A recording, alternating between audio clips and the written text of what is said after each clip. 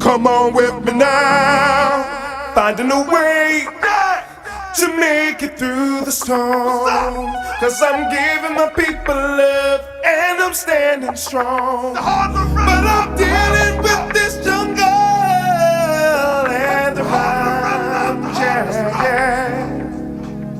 Oh, I'm the only one that can make a change. So I'll go inside myself and I'll find a way. No matter where you're from, it's always where you're at. Coming from the streets, I had to watch my back, baby. Yeah.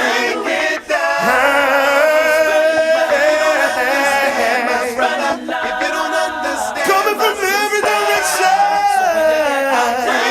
but I break it down, break it down, break it down. Give me the love, give me the love.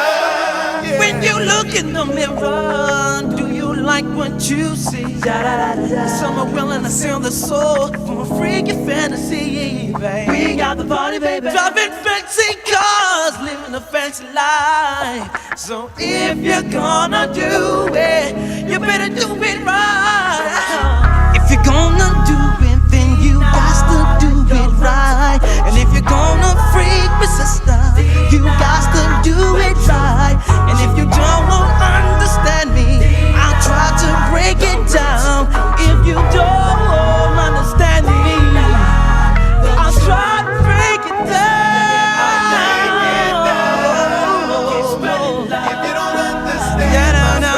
Baby, break it down, break it down. So when you get like that, there'll be love.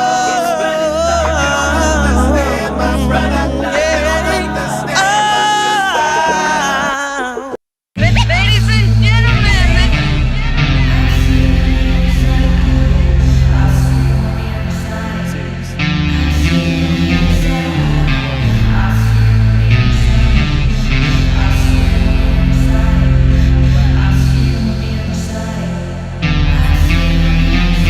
they want war. Crime babies looking for food. Starvation, the recipe, people subdued. When the people you trust got it in for you.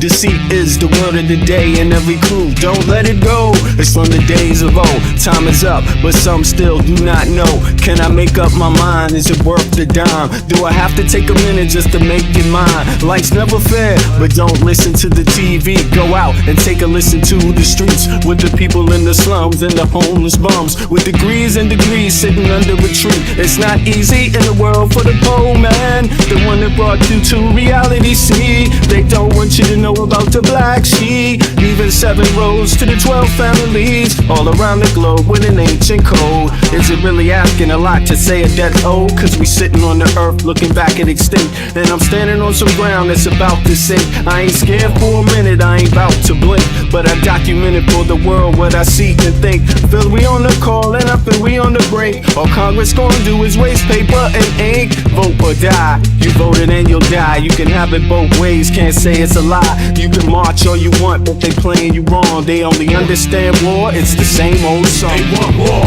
all they really want is a war. Diversionary tactic to make the big score. The diamonds in the morning, you know they want more, but they wanna keep you low, so they manifest the war. War, all they really want is a war. Diversionary tactic to make the big score. The diamonds in the morning, you know they want more, but they wanna keep you low, so they manifest the war. Like a lotus coming out of the mud with colors, I create envy in those with power but jealous. I unify the poor with my song, the hell with the others. Descended the way they treat indigenous brothers. Cause I understand we link forever. They try to hate us even though that we keep it together. I'm not talking about controlling the air or the weather. I'm talking about maintaining the truth, the high endeavor. A rebel drops bombs in the midst of trouble. The free world counterattack and now there's double. But nature gets the shit in the way to settle. If you stop the machines for a minute, you might hear, but they won't, cause the TV's whisper in the ear. And capitalism has eyes that don't tear, and they cloud up and get crazy and won't steer. And like an ab, it's hard to get an ass to listen. Living like this is like living in prison. It's hard to keep hope when you're living in prison. The spiritual thoughts, so yes, the mental prison. The outside, yes, it's got to get through. Something's gotta die, so something here can live. Your life is nothing if you got nothing to give. Keeping the spiritual, yes, disguised as religion. Controlling your mind, the mental prison. They want war. All they really want is a war. Diversionary tactic to make the big score. Them diamonds in the morning, you know they want more, but they wanna keep you low, so they manifest the war. War. All they really want is a war. Diversionary tactic to make the big score. Them diamonds in the morning, you know they want more, but they wanna keep you low, so they manifest the war.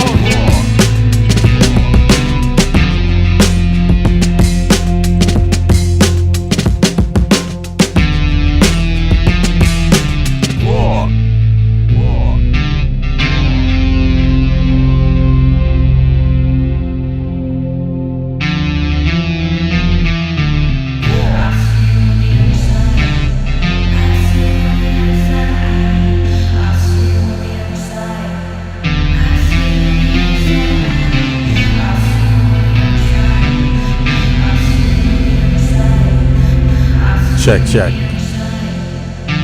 Alrighty. It is Wednesday, the 5th August, 0845 Central European Time. That makes it 0245 Eastern Standard Time in the Americas. What's good, everybody? What's going on? Oh my goodness. I mean, it's some surprises rolling out. I mean, it appears that this brother, this guy, let me put pause on this. Yeah, this guy, oh my goodness, Saeed. It appears that he won his primary. It appears he won his primary. So let's just go right into it.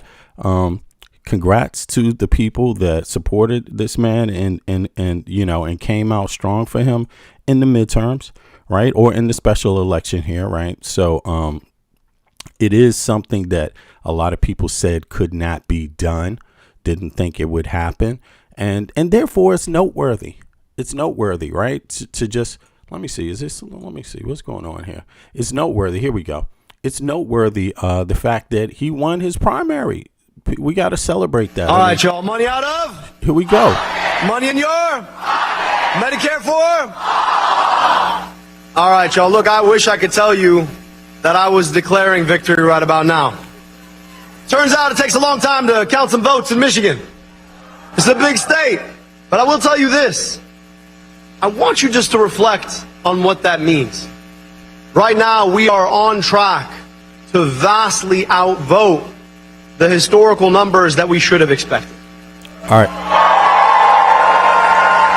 And that tells you about the kind of movement that we were able to The audio, you can hear the audio is a little messed up, but let's hear it. There's some more. Inspire. A movement that kicked off 15 months ago. Traveling this state, up and down, spending time in churches in Detroit and living rooms in Lansing, VFW halls in Escanaba, backyards in Grand Rapids, sometimes in rooms of 2 or 3, sometimes in rooms of 2,000 or 3,000. And across that movement that we built, there was an inspiration in the idea that we could take our government back. Government of the people, by the people, and for the people, instead of government of the corporations, by the special interests, and for the billionaires. And because you had the audacity to believe in that, you know that the billionaires, the corporations, and the special interests, they weren't going to give up lightly. They are scared. Look, if you want to scare the class of people that don't care about all Americans first, right? That don't want to make all of America great, right? If you want to scare their pants off, if you want to make them understand that it's a government for the people and by the people, and no matter what you do, you cannot buy it. It doesn't matter if you're a millionaire, a billionaire. You only have one vote in the United States of America. Only one vote. Only one. You are no better than the poorest American that is registered to vote. Even if that homeless man living in a shelter who's registered there, if he votes, he got the same vote that a billionaire has. And this is what's going to give them nightmares. People registering to vote. You don't have to wait till the midterms. You don't have to wait till the midterms to scare their asses.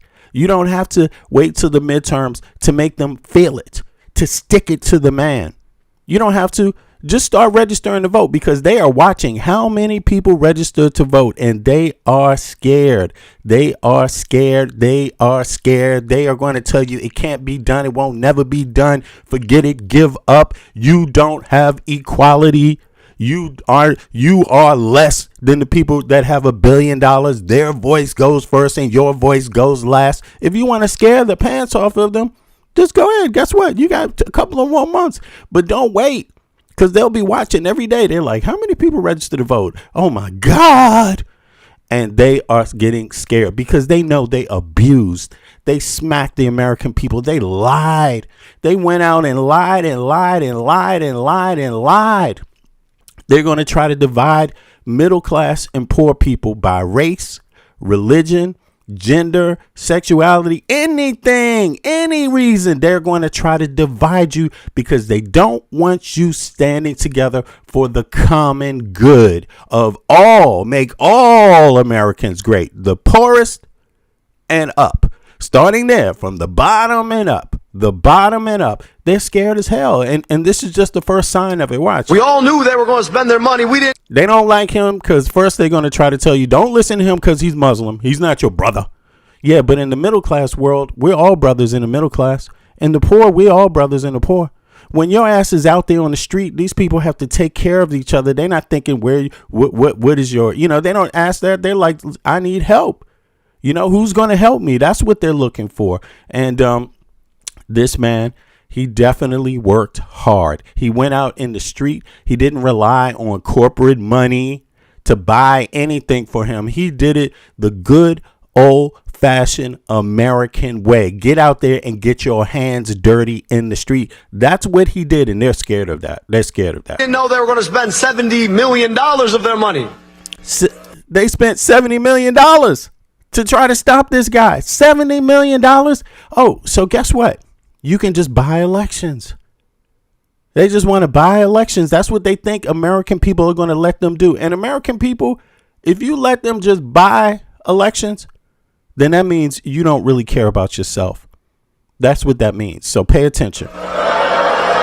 We didn't know that they were going to outspend us $11 to $1. And yet we're still standing.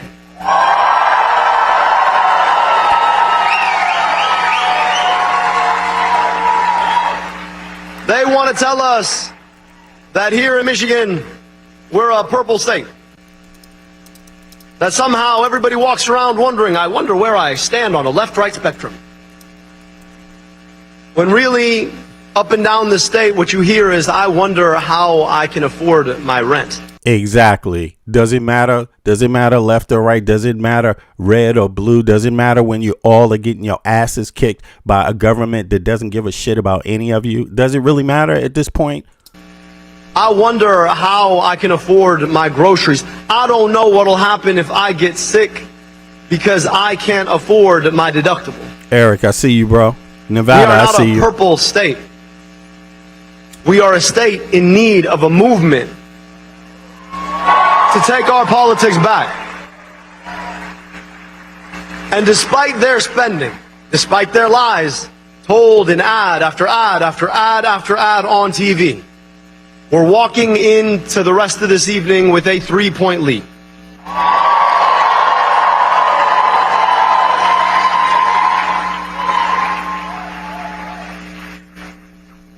And so as folks ask, if and when we win this race, how are you going to beat Mike Rogers and their money?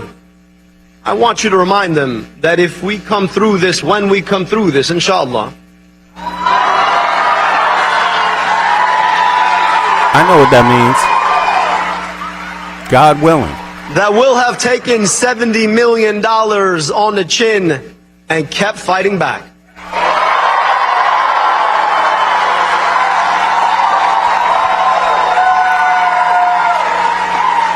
But I also want to speak to this moment. We've got 13 weeks to defeat Mike Rogers. And however we might feel about the campaign. So he's declaring victory right here. He's just saying, hey, it's taking them a while to count the rest of the votes. He's talking like Trump. You know, what's taking them so long, right? Isn't that what Trump is saying? Okay, so if we go by what Trump did, Trump said, stop counting, stop counting, stop counting. I won. That's what Trump said. Stop counting, stop counting. Trump, do you want people to stop counting now or what?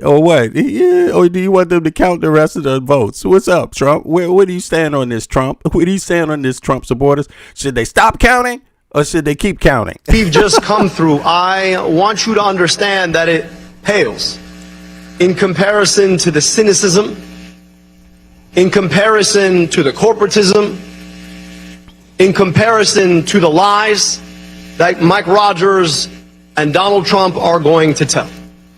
There is so much more that unites us. However much we might disagree with our Democratic opponent, there is so much more that unites us than divides us. And so to all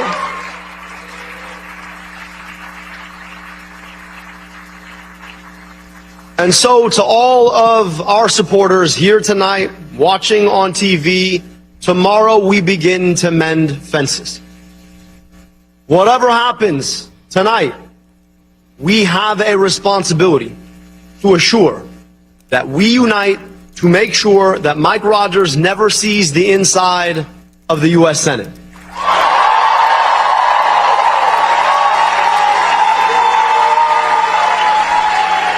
And I'm going to ask.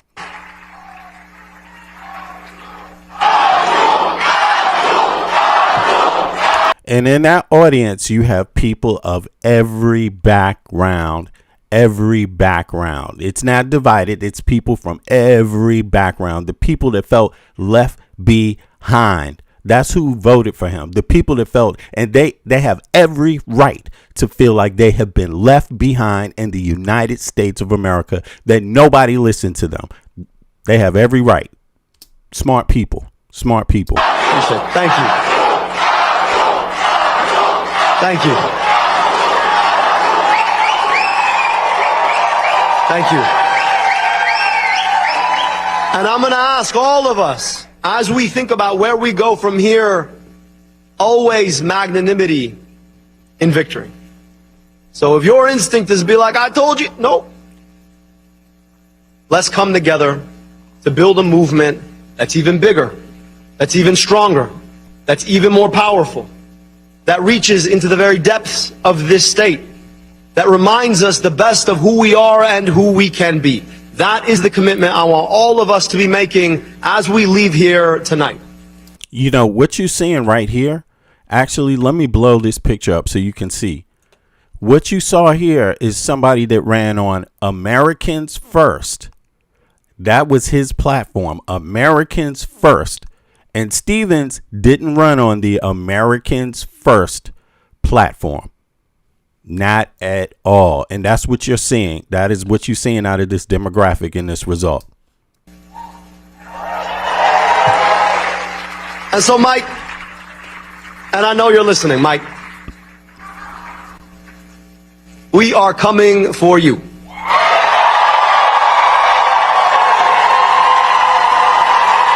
I just gotta tell you, I was in med school while Mike Rogers was in Congress. This is a guy who's never seen a check from a pharmaceutical lobbyist he didn't want to cash. Woo! He sent our campaign a cease and desist for calling him a pharma lobbyist. But I don't know if it looks like a duck, quacks like a duck, smells like a duck. Quack, quack. How am I supposed to know it's a goose? Exactly. So look, And listen, they told him, don't even worry about running. You can never win this primary. You don't stand a chance. Forget it, man. You're a Muslim. You don't stand a chance. Americans won't listen to you from different backgrounds. That's not how we do it in America. Give up. Don't even run. You can never win this primary. And they spent $70 million to defeat him. And guess what happened? It didn't work because Americans are fucking tired of that shit. That's why it didn't work. Forgive me, Mike. I just know that you spend so much time with pharma lobbyists, I just thought you were one. You've taken so much money for them to raise our prescription drug prices. I just thought that you just got in the business. After all, you haven't really explained how you made $14 million golfing in Florida. Unless it was trading on all the government relationships you built when you were in Congress. Mm-hmm. So I don't know, maybe 14 million wasn't enough. You got to come back, get some more relationships and trade on them too? Mm-hmm. This is a guy who has never seen a check from a corporation he did not want to corrupt himself with. And here's the thing about it. He can't decide which era of Republican he wants to be from. On the one hand, he was from the neocon era that had us fighting unnecessary wars in Iraq, swore up and down he could never support Donald Trump, then went to Mar-a-Lago when he decided to run for Senate the first time, and licked all the boots until he finally got that Trump endorsement. Mm-hmm. So he's both the worst of the neocon era and the worst of the MAGA era, and I just think that's the worst of all. Because at least you should know who you are. Damn! But I promise you, Mike, by the time we are done with you, all of Michigan is going to know who you are. Woo!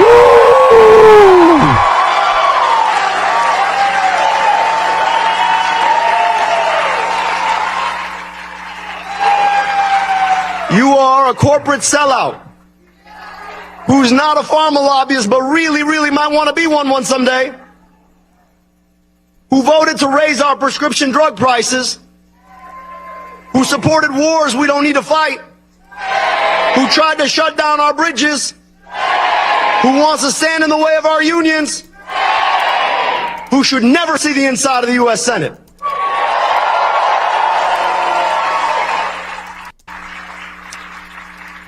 So friends, we're going to have to wait a little longer to see the outcome of this race. But as I look in front of me, I already see the outcome of this campaign.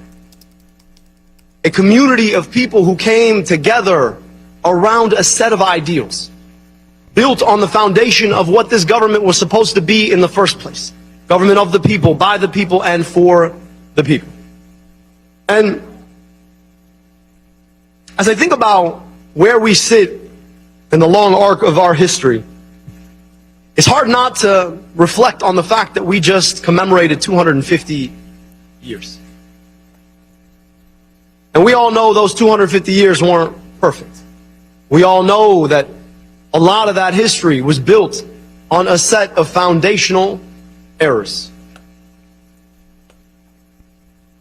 And at the same time, I can't help but appreciate the fact that I know what America gave me.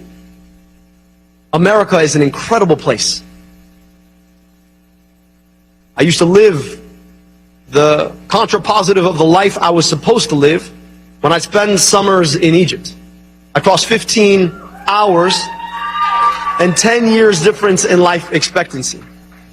But for the accident of being born here, I got the opportunity to get vaccinated against diseases that killed 2 of my aunts and uncles I otherwise never met. I got to go to amazing public schools. I got to go to an incredible public university. I got my medical education paid for by the NIH. And at the same time, growing up just 15 minutes away from me, children whose families had been here far longer than mine, who never got those same opportunities.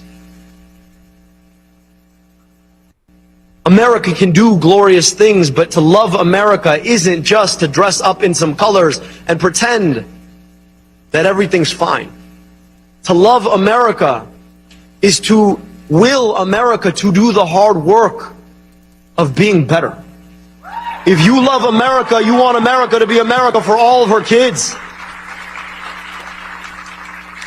And as I think about those past 250 years, those errors, slavery, Jim Crow, the fact that this country was built without giving women equal access to citizenship for years, continued discrimination against people.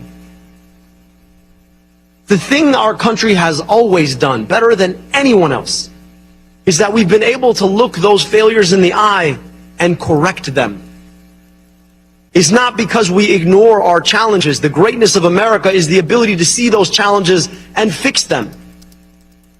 And 250 years on, as we think about where we go from here, it is that ability to correct that we together have embraced in this movement.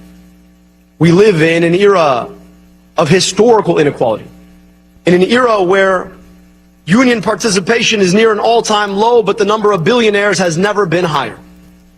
An era where schools continue to carry the consequences of historical segregation. An era where we continue to see a few very small people try to define America as being as small as they are. We can't control the past 250 years. What we can do is build the next 250.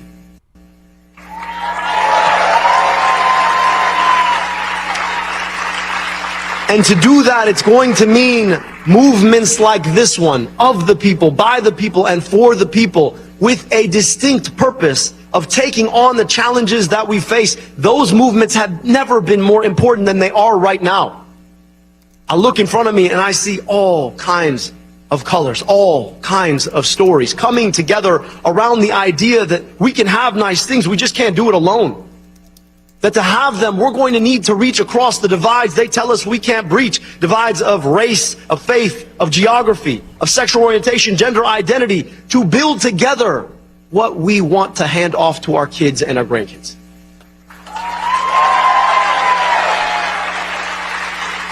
And for the past 15 months, I've had the privilege of being a part of that movement with all of you.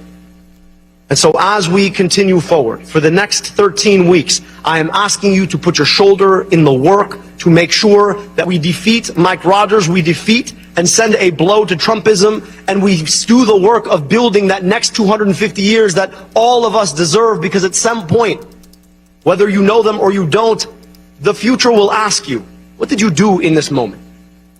For me, it looks like two little girls, ethnically half Indian like their mom, ethnically half Egyptian like me, 100% American.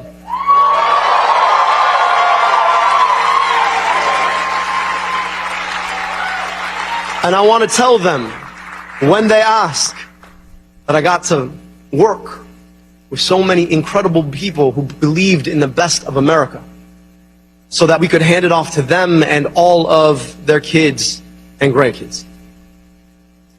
Ask yourself what we could be if we treated all our kids like they were all our kids. Ask yourself what it would mean when it comes to where we spend our tax dollars, about the schools we build, the health care we provide, the opportunities we would want. And for the next 13 weeks and the next 6 years after that, I'm asking you to join me in helping to build that America.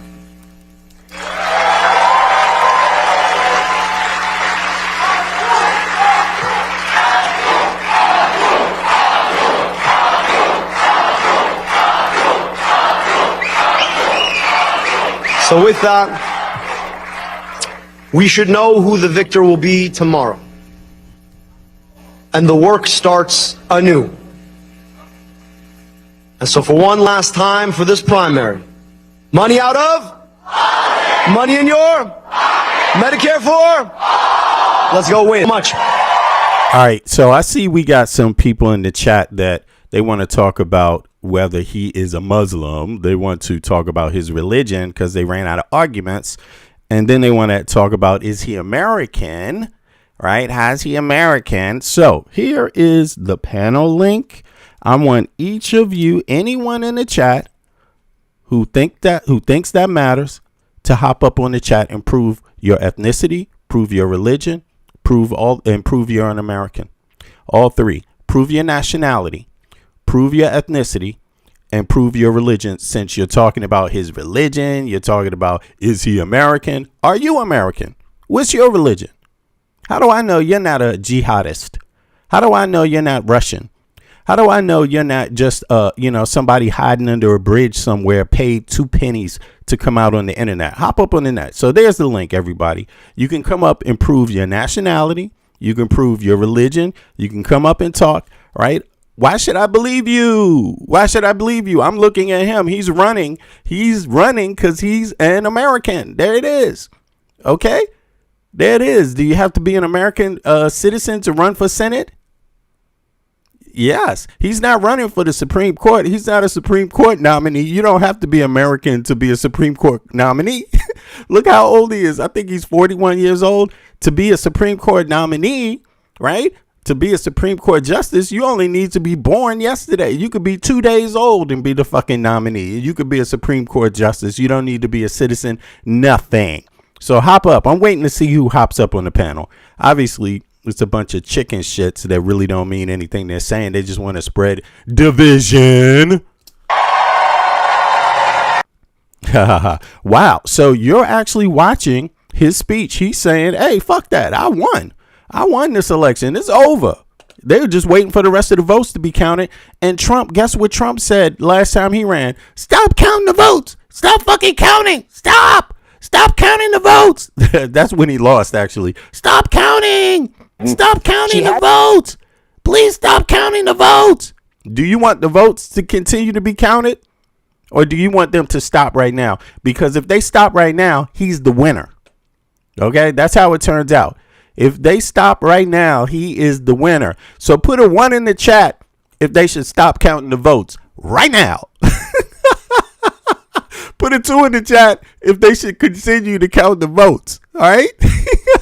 Now let me see here, Reinhardt. I don't believe you're an American. I don't believe you. I don't even think you're anything, man. I just think you're a Russian somewhere, that doesn't give a shit about anything. Who else? Let me see here. Who else is that I need to address? Randy, I don't think you're an American citizen. Can you hop up on the panel and prove you're an American citizen? Prove you're not a Muslim? Reinhardt or Ryan, retired. Hop up and prove you're not a jihadist, okay? Prove you're an American citizen, okay, since you don't like his religion. Has hit them in some places. I think she's missed them a little bit in more places than she's hit them. She's missed them potentially big in Kent County. We showed you this one. Maybe in Washtenaw County, where right now she would, if that's where it landed, but we still have more vote to come right there. She really, I think one thing that's emerged is she's really had, that's a bit too big of a circle. She's really had, Stevens, a bad night in Western Michigan. Alrighty, hey everybody, we are back to the live stream here, looking at the election results. I already wrote Victory Party in the title of this. It seems like, I'm going to explain to you guys why. There's still a lot more votes to come. Yay! Congratulations, Saeed. Congratulations. Yo, Michael, you here? Michael from Brooklyn, you here? All-American Michael from Brooklyn, New York. Are you here, sir? Are you here? Can you speak on behalf of Americans? Here. I know you're American. I know you're American, bro. Movement. Born and bred. Are you a Muslim? God. Are you a Muslim? Are you a jihadist? What's your religion, sir? Okay. We don't want any. We don't want any jihadists here. You know what I'm saying on the panel. Any infiltrators, like individuals in the chat will say, infiltrators. Look at London as if London's experiencing some negativity toward. It's Islamophobia, which is hilarious. Are you a communist? Right? Am I? It's sad. It's sad, right? It's sad, no, bro. I think you work for a corporation, don't you? Didn't you used to work for a corporation in New York? I'm getting paid. Yeah. I'm getting paid to be on here somehow. Yeah, man. You had an illustrious career working for capitalist organizations in New York City, I hear. Pretty interesting. Pretty interesting. Anyway, so yeah, it appears that that this cannot be, he's got an insurmountable lead. But obviously, he was trending, and the Dems knew it. Even when they still chose their candidate. Yeah. But with Abdul Saeed, it's going to be interesting. I think whenever the left or Democrats in general elect, the people elect progressive under the Democrat banner, it's always interesting to see what they can get done. Right. Right. Seeing what they do advocate for, what they don't advocate for, how visible they are, and I think the progressives have been visible for a very long time. They just haven't had the strength, Right. I think when you get Ilhan, I think when you look at AOC, right? They've been visible, right? And they were also women, and that's something to pay attention for, right? So I think now with more men who are progressive and visible, that makes them less. That makes the parties less able to drown them out, and clearly it didn't work with and Abdul, right? Right. And Right. Again, it's interesting to see, 70 million. right? That's insane, right? Yeah. So when we look at that, individuals across Michigan voted for that. Individuals beyond age groups voted for that. Yeah. And that means that Michigan as a whole voted for that. Yeah. And so when we look at that, again, even though Abdul isn't DSA, these are the progressive populist talking points that every Democrat going forward is going to see that they need to adopt and adopt that mindset in order to be in favor with the people that they've lost since Trump has been elected, right? And I think that's something that is going to transform the party, right? You'll have a very good, strong group of progressive Dems who are just visible, right? Abdullah didn't just win, the other DSA candidates didn't just win, Mamdani didn't just win.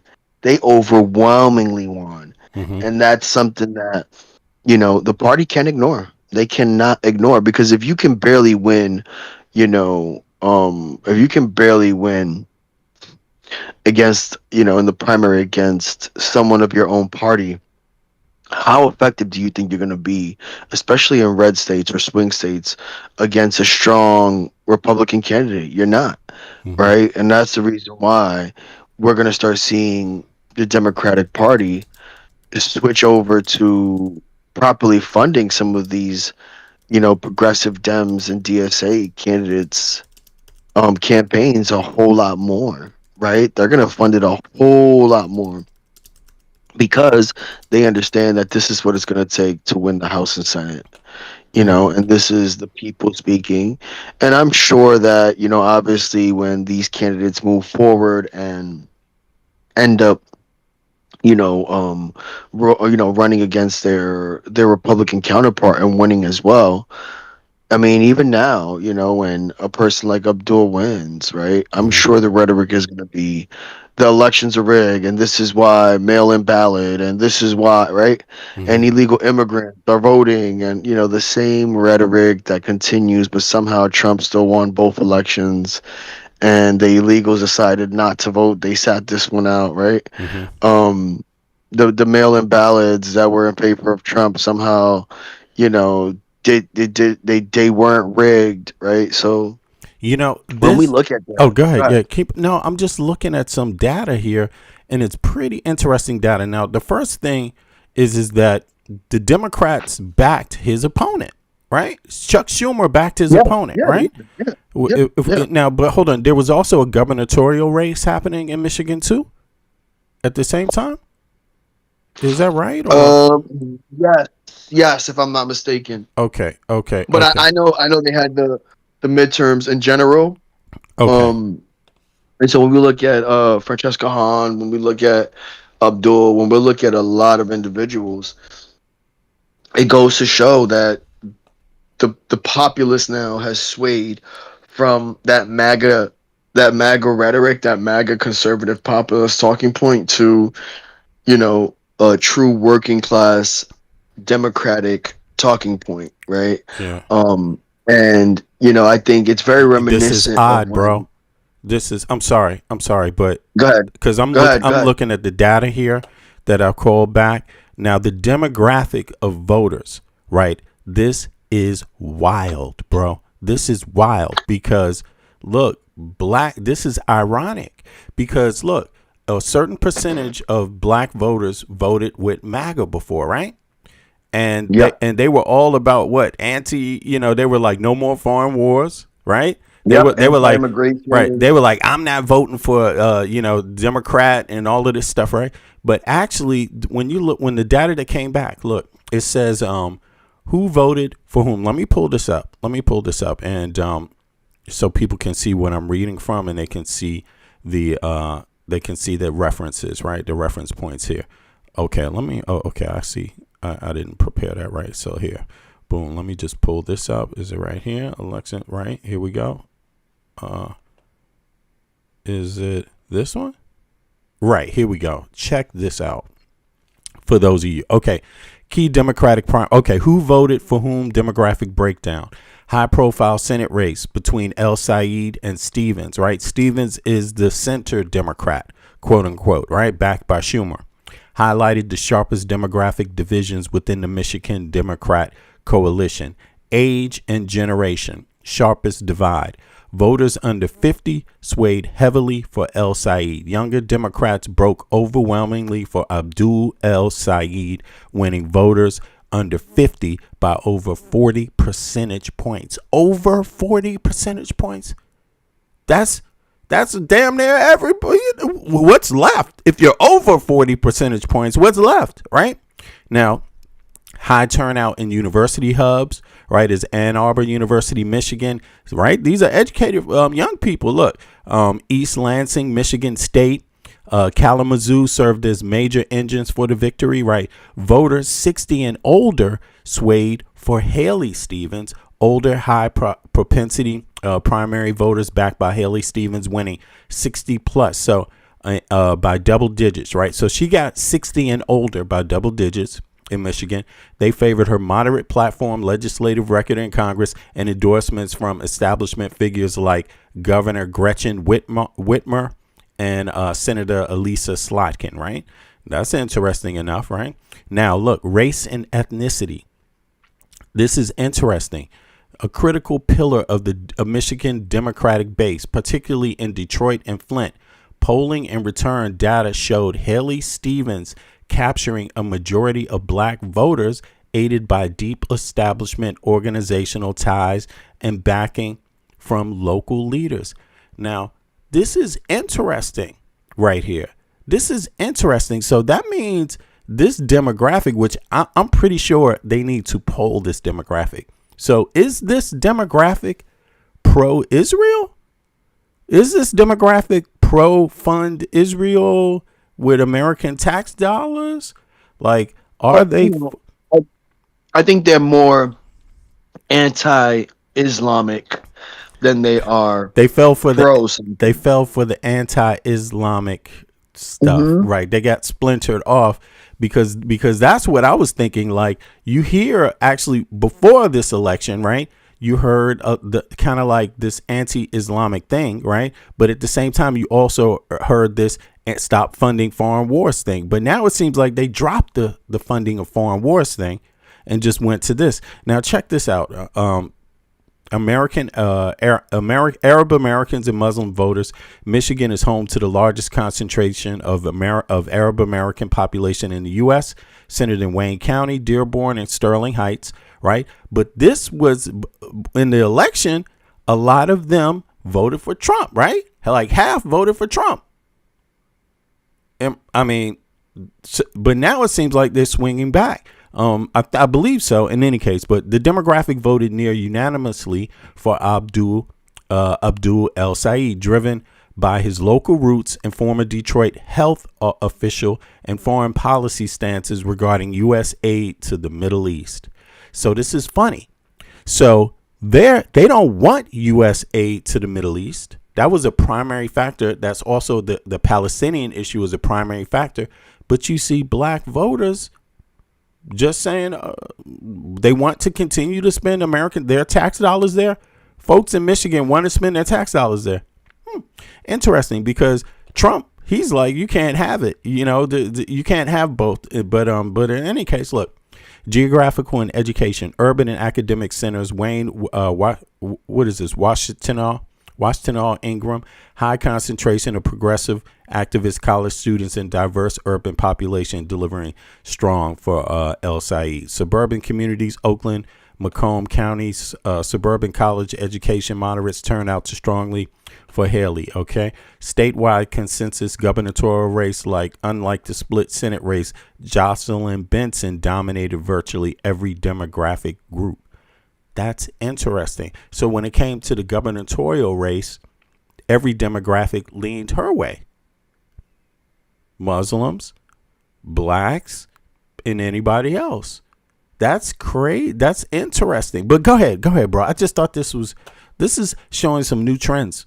But go ahead. We can also see how much how much money was spent on both sides. Yeah. Okay. For this election. Okay. That's another thing to look at. And while you look that up, I'll just continue to say, when races like this happen, it's either you are Islamophobic, you are anti-immigrant, you are anti the false assumption of what a communist is, because Americans, especially when it comes to political science and the difference between political science and economic structure, they have no idea what they're talking about when they say communism, right? They have a ever-changing bar when they want to discuss who's considered an American versus who's considered an immigrant, as if you aren't an American, even if you're allowed to vote as a citizen, right? Now they change the bar and go, hey, you know what? You're an immigrant. You know what? You have less than 3 generations here. You're an immigrant, right? Not knowing that they're 1 generation away from that 3-generation individual or that 2-generation individual from being an immigrant themselves, right? It's crazy, bro. I'm looking at this data, bro, and it's almost like the anti-Islamophobia thing means that they're willing to vote for Israel because this is who spent the most money in the election. But this is how we got Trump. So they voted. So they're against foreigners, but their vote was heavily funded by Israel, bro. And Saeed, he had barely any money. Bro. This is crazy. And I'm just highlighting this because look, black Americans, don't you want your money spent in your communities? Don't you want your community first? This is wild, bro. This is wild.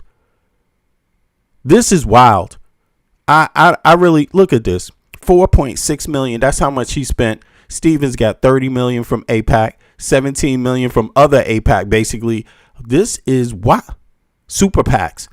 17 million, then Democratic priority 6.5 million. They say they spent 70 million, 60 million, bro. $60 million, $65 million for Stevens, $4 million for Saeed. That's exactly why I asked you to bring up the numbers. Right? I'm sorry, 14 million for Saeed. So okay, yeah, it's insane.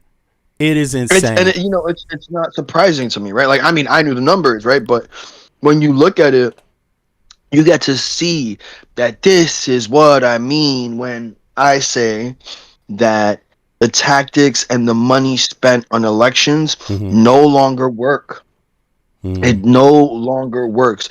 It doesn't mean that it's completely null and void, but what it does mean is that if you don't run a strong campaign, if you don't run a progressive campaign, if you aren't visible, if you aren't highly likable and educated, if you aren't, tangible, if you aren't on the ground yourself, right, and physically able to touch people in your campaigns, this is no longer, you're no longer just going to get a easy ride into these elections when people are electing, right? And when you do that, guess what? People like Abdul Saeed will always win. People like Mamdani will always win. When we look at he all of the ran. DSA candidates, He ran. go ahead. He ran on an Americans first platform. Americans first. Not even Americans, Michigan. Michigan first. Right? Michiganians. Because that's People the that live difference. in Michigan first. Yes. Like, and then and look, Israel, AIPAC spent $60 million, something like that. They have universal health care in Israel. Yep. Saeed ran on a universal health care for Michigan. Mm-hmm. How do you vote against that?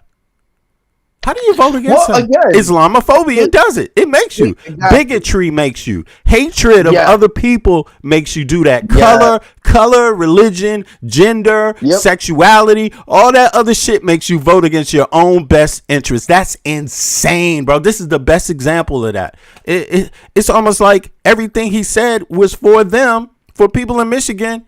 And some reason they was like, nah, man, I want my money going to another country. I want to fund another country's war who already has universal health care while we don't have it. They, the people that voted for Stevens are not Michigan first, bro. The people that voted for her are not Michigan first. Because if she was Michigan first, she would have came out saying universal health care. Those people need it.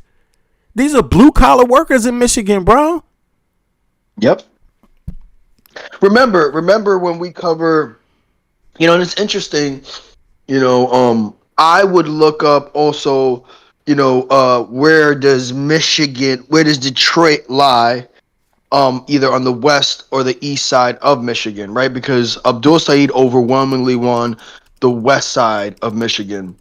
So it'll be interesting to see that, if a major city like Detroit, who was just so heavily impacted from the auto industry and unions being lost due to the loss of the auto industry, how they voted, if they voted against their own self-interest as well. Yeah, that's what I want to see too. And then we get on to the next thing. It looks like he won it.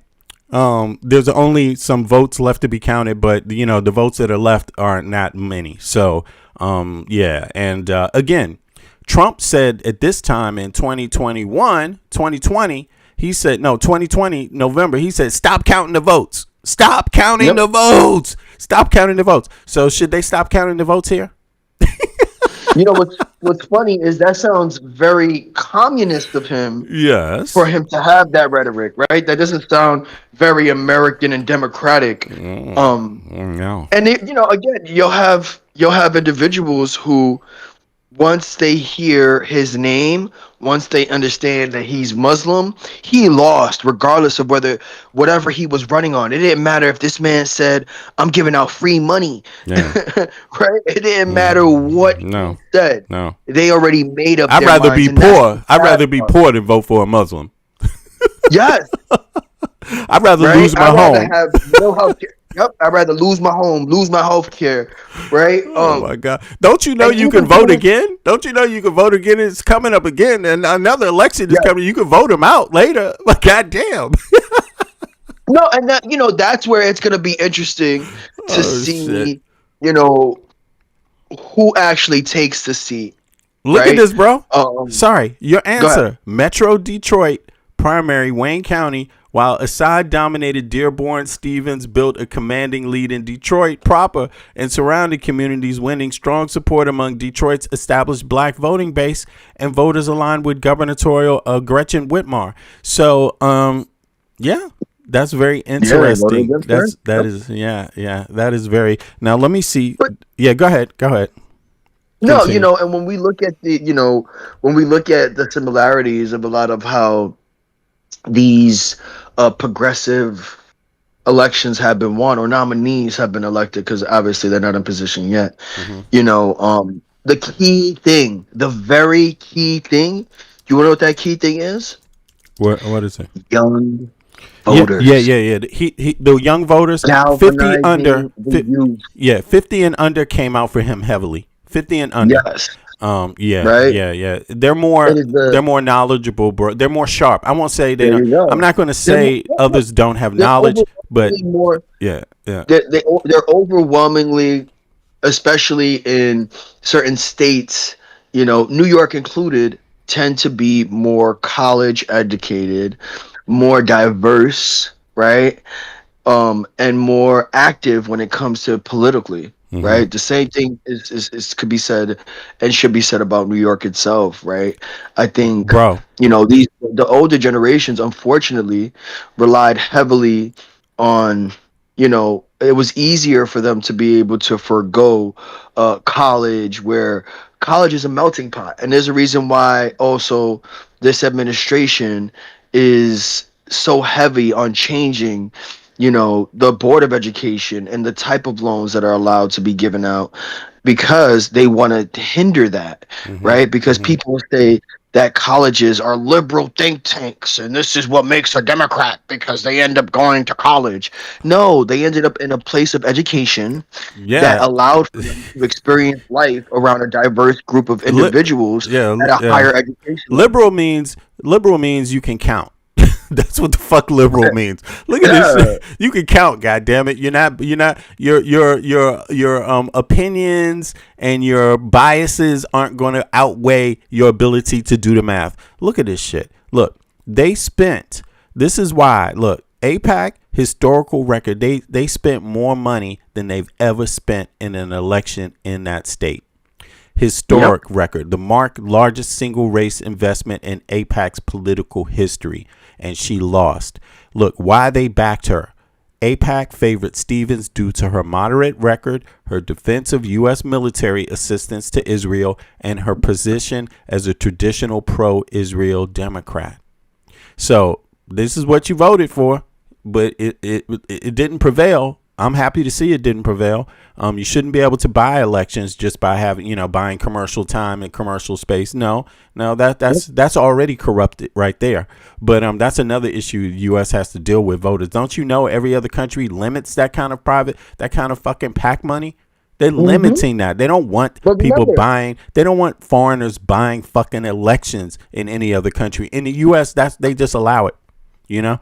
remember that this current Supreme Court made rulings to allow, the party to fund these candidates a whole lot more. And what I'll do for you, my last thing on this topic, because I know we have to move Yeah, on, we got to move is on. going to Let's be go. to give it to for the viewers. Is Michigan considered a swing state? And then all of this will make sense. All Okay. of it would make a whole lot more sense when we look at the funding, when we look at the amount of money spent, when we look at the visibility, when we look at all these things, Mm-hmm. and also that older population voting for Stevens versus an Abdul, right? Mm-hmm. It is. And the amount of, and then I mean, another question would be, has this election been one of the highest turnouts when it comes to a Senate primary race, right? But go ahead, Mm-hmm. V. Well, the good thing is that Saeed is still blue. He's still he's for the people. He won it. Yeah. He's for American people. He's for the blue collar worker. Probably even more than Dems, right? So I mean, your center Dems. So that's the good thing. It's still part of the blue wall, right? So let me see now. And consider him to continue to have rhetoric that pulls people of all demographics together. He's going to continue, irregardless of whether some of these individuals on the older side and on the older side, right, on the older generation, decide to continue to believe in their rhetoric that isn't backed by policy. He'll still run a campaign that is inclusive, not exclusive, right? Mm-hmm. But go ahead. Mm-hmm. All right, you wanted me to ask that last question on this. What was it? Yep. What was the question? Michigan, a swing state. It is a swing state. It came Yeah, up. That's what yeah. I'm looking at now. It's a swing state, Yeah, and yeah. we looked at some of the data. Here's some of the data on that too. It's flip flopped, from Trump, Biden, and all the way down into the who they elect and for the governor. And do we think right? that that's a coincidence that they decided to spend all that money? so much money? Exactly, right? Right. Because Yeah. they're afraid, right? They're afraid. They're afraid. Mind you, the same Democrats. This is the reason why they lost to Trump both in 2020 and 2016. These are the very same reasons why the Democrats, aside from what the Republican, and then voter turnout. Right. That would be the last one. Oh, voter right. turnout. Voter turnout. Oh, okay. Yeah, let's see that. Was this current voter turnout for this election higher than previous? Yeah, let's see here. Let me grab that real quick. Yeah, that's a good point. Voter turnout. Yeah. Wow. Well, it says voter turnout overall relatively low overall, but typical for a non-presidential midterm election. Yeah. So let me just pull that data up too, so people The midterm elections. can Yeah. see it. In terms of midterms elections. Yeah. How did this one rank in particular? Right. It says pre-election turnout heading into the election. Secretary of State's official reported that 1.21 million voters. That's 200,000, right? 1,200,000 had cast their ballots via early voting or mail absentee ballots, representing about 16.5% of active registered voters in Michigan. Final overall turnout across most counties and cities statewide, overall voter turnout hovered between 20% and 25% of registered voters, man. Listen. You have to go out. Do not play games with your future. Go out and vote. Like, listen, if you do not register to vote, you're basically leaving all the decisions up to anybody else but yourself. So you do not have the right to complain. Basically, unless the law stops you from voting. If the law is not stopping you from voting, don't complain. Don't fucking complain. And this is crazy. 20%, like it may be typical. It may be something people can get around in conversation and say like, oh, that's typical. Yo, no, it's not fucking typical everywhere. That's typical in the United States of America, man. I mean, it's typical everywhere. Midterms everywhere, it's a little lower, but you're already talking about crazy low voter turnout. Even in presidential elections, it's only fucking 90 million Americans. More than one third of the voting population did not vote in the last presidential election, and they're saying typically this is lower. So that means this is damn low. Okay, in reality, Western standard wise, this is damn low. 20 to 25%, bro. That's can bet that, in comparison to years prior, that this probably had the highest turnout for a midterm, right? When we consider really? Let's see here. Okay. I'm sure that the data isn't completely pulled together, but in hindsight, because right now, obviously, they're still analyzing these numbers, right? When it comes to, the full perspective, we won't know for another day or two. No, bro. Look, it's not, man. Yeah? It's not. No, but they haven't finished counting it. But this is about registered people this is about people that cast their ballots already that they know about, and they're still But within the midterms, because obviously the midterms are still low, right? Yeah. There's always a lower turnout. Well, this is a primary. This is a primary. So this is primary. So this is a primary. Yeah, but these are all But it's primary also a data. midterm election, right? Non-presidential. Yeah, this is right? still a primary. Non-presidential election. Yeah, but these are the dates. These are the numbers. It's still low. It's still low because it's not that many votes left anyway to be counted. It's still low. It's lower than it's lower. I'm saying in comparison to other midterms, not. No, look, 2026 primary is 20 to 25%. 2022 primary midterm 25%. It's up a little higher. 2018, 27.5%. Wow. Yeah, so it's not actually higher. That's an interesting dynamic.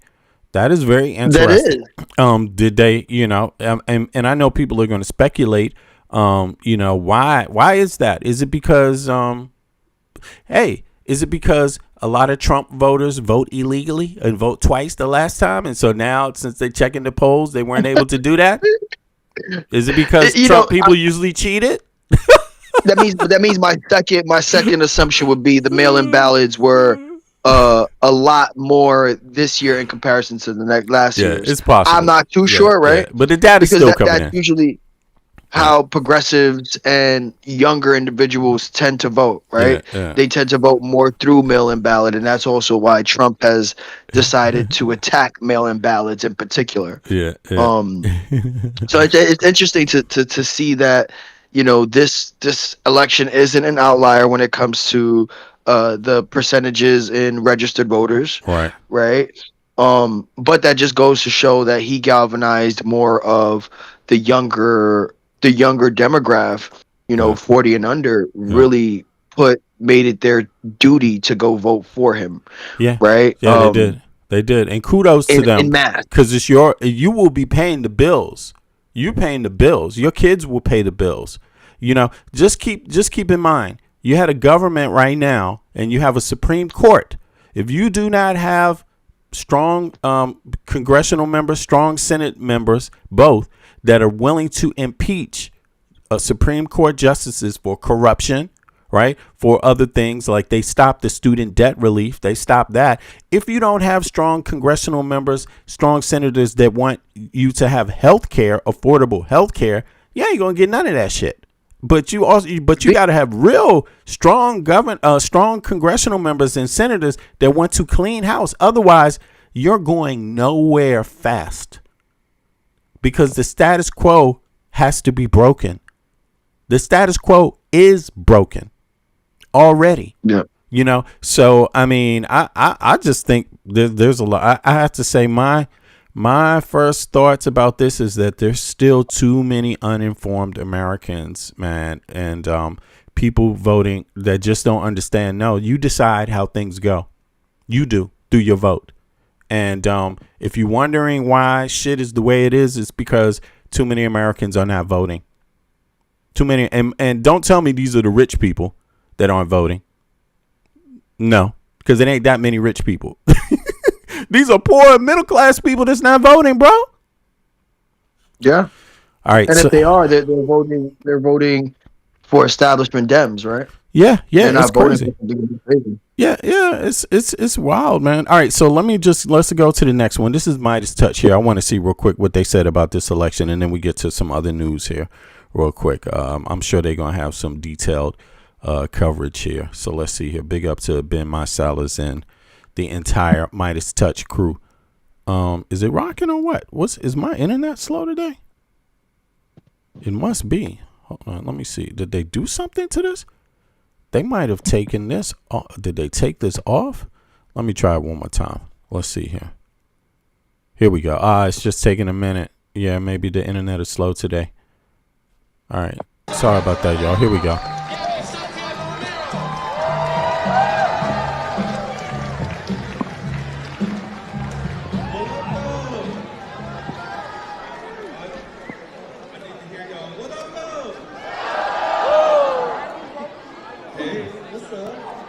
It's so good to see so many beautiful faces out in the crowd. We just wanted to come on to really think about the work that everyone has put in over the past several months. Let's give everybody a round of applause. The number of conversations, the number of door knocks, the number of calls, the text messages, the videos that folks made a difference for today. So I just really want people to sit in that. Because when folks will say, oh, is this too progressive for the state of Michigan? No, right? Is money out of politics too far left? No. Right? Is Medicare for all too radical? No. And is putting money in your pockets just an extreme Hey, look. view? Medicaid for all. Is it too radical? It's not too radical for Israel, and you giving your money to Israel. Is Medicaid for Medicare? Is healthcare for all too radical for Hungarians? It wasn't too radical for Trump when he went and endorsed Viktor Orban in Hungary, and they have universal healthcare. It wasn't too radical. Why is it never too radical for anybody else? Why is that? It's never too radical for everybody else we give money to, but it's only too radical for our citizens. Only too radical for us. At the same time, Americans ain't doing nothing but bitching and moaning and whining about either party, talking about, hey, you're going to destroy my country, man. We won't have a country left. Is it that bad? God damn. Is it that bad? Whatever happened to, we ain't going to have a country left, man. Will you keep supporting? You keep supporting everybody else for good shit. Everyone else gets the best of you except you. God damn, this is crazy, man. And that's exactly right. And we went out and showed folks that exact thing. And I want everyone to know, when we're thinking about an agenda that centers working families across the state of Michigan, that lifts up what we have and the shared values and ensuring that we work for our people and not for corporations, that's when we win. That's when we push folks like... Yeah, Devil Dog, don't, the MAGA chat, half of them are trolls, and the other half are cowards. You never see them hop up on the panel. They chickens. Hey, little chicky. Bok, bok, bok, bok, bok, bok. Chickens? Any chickens out there in the chat? You maggots?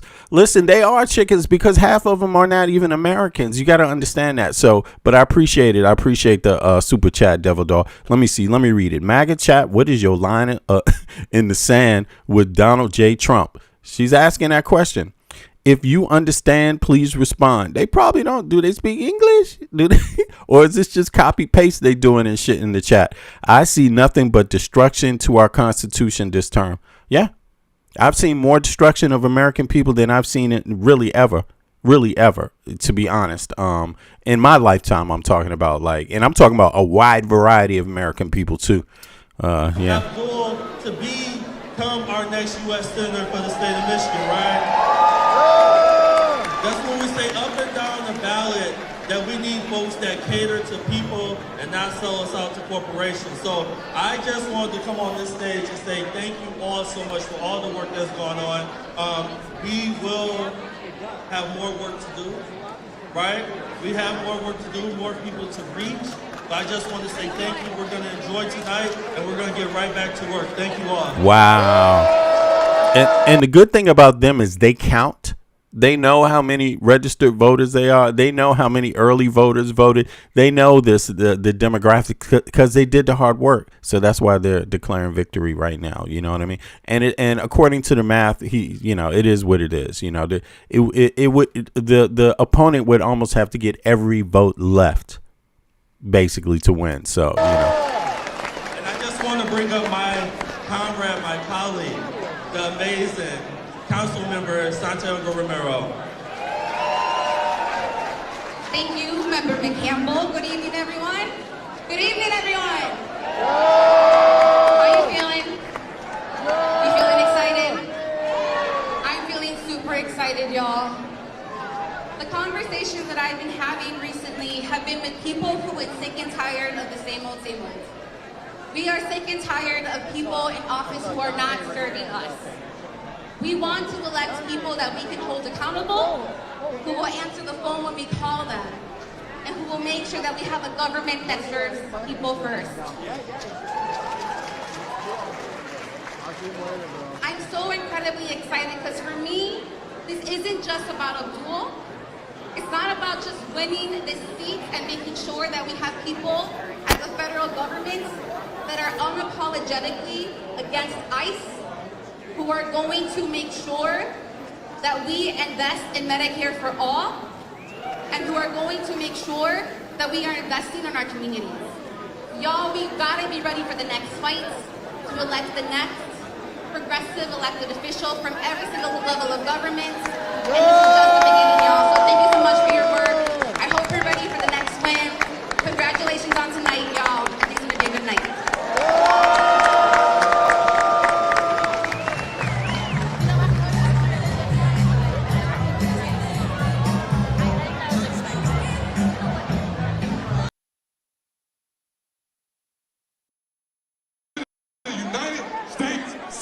Let's get to work, everybody. Thank you. All right, I want to see what else is being said here. Let's see here. They got some interviews in the audience. Let's go back here.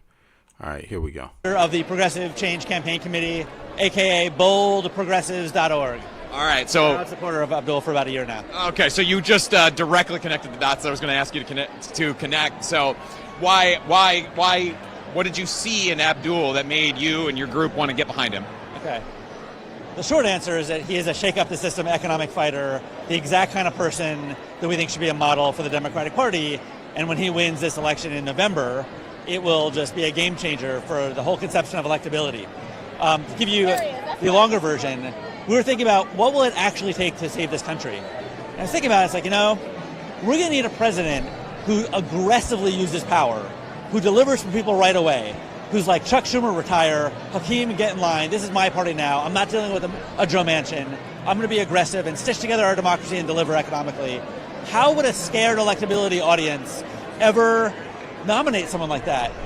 Oh, we have to prove the concept in 2026. So working backwards from that big goal, here we are with Abdul and also Troy Jackson in Maine and Dan Osborne in Nebraska. Those three win the general, we're set. What is there a secret sauce that connects all of them? Is there a through line? If so, what is that through line? Or are they really so different for their individual states? I would sum it up again as being shake up the system economic fighters. So that's really two things. One is they are anti-status quo. And Mike Rogers, who Abdul's going to be running against, is Mr. Status Quo. All right, so how many of you in the chat are regardless of whether you vote, support Abdul Saeed or not, or whether you support the left of the Democratic Party or the center, regardless of whether you support Trump or MAGA or anybody else in the Republican Party, right?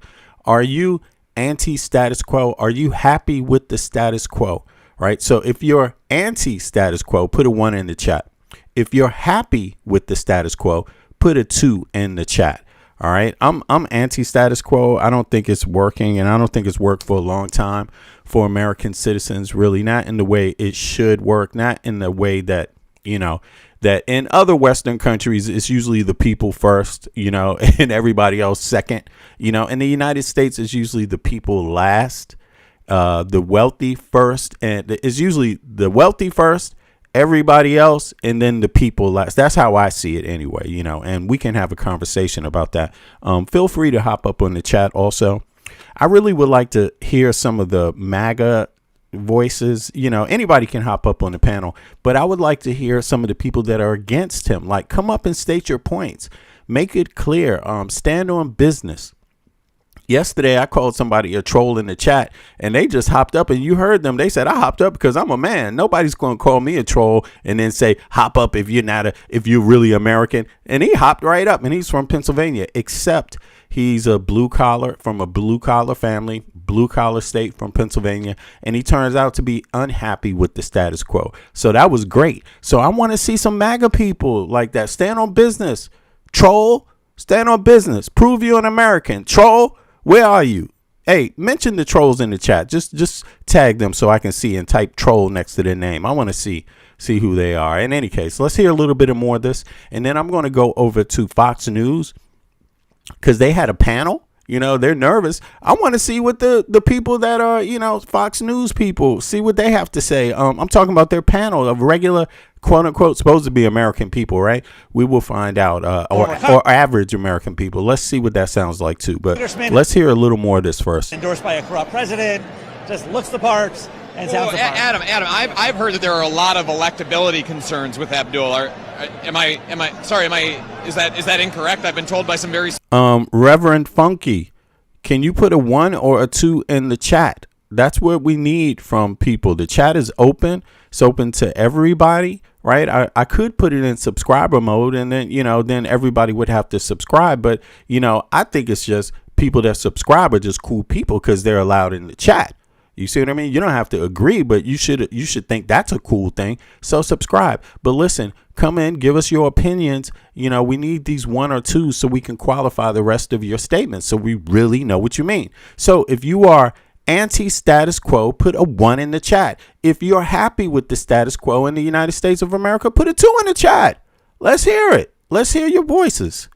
Smart people, especially in the mainstream media, that's something I should be concerned about. But can he win? I mean, here's the irony of this thing. I think that there is a rap on progressives right now that we're being kind of greedy.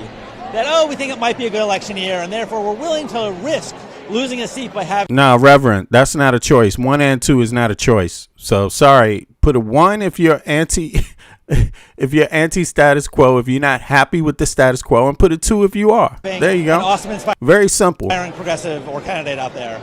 No, that is not our theory of the case. Our theory of the case is that Abdul is the more electable candidate in this race. And back to Michigan, there's a growing number of independents in Michigan. I see you, who True are Tech. not mushy moderates. These are people who passionately detest both political parties, thinking they are both bought and paid for.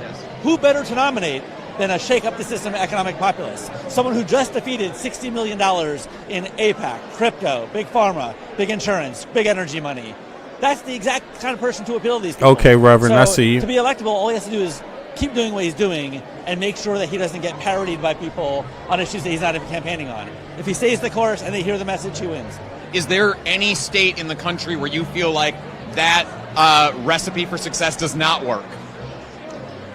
In terms of being shake up the status quo kind of candidate, is there a state where the Democratic Party or just mainstream still has enough of a hold on their electorate where you would be skeptical? Well, I mean, if it's like an 80-point Republican state like Idaho, but still, our best foot forward would be someone who is anti-establishment and believed when they say they will fight for working people. So not a corporate lobbyist who's like, I want to raise the minimum wage. No. I think candidates matter, and Abdul has a certain credibility, partly based on the fact that he's run before, has built a reputation as a health person in the state, has a huge grassroots following, and his reputation is now through the roof as a giant killer, having defeated the $60+ million of corporate money. So, and no matter what, even if he doesn't win the general election, right, in Michigan, no matter what, he just defeated a super PAC in this primary. He just defeated a super PAC. That's what he did. Okay, so that's a victory in itself. That's change. That's break up the system. That shows that PAC that you can spend all the money you want, but if you're not supporting things that all American people want, it may not work for you. That money may just go out the window. And in Michigan, it went out the window in this primary. So, yeah. Now, let me, I want to go over to Fox. I want to see what Fox was talking about and some of their guests, right? Let's see here. Primary season is almost over, and that means we are about 13+ weeks away from the time when you vote on which political party controls the power on Capitol Hill.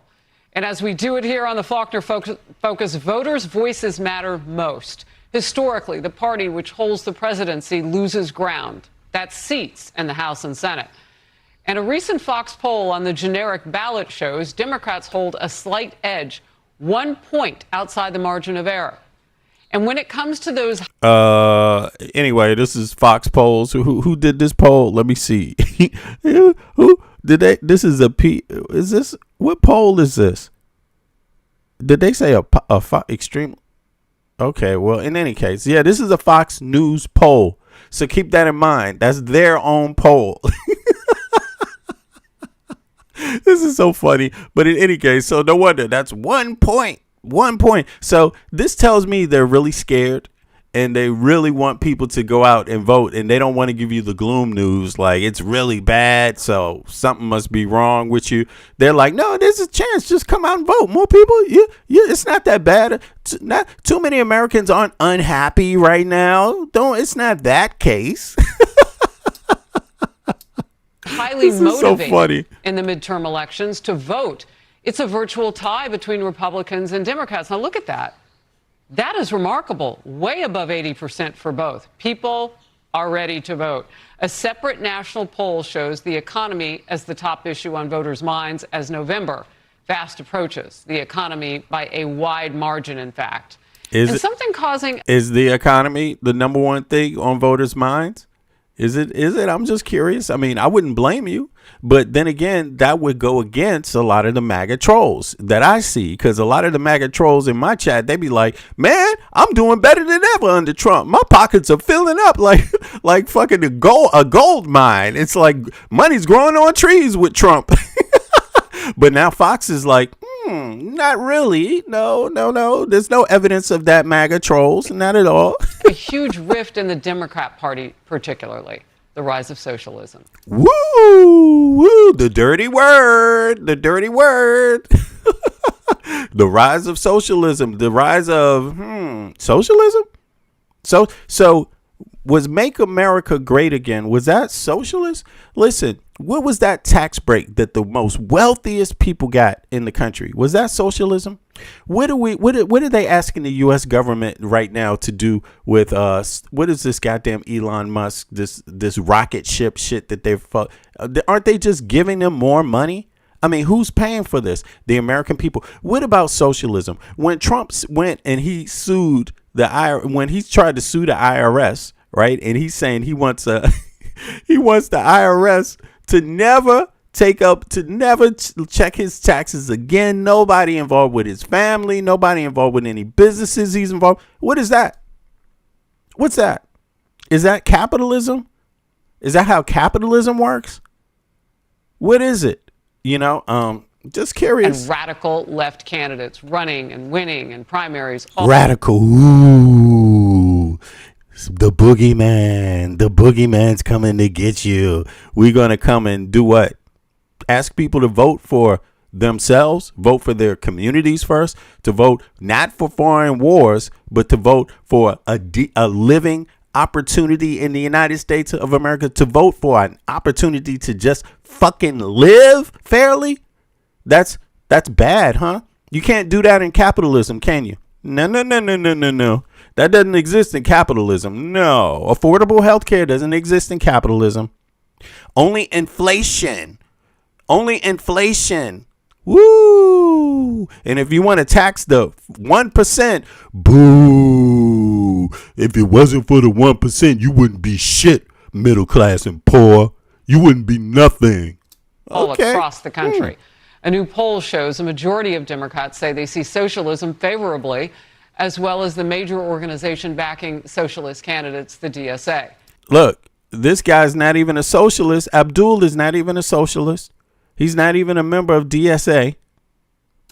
Okay, interesting. Republicans very much have the opposite opinion. And earlier this morning, 8 people spanning the political spectrum say it's time now to hear them talk. So here are the voters' voices. Yay! In the front row, from left to right, we have Kieran, a Republican, Naomi, a Democrat, Ruben, Republican, Mary Josephine, an independent. And in the back row, again, left to right, Jay, a Democrat, Dominic, independent, Corey, Democrat, Robin, Republican. Welcome all in right now. I want to jump right in with something that kind of surprised me. You guys all talked with my team. You kind of set up where you are going into the midterm elections. And Naomi, you're new to Voters' Voices. Welcome aboard. Thank you. You said that you are now kind of a centrist Democrat. Yes.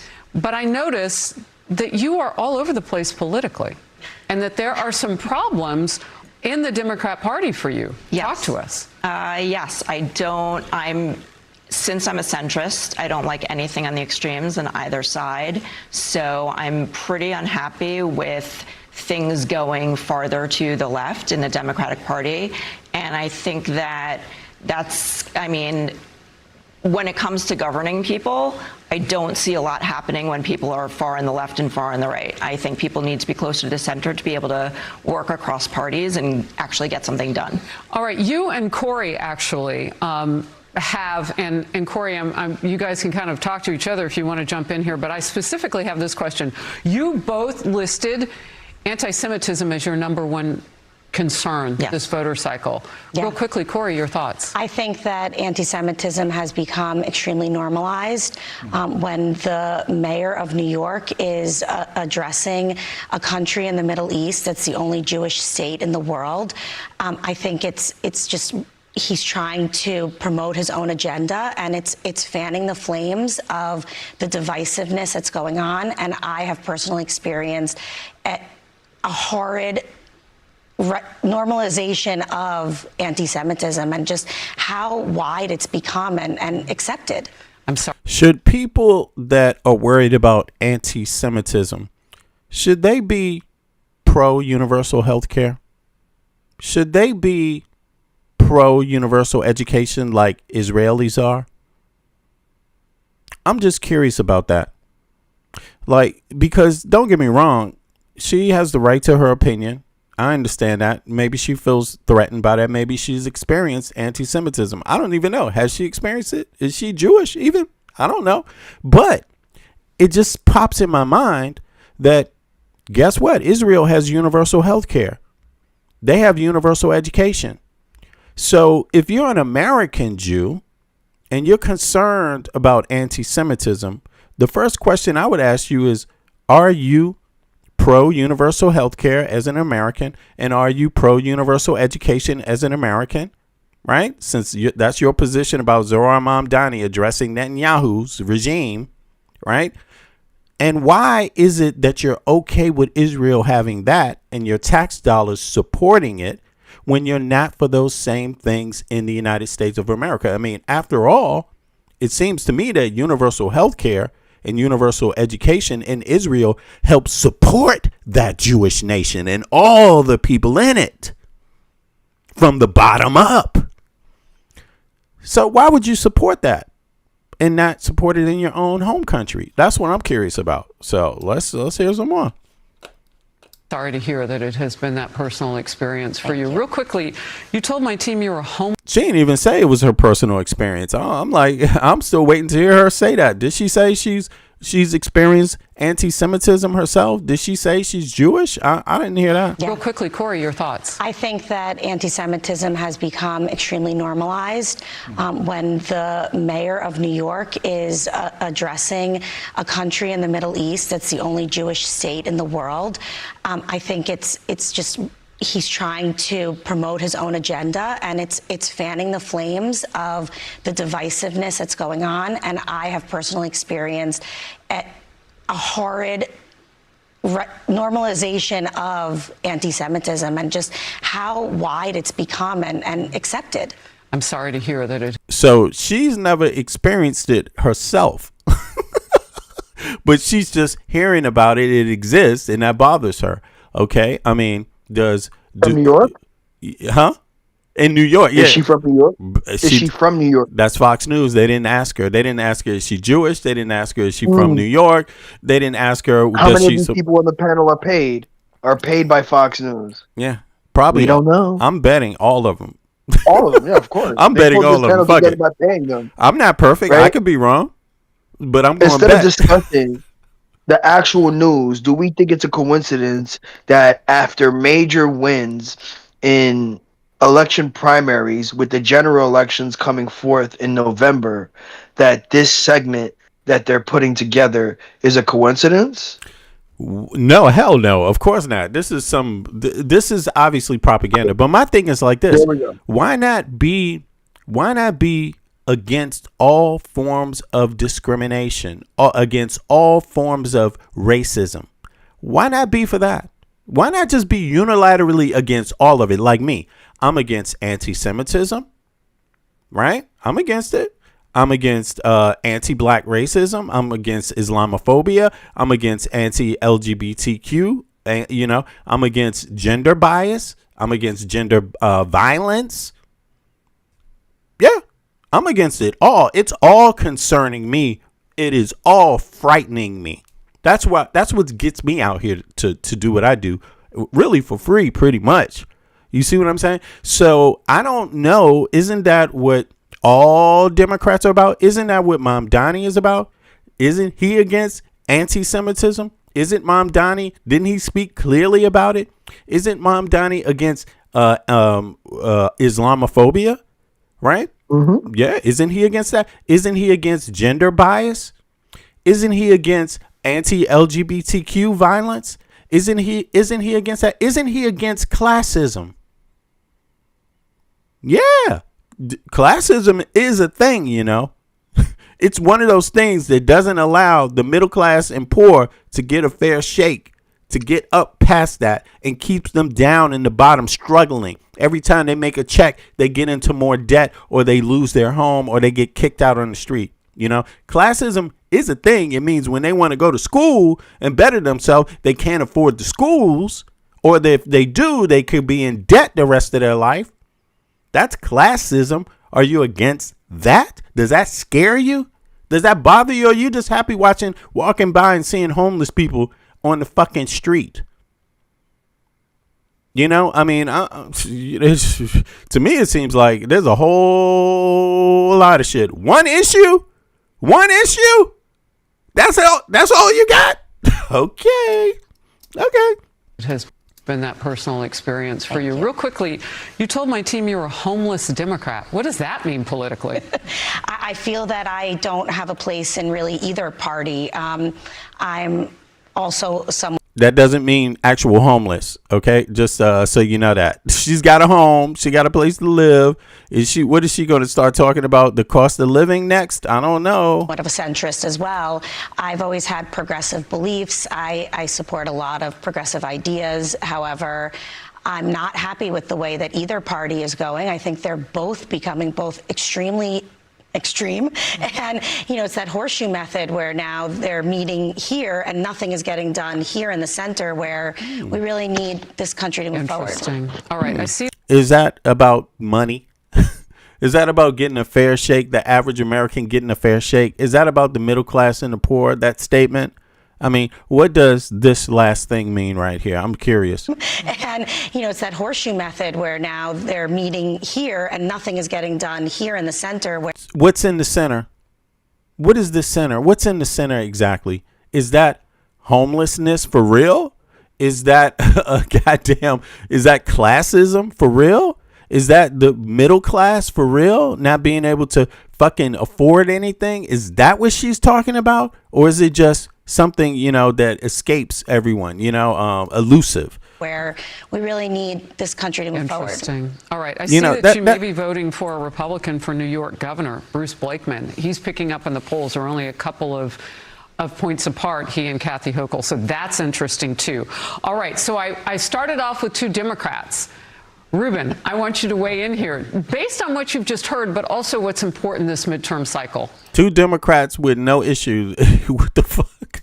Well, it's the most significant midterm that this country's going to have. You have a cancer brewing here, and it's building up very fast.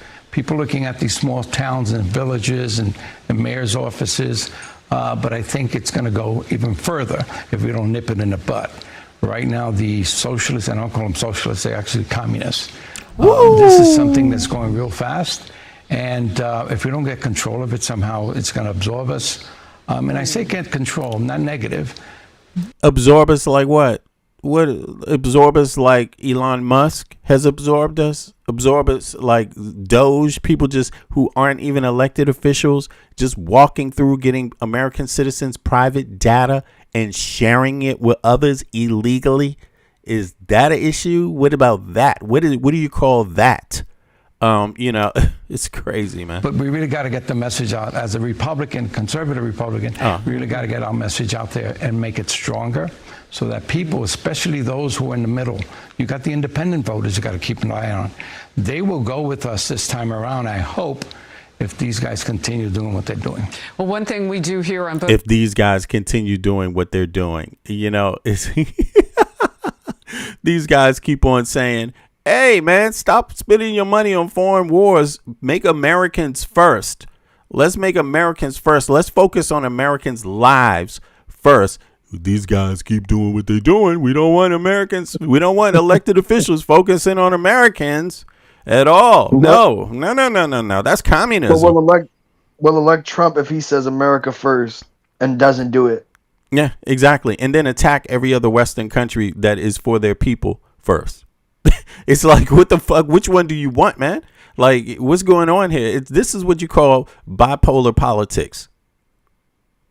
I mean, we haven't even been able to touch the whole Spain and what that mass migration looks like, and how it's influenced by essentially America and Israel. At least that's what they're saying. Yeah, From primary evidence. yeah. What is that? Is that communism? Who did that? What was that about? Who involved themselves in a foreign country's affairs? Who did that? Let's keep that going. And how much money did we give to that endeavor? Was that American first? Did that money go to education? Did that money go to childcare? What is that about? You know what I mean? Even though those people never left Africa, I mean, but damn, you would think they actually made it to Europe. Nope. You would think they actually left the African continent. Nope. They just paid them to go from one part of Africa to the next part. To make a political point. Oh man, this is crazy, bro. This is Voters' crazy. Voices and the Faulkner Focus is we want to talk with real people. And we find that here in New York City, a lot of times, especially during summer, you've got people coming from all over the country. So we sent out our crew to talk about this topic of Democrat socialism. Let's watch. Woo! Countries and leaders that have embraced socialism has had such a tragic end to it. And the people. What country? So universal health care, every Western country, every NATO nation has it.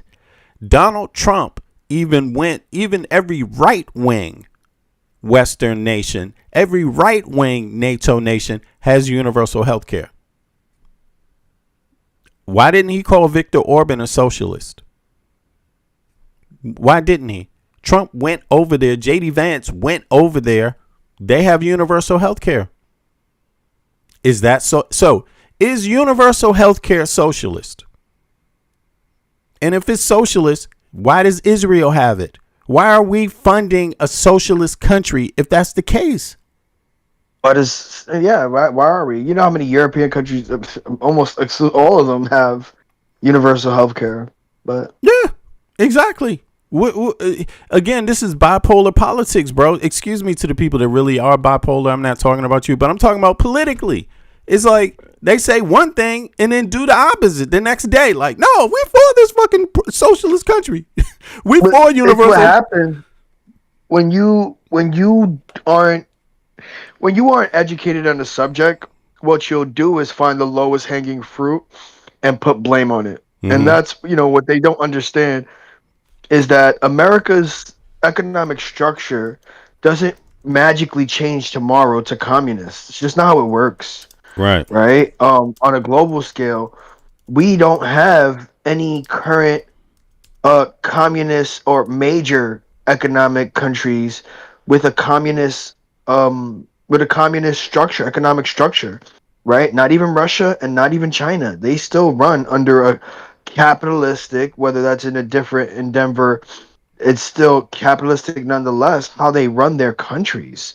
Yeah. Right. So when we look at it, this whole Red Scare, because that's exactly what it's called. Calm it's called down. The Red Scare. Listen, John Krogan, calm down, man, about these democratic socialists. Calm down, man.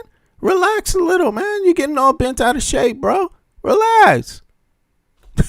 It's almost as if you don't care about your own people to give them the benefits that their taxpaying dollars should allow them. Exactly. Is that so? So your taxpayer, it's okay for you to pay taxes, but it's wrong for you to want something from your taxes. It's only wrong. the richest can get those tax breaks. Yeah. That's it. Only the rich have the right to pay taxes and decide what it's used for. The middle class and the poor, they don't have that right in the United States of America. What's that called? That's called classism. Only the wealthy have the right to decide what happens with their tax dollars. Do the middle class and the poor have the right to decide that in a democratic nation through their votes or not? Put a 1 in the chat if the middle class and the poor in a democratic nation, the United States of America, because you do vote, put a 1 in the chat if the middle class and the poor do also have the right to decide how their tax dollars are spent. Put a 1 in the chat if they do. Put a 2 in the chat if only the wealthy have that right in the United States of America. I'm going to put a 1 in the chat. I just think fair is fair. Why should it only be the wealthy people that get to decide what's best for taxes? There's no slavery left anymore. Slavery's over, bitch. Go ahead. They don't want marginalized groups unless it's the rich. It's funny. Yeah, exactly. Right? Exactly. No marginalism unless it's for the wealthy. That's crazy, man. I'm just in any case, let's hear some more. Let's hear the expert, right, who supports everybody else in every other country with universal health care, but he don't support it in the US. Let's hear what he got to say. Are the ones that end up suffering the most. Social Security is a socialist program. Medicare is a socialist program. SNAP benefits. So it really depends on how you define socialism. I think people try to exploit it as to what it's being described as today. I don't know. Desperation. That man said something correct. He said something correct. Did people go and scream over Social Security? Did they call that communist in the United States of America? What did they call that then? What do they call it? So you want to get rid of your... should we just get rid of all welfare programs across the whole country? Should we get rid of SNAP? Should we get rid of that? Should we get rid of any form of welfare? Should we get rid of any Medicaid, Medicare, welfare, all of that, and just take all that tax money and get all your tax money, because those are taxpayer-funded programs, and only use that for industry? Should we do that? Private corporations. Should we do it like that? Well, it's just interesting because the corporations in the U.S. are the wealthiest of all time in the history of the world. Where's that left everybody else? Has that helped everybody else? You already have the wealthiest countries on earth. What's going on with their money? Where's the money being used? How come they're not giving it back? How come they're not funneling it back? I mean, it's... Lack of knowledge. I don't think they know the impact it could have. I don't know, ignorance. Anything goes as long as it's not a Republican, is the way people feel, I think. How are they going to do all the stuff that was promised for you people when they voted for him? How is he going to do all that? Isn't that what we fought in Vietnam? Communism, which is kind of like the brother of the cousin or other of communism and socialism. All right, I want to take... They all described each other and shit. The one lady said it's ignorance, and then the other one came up and said some ignorant shit right behind her. It's like... Quickly, a look at this poll. The popularity of Democrat socialists and socialism as a whole, as Ruben said... they did a whole broadcast on that. They did this shows you right here. The establishment is scared. The same people that didn't think of you before are scared of another voice. But what did they use their voice to do? What did Trump use his voice to do? What did moderate Democrats use their voice to do? I'm not dissing. I'm saying there's some things. Listen, Nixon, he had the highest. President Nixon, he had the biggest price freeze in the nation's history. The biggest housing price freeze in the nation's history. He was a Republican. What did they call it? Roosevelt. What did they call Roosevelt? Did the American people like him, or was he cheered, or was he like booed? I mean, to me, it just... Moving across the country. Let's take a look at that. And while we're looking at the screen, Dom, I come to you for your thoughts. You are an independent. You're somewhere in the middle sometimes. How do you see the rise of socialism? Yeah, listen, this is a shocking statistic. I think that America is in real trouble if this is the trend that's going to continue in the future. We need to come back to more traditional values and... like Corey said, both sides are just becoming more and more extreme, and we need to become more centered. The last time we did this segment, it was nice to see that the panel was aligned that we need to become more centered, and hopefully that trend starts soon. So that's... He said we need to start centered. Look at his face, too. Smiling ass. He don't even mean what he just said. That, to me, it seems like he just got paid. But listen. Medicaid and Medicare, they could be wonderful. They could be wonderful programs. The problem, administrative. 1/3 of every doctor visit you have on Medicaid or Medicare, 1/3 of any operation you ever had through Medicaid and Medicare, 30% of what you paid went to some motherfucker doing paperwork. Basically, that was it. Processing the paperwork, 30%. That's a big job, you know? That's almost as hard as giving you operations. It's doing just charging you is difficult. You know what I'm saying? In every other Western country, you know why universal health care works? Is because they have a limit on how much the administration fees can be. In Europe, for example, the highest that it is 10%. That's why everyone else can be on it. In some European countries, it's 5% the administration fee. Just think, we're just only talking about paperwork. We're not talking about a motherfucker who's cutting your liver out and giving you a liver transplant. No. They get paid loads of money to do that operation in Europe. To do any operation, a brain transplant, for example, they get paid well in Europe to do that operation. But the administrative fee is not going to be as much as the motherfucking is the tools needed to provide the operation, or the doctor that has to do it, his expertise. You mean to tell me you need to go to school for 7 years to learn how to administrate a fucking healthcare bill? It's 1/3. 1/3. 1/3 goes to the housing, to the tools, to the maintenance of the tools. And then the other third goes to the doctor. And then the other third goes to the person charging you money. How the fuck is that supposed to work? But that is what center Republicans and Democrats had. That's the best they had for the American citizens. And the best the center Republican Democrats had for the American citizen is way lower than the best of any other Western nation, what they have for their citizens. It's worse. That's the problem. So as long as there's nobody speaking about it, you won't get any change. And when someone comes along and said, hey man, these fucking administration fees are fucking 30%. Why are that? It's just a motherfucker sitting down on a desk typing some paper and charging somebody. Why did they get 30%? They start calling you a communist when you start talking about capitalism.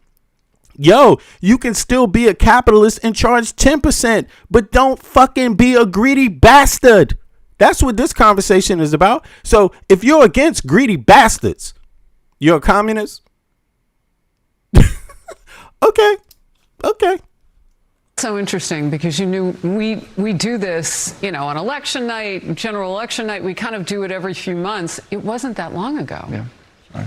And so what is happening right now? We're getting closer to election. I get that. But what do you think is happening? I think that in New York City specifically, the Democrats. Is he from New York? We don't know. They didn't even ask if he's from New York. Just swinging far too left, and people are getting on board with this mayor and this socialist mentality, and they're seeing, he won, and other people want to get in the bandwagon and go with this. You're talking about New York's Mayor Zohran Mamdani, but we've got... Look at that. They don't even tell you where the people are from. Look at this. I'm going to pull it back. You see on the screen? Hold on. They tell you something about... Look, you see that? Look right there. They tell you his name, Dominic, and they say he's an independent voter. But they don't tell you what state he's an independent voter in. What city is he an independent voter in? Mamdani is only the mayor of New York City. He's not the governor of New York State. But they don't even tell you anything that you need to know, because states are different. The country, the United States of America, is huge. What may work in one place may not exactly work in another place. You might need to reform it differently in another place to make it better than in another part of the country. It's a huge fucking country. And this guy's acting like there's a one for all methodology. And this socialist mentality, and they're seeing, he won, and other people want to get in the bandwagon and go with this. You're talking about New York's Mayor Zohran Mamdani, but we've got You know, we have these people all over the country. You've got El Sayed up in Michigan. You've got, you've got you've got Chicago. Everybody's getting in. I want to take a look now at the top issues that people say that they will be looking at. And of course, we hit the streets. So let's hear from voters who are on the streets first, and then we'll come back to our voters' voices. Watch this. That we keep the House and the Senate is the most important thing to me, because I feel that our country is going to go downhill if Trump doesn't continue to be able to go forward with his policies. I know he's not perfect, but I think he's doing a lot of good. Voter ID is just number one for me. Keeping our elections fair, free. Voter ID? What about a real fucking ID? A real state ID? Hello? What's the voter ID going to have on it that the fucking state ID doesn't have? I'm still trying to figure that out. Like, does your address exist on your motherfucking state ID? Like, goddamn, what's happening in the U.S.? They don't have a social security. You don't have a fucking number on your. You mean your IDs have no numbers where they know where the fuck you're from? See, listen, I have a social security number. I'm an American citizen. Do you know that social security number actually tells you where I was born, what state I was born in? Yes, that's how they code the numbers. Well, guess what? Numbers are coded like that for different reasons. That's why on your state ID, you have different codes. It doesn't tell you where you're born. It tells you it will probably tell you what part of the state you live in, what city you live in, something like that. It's something very specific. But why should a voter ID be different from any other state ID? Why doesn't a state ID work for voting? What's wrong with that? And I just think this is a stupid ass conversation they're having, because most states moved forward on this issue already. I don't even know why people are talking about it in terms of the midterms, because most states, let's look this up. I mean, most states actually have passed a lot of ID, issues, and it's not called voter ID. It's just new IDs, state IDs, new standards for state IDs. And they do that periodically across the country. And does it happen in one state, in all states in 1 month? No, never has, never will, and isn't. It's done. One state might do it in one month. Another state might do it the next year. It's about the state funding. That's what it's about. State ID is funded by the state, All right, let's continue. Everyone who should be able to vote is allowed to vote, and if you're not, then you shouldn't. Yeah. 90 million American citizens didn't vote in the last presidential election. That's more than the people who voted for Trump, and that's more than the people that voted for Kamala Harris. How about we have a revolution where we say Congress and the Senate pass a law where they make sure every American citizen is registered to vote? How about that? Do we have a law like that? Do we have a law that says you have to be registered to vote to get any federal benefits, to get any state benefits? Do we have a law like that in the United States of America? How about a law that says if you don't vote, you might lose your SNAP benefits? If you don't vote, you might lose your health care, your Medicaid. How about that? Do we have a law like that? Nope. Why is that? Because guess what? They know if voter turnout is low, that's a good thing for the corporations. That's as simple as, I can make that. Not that there's a big difference between the Democratic and the Republican Party, but I'd love the pendulum to swing the other way to see what the Democrats can do with control of the House and the Senate. Yeah. That sounds good. I mean, this is interesting. Foxes, they have some different demographics here. Okay. If the Dems take over in November, it's going to be 2 years of impeachment and all the other nonsense, and nothing's going to happen. International relations, I wish we could establish better relationships across the world, because we need to be the models of peace. The U.S. can be and has been the model of peace and can be again. I'm all for legal immigration. I'm all for helping people. I love that. But when you come here illegally and work around our laws to benefit yourself at the expense of American citizens. I just have a real problem with that. Robin, I see you nodding a lot. A lot. Why? I just agree with a lot of what they're saying. My top issue is anti-Semitism. I actually just left New York City and moved to New Jersey because I did not feel comfortable raising my Jewish son in New York City with the current mayor. That's Islamophobia. That is textbook Islamophobia. What the hell is she talking about? She moved out of her city because the mayor's a Muslim, yo. Like, what the fuck? And she's worried about anti-Semitism. What makes you think a Muslim wouldn't be worried about Islamophobia? If you are a Islamophobist, like, come on. It is ridiculous. It's ridiculous that she said that. But this is why you got to watch Fox News, because people tell you what they think. Look. My top issue is anti-Semitism. I actually just left New York City and moved to New Jersey because I did not feel comfortable raising my Jewish son in New York City with the current mayor. But immigration is another one that's very important to me. I believe in tightening the borders and just making sure that the people that are voting legally and, fair elections. Isn't that what a democracy is? And I think we've really gone sort of off. What happened to the right wingers that say the United States isn't a democracy? Where are y'all at in the chat? Is the USA a democracy? Are voting legally and, fair elections. Isn't that what a democracy is? And I think we've really gone sort of off the rails in a lot of this. A lot of people talking economy, and one of the reasons why, Karen, and you are young, you're about to hit your senior year in college, is affordability. Talk to me about that. 100%. Economic issues, especially as someone young coming out of college, starting jobs, starting my life, it's a huge issue. However, I do think this midterm is quite unique because truly it's not left versus right. In my eyes, this is radicalism against common sense. And if you ask that question of common sense and which party has more of it, I don't even think it's a question. Border security, voter ID, cutting taxes, having people keep their money. I think that's an important policy. Having people keep their money in inflation. So he's a young guy, but he is tone deaf to any Republican that has voted, that has said, God damn, I didn't expect the price of everything to fucking go up. I can't afford it.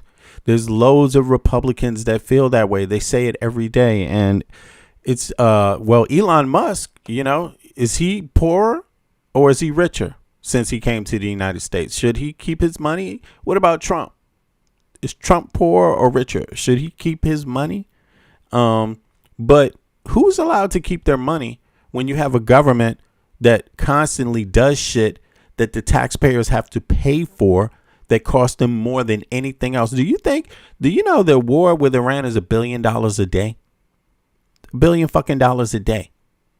That's crazy. $1 billion a day. Is that the American people keeping their money? That I appreciate. So I think if common sense is the voters' North Stars, I think the Republicans are going to do quite well in November. Jay, your top issues. My top issues have to do with the economy, which has not seen any improvement under the current administration. We have seen a president who does not seem to be worried about the median average American. And that's been shown in many different ways, from his tariff agenda to his choosing to pick a war with Iran. These things harm the average American person. The fact that healthcare is up, the fact that gas is up, the fact that cost of housing is up. Healthcare has been expensive for a long time, and yes. The former President Obama policies didn't help that. And I hear you see that. So she jumped on that. She cut him off. You see how she just cut him off? Who else did she cut off? That's the first person she cut off from my count. And then she wants to blame it on Obama. But listen, for people that don't know, Google this yourself. Lieberman He was a Democrat. He was a holdout to the proposed plan that Democrats had, right? And Obama, he didn't write any health care plan. He simply called for health care to be expanded. He can't tell Congress or the Senate what to write. The president does not write law. Read the Constitution. The Constitution states Congress writes law, and it states how law will be written. Okay? Now, Obama didn't say what they need to write. He just said there's a problem in America, and more people did get health care. But if you really follow what happened, Lieberman, he was one Democrat. He's kind of like a centrist Democrat who held out on the actual original plan that Congress had written, right? And the original plan had limits to administration fees and shit like that. And what Lieberman said, let me look it up for people. Here we go. Why was Lieberman, hold on. I think he was in the Senate too. Why was Lieberman a holdout on health care? And what changed to get his passing vote? Because it was close in the Congress. They needed that one vote, or it was in the Senate, I believe. But here, let me look it up. Congress writes it, then it has to be approved and, by the Senate, right? So here we go. Let's pull this up. And then we're going to get on to some other things that are happening. But I'm glad I took a look at Fox today. I mean, Fox is, I don't believe any news agency. Don't get me wrong. So to me, they're all the same. I'm capable of giving my critique on any of them. But here we go. During the 2009 debate over President Barack Obama's Affordable Care Act, ACA, independent. So Lieberman's not even a Democrat. He was an independent. Independent Senator Joe Lieberman of Connecticut became a crucial 60th vote. So they needed to have not just the 51, not just the majority. They needed to have a filibuster-proof majority, which is 60. Now there's another type of majority, which is supermajority, and that's like 64. Supermajority gives you can rewrite everything with 64, I think, or 67, right? Something like that. But 60 is the filibuster proof, right? That's what they call it. Now, Lieberman of Connecticut, independent senator, became the crucial 60th vote needed in the Senate to overcome a Republican filibuster. So the Republicans didn't want you to have health care expanded at all. That's the history of this. Only ignorant, dumb MFers blame Obama or even call this Obamacare. Just read what happened. Inform yourself. And if you didn't know this and you said Obamacare and blamed it on Obama, go look in the mirror and slap yourself. Look how ugly you are for being ignorant. Ignorant is not pretty. Ignorance is ugly. Okay? Because Democrats, especially when you can take 2 seconds to go fucking find out what your bitch ass taxes pay for, you stupid fuck. All right, now, because Democrats held exactly 60 seats, including independents who caucus with them, Lieberman held immense political leverage and used it to block the bill until major changes were made. These are the facts. Okay, fuck your opinion. These are the facts. If you don't have the facts right, fuck your opinion. Okay, I mean, that's my opinion. That's my view of it, right? Now, yeah, that's how I think. If you don't have the facts, fuck your opinion, all right? I don't want to hear about it. Now, here it is. Lieberman had immense political leverage and used his one vote to block the bill until major changes were made. Why Lieberman held out? Why did he hold out? Lieberman's opposition focused primarily on, this should be called the Lieberman healthcare plan that you have right now. Lieberman focused primarily on two specific provisions in the original Senate proposal. Opposition to the public option. There you have it, right there. The original healthcare framework included a government-run insurance plan. Guess what? That means keeping the administration fees down to 10%. You pay 30% now, you dumbasses. Okay, what the fuck? Public, yeah, that's what I'm just giving you the shortcuts here. designed to compete directly with private healthcare insurance. So they didn't want they just didn't want the people doing the paperwork to be able to do the paperwork for cheaper. That is exactly what this is. Okay. Lieberman declared he would filibuster any bill containing a public option, arguing that the government shouldn't enter the insurance business. See, notice this is not a hospital business. This is not a doctor, something about doctors. This is something about the administration and how much someone is allowed to charge you for paperwork only. Okay. Arguing the government shouldn't enter into the insurance businesses and that it would create an unsustainable new federal entitlement. It's your money, motherfucker. How is that an entitlement? You're entitled to your motherfucking money working properly for you. How is that? That's common sense. That's rational. That's math. Who the fuck goes against math and calls it a fucking entitlement? This is ridiculous. If he says, you can't be rational. Well, you can't be rational with your entitlement. You just have to be stupid with it. Okay, I got it. Opposition to the Medicare buy-in. As a compromise, Democratic leadership proposed allowing Americans age 55 to 64 to buy into Medicare early. Lieberman rejected this as well, arguing it would financially burden an already struggling Medicare program. Home state interest. Connecticut, specifically Hartford, is known as the insurance capital of the world. The private health insurance industry was a major employer in his home state and a significant source of campaign contributions throughout Lieberman's career. So that's why he pushed that way. Private. Okay. Why not make $1 trillion when instead of $1 billion, right?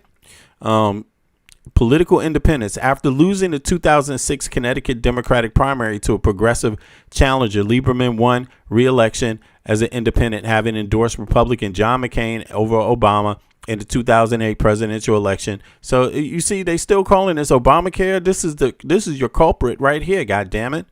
Okay, be angry at Lieberman. Stop talking about every time you see. This is what I like about Obama. Every time somebody like this Fox News hoe right here, excuse my language, but she takes money for lying. Okay. Every time these people say this stuff, they just expose how fucking dumb they are. Like straight up. They expose how fucking dumb they are. Why should Obama be like, man, don't stop calling it Obamacare. Let me enlighten you. No, Obama, don't enlighten their dumb asses. Let them just keep showing how stupid they are so the world can fucking watch, because everyone in the world is watching her ass be stupid. And she is. And she's an American that's dumb as fuck. And gets either she's dumb as fuck or she's purposely on TV lying to people, trying to fucking destroy your fucking lives for her little paycheck herself. What a nasty, despicable person. And of course, she's wearing black face to do it, to lie to your ass. They found a black one to do it. You know, having endorsed Republican John McCain over Obama in 2008 presidential election, he felt little loyalty to the National Democratic platform and was comfortable bucking the party leadership. Yeah, Lieberman was like, fuck y'all Americans, man. We want to make money off of your ass. What the fuck is this?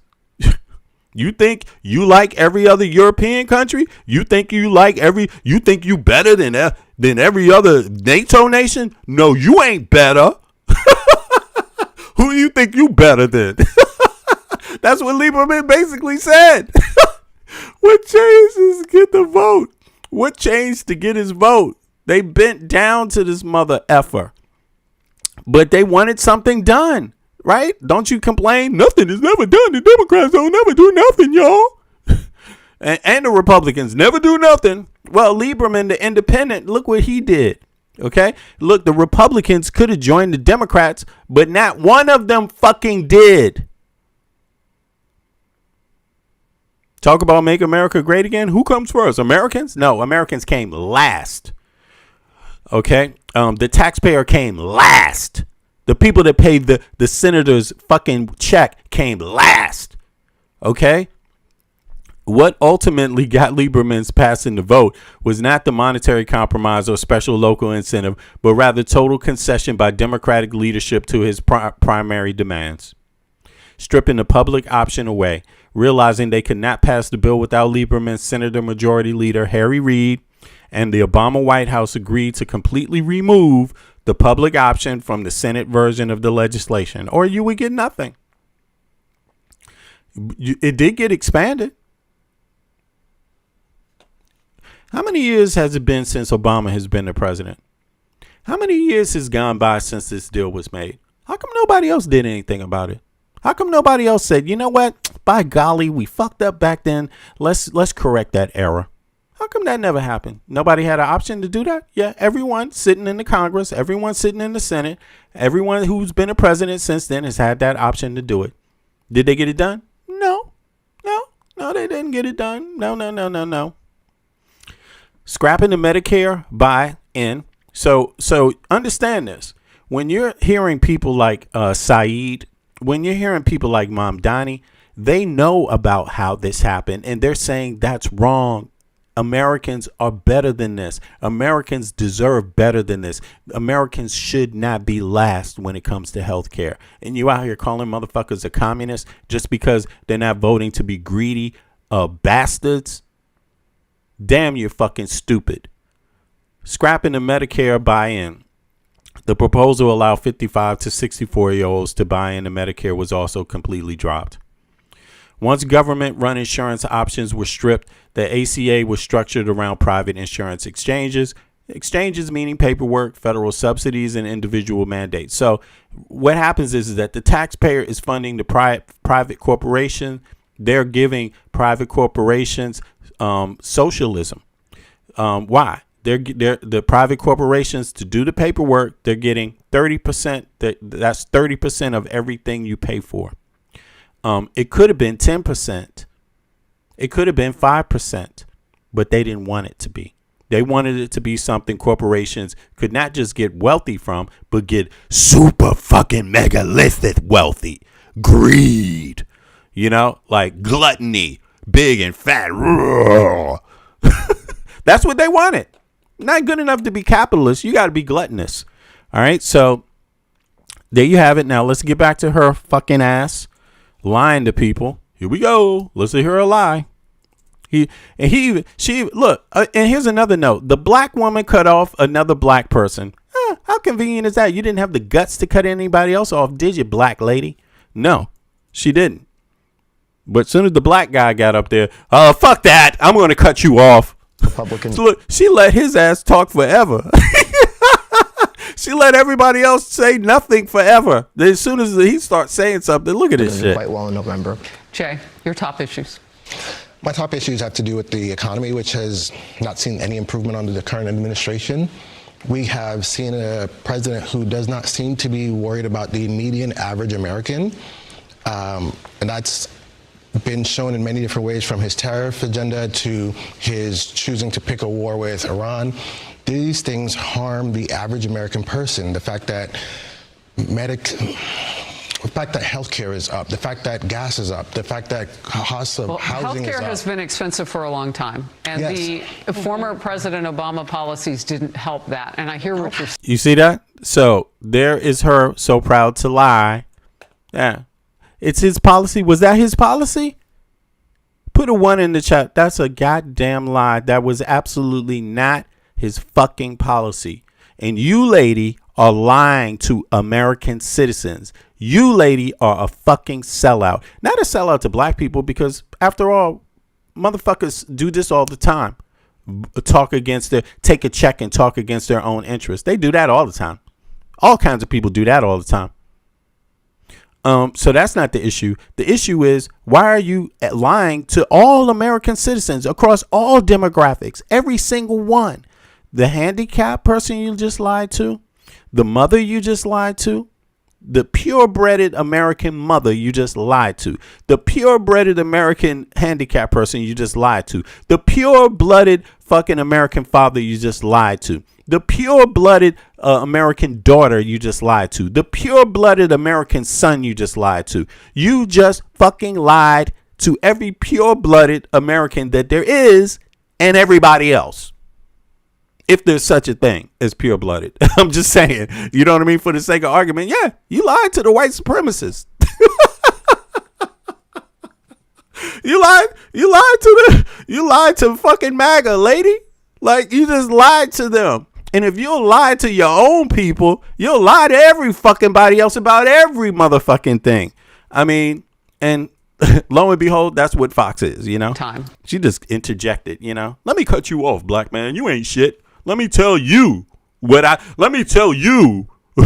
She asked him, what do you think? And then she just started telling him, let me cut that motherfucker off and tell him what I think. In person, the fact that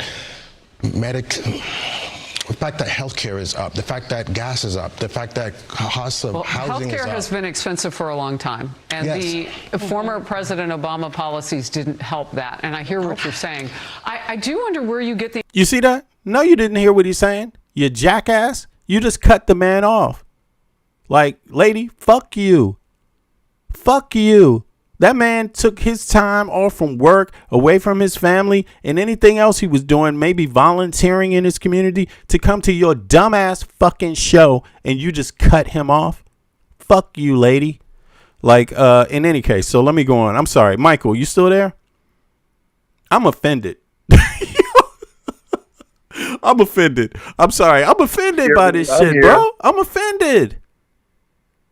She's straight capping.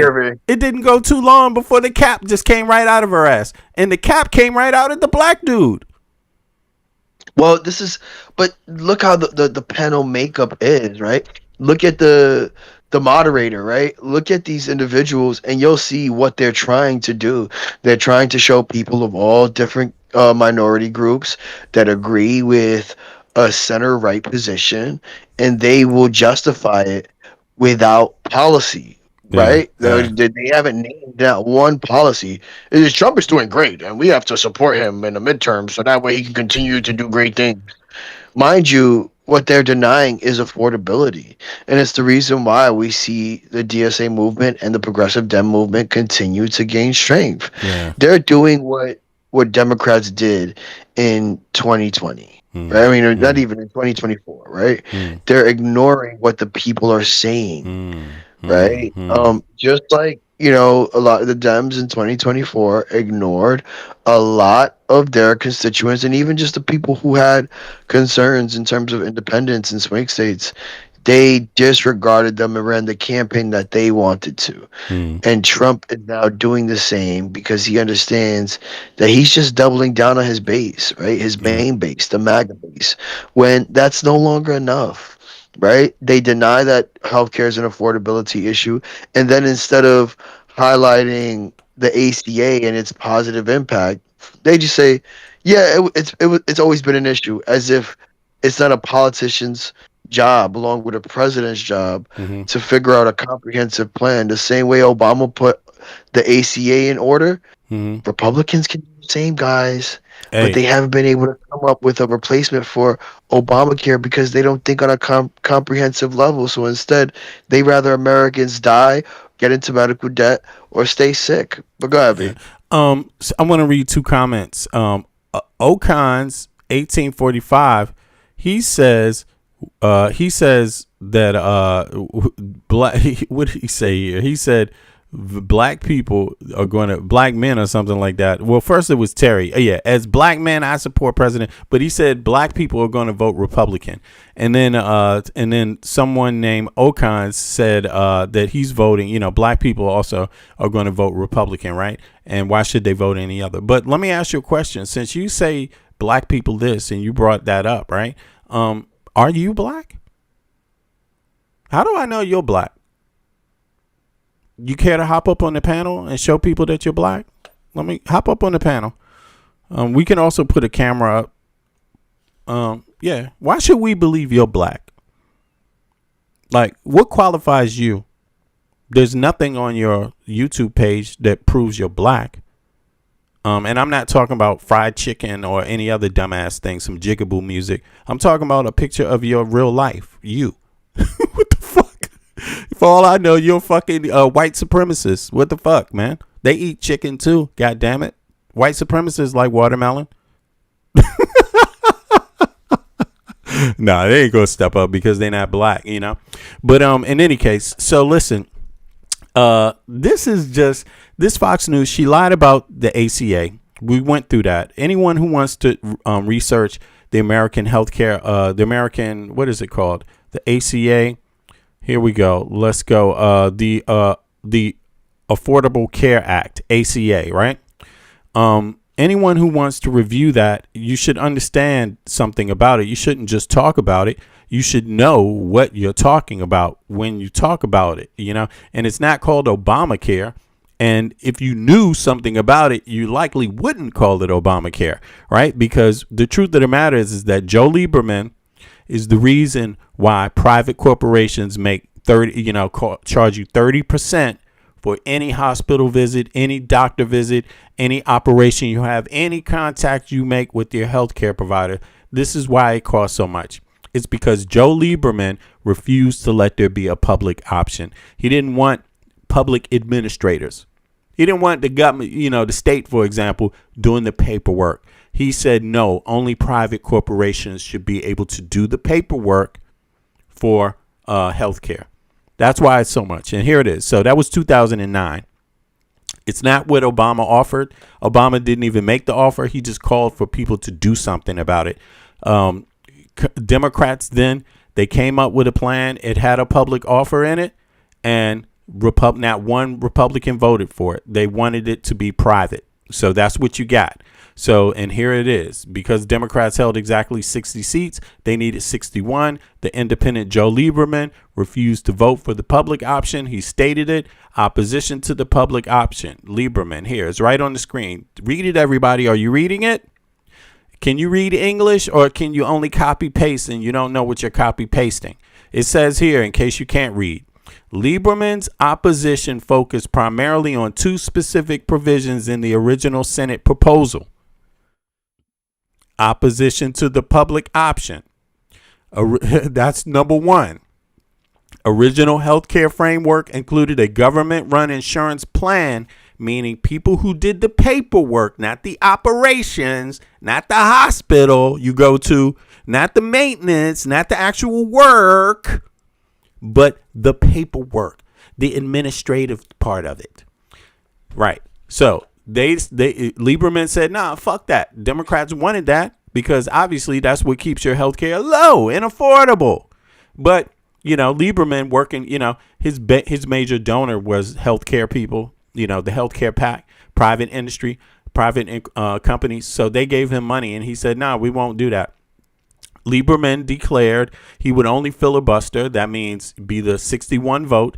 And he would declare he would filibuster any bill containing a public option, arguing that government shouldn't ever enter the insurance business. That means paperwork, right? That's not healthcare. That's paperwork. Okay. Insurance business, that it would create an unsustainable new federal entitlement. What he means is that he didn't want it to compete with private industry. He didn't want state paperwork people to compete with private industry, meaning that right now all you have is private industry deciding how much you should pay, and they charge you 30%. So it's kind of like, if you go in and you buy something that costs $100, let's say you buy a TV.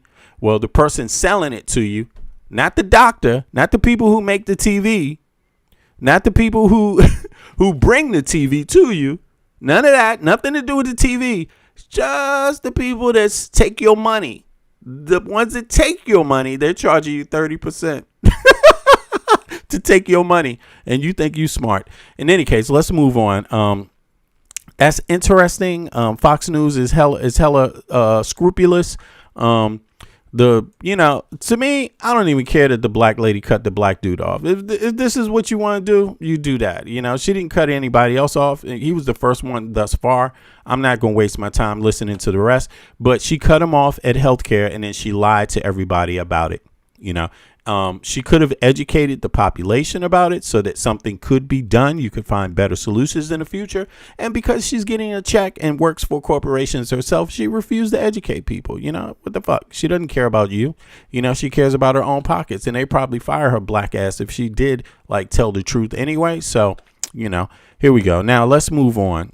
Good thing about my program is I can speak. Hey, what's up, Shaq? Now here we go. Let's hear what's going on now. There's some more actual. Oh, hold on. Is this a membership thing? Let's hear some more from Jamie Hill. Let's see here. Does she got a podcast? Wait a second. What's going on here? Do I have to say no? Oh, they want you. This is members only, so I can't even do that. All right, so let's go to the next one.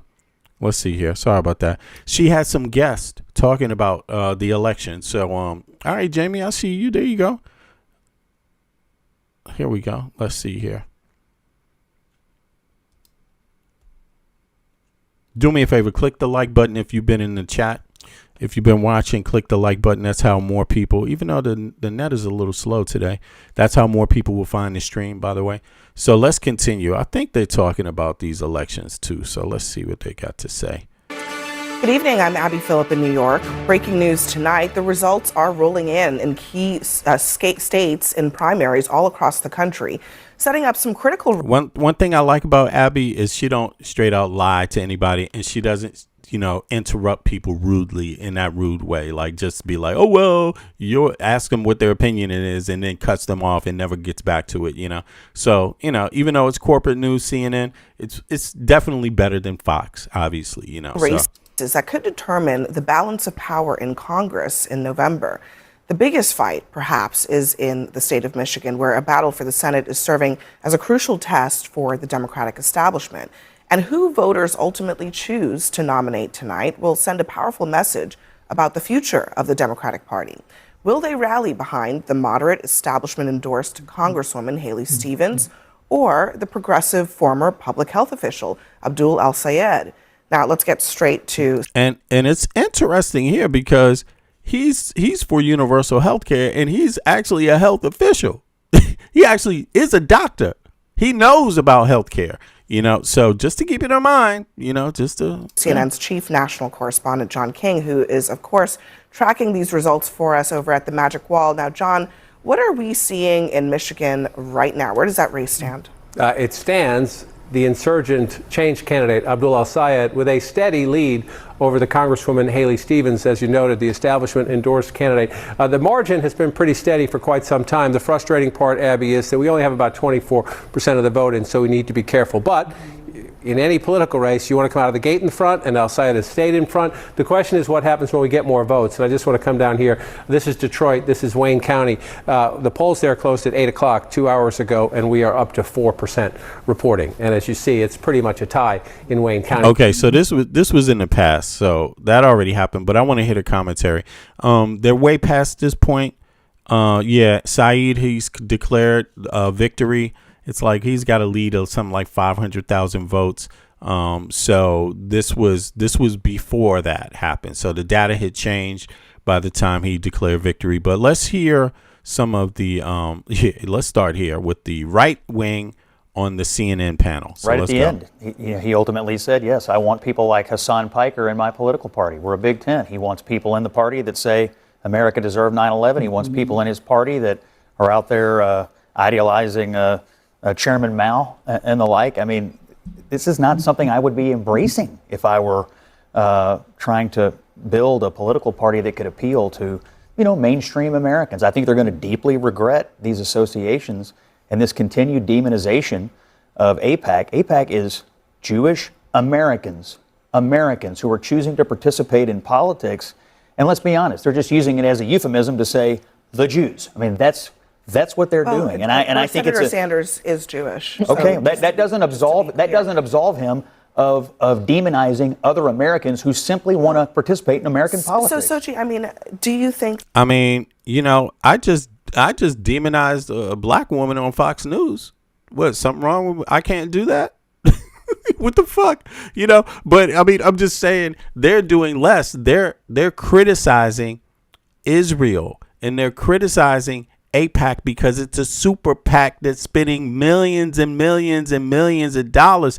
They spent $70 million just in this primary race against Saeed. That's what people. So when they're criticizing AIPAC, they're criticizing PACs, super PACs that are basically buying elections. So that has nothing to do with really just the fact that they're representing, that they lobby for Israel. Keep that in mind. They're not lobbying for health care. Did you know that? They're not lobbying for a better minimum wage.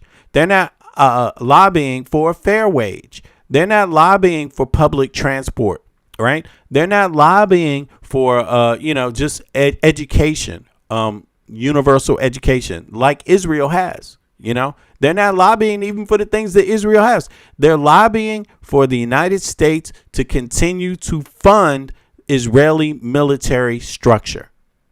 That's what they're lobbying for.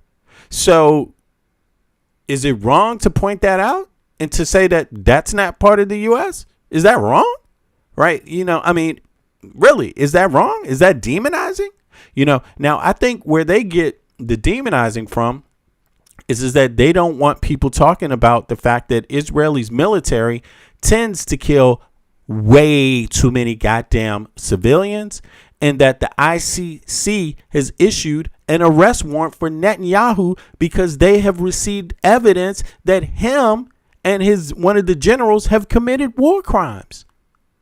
They haven't even called it genocide. They're calling it war crimes, but they take it seriously and they have issued an arrest. So why is it that we're not supposed to understand that is bad? Do you know who else the ICC has charged, has issued arrest warrants for? People that have committed atrocities. Eastern Europe, Africa. Seriously. So what do you want to just say? You don't want them doing that too? Was it demonizing people when they issued all the other arrest warrants? What's up with that? So again, Americans need to be informed. And listen, I've been a person that I understand Americans have been pro-Israel, in terms of what we do with our tax dollars for an entire generation, more than one generation. We, among all people, have the right to criticize where our taxes go. And we have the right to say we don't want any more tax money going there. We have that right. We have freedom of speech. Whatever happened to freedom of speech? You don't like it? You only like it when it's freedom of speech from the right wing? You only protecting it when it's somebody going out there talking about Muslims, talking about Jews? Don't you know the right wing fucking hates Jews in America? This guy is a nut. Who does he think the anti-Semitism is coming from in the United States of America? It's coming from the white supremacists primarily. Yep. It's always been a factor. It's always been a component of white supremacy in the United States history. Yo, Eric, you there? Oh, okay. No, that's No, Michael. That was me. Okay. Yeah, go ahead, man. This is, listen, Scott Jennings on some shit, bro. He's fake, man. He don't even mean what he says. Euphemism to say this is the death of legacy media. It's enough that we have, I think Big Girl's in the chat. Oh, that's Big Girl? Okay, I see you there. All right, I tell you what, let's take a turn. Hold on. Michael, make your statement. Eric, make your statement, because you're a Jewish background. So, and then Big Girl, come right in also. All right, go for it. This is the conservative playbook, right? This is exactly what they do. This is what I mean about, now you're getting a glimpse of right-wing populism, right? They're highlighting the hypocrisies and galvanizing off of emotion, right? Off of negative emotion sentiments, right?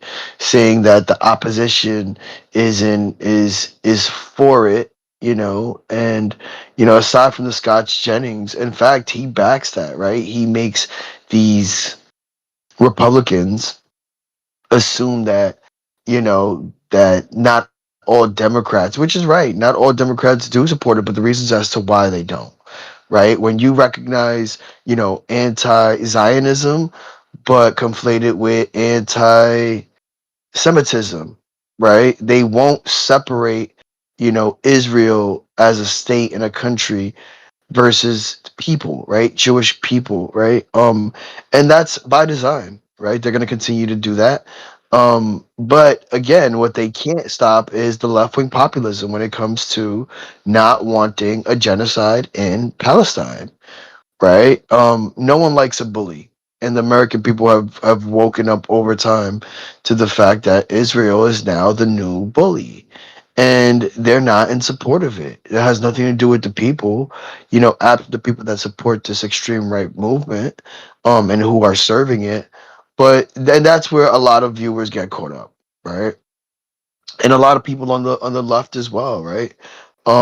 They're gonna continue to spew it because when the Abdul Saeed election, look at the amount of money APAC donated, right? That's impactful when it comes to elections, and so the Dems, regardless of They whether you want to be donated. progressive or not, APAC donated an historic amount. They donated more to that primary than ever in the history of yep. primaries that APAC has ever donated to in the history of the country. Go ahead, bro. Go ahead. Yeah, and it's Yeah, again, something like 20 go ahead, million go ahead. just to for a primary candidate is just unheard of. This isn't even the It's more. main. It's more than 20 million. Well, her total I think was about 60 million Oh, okay. compared to his, which was just a fraction of that, Right. only like Okay. 14 or 15 million. Okay. But go ahead. But yes, it's still and I mean, think about it, folks. This is just a primary. This is just for one party, and almost $100 million.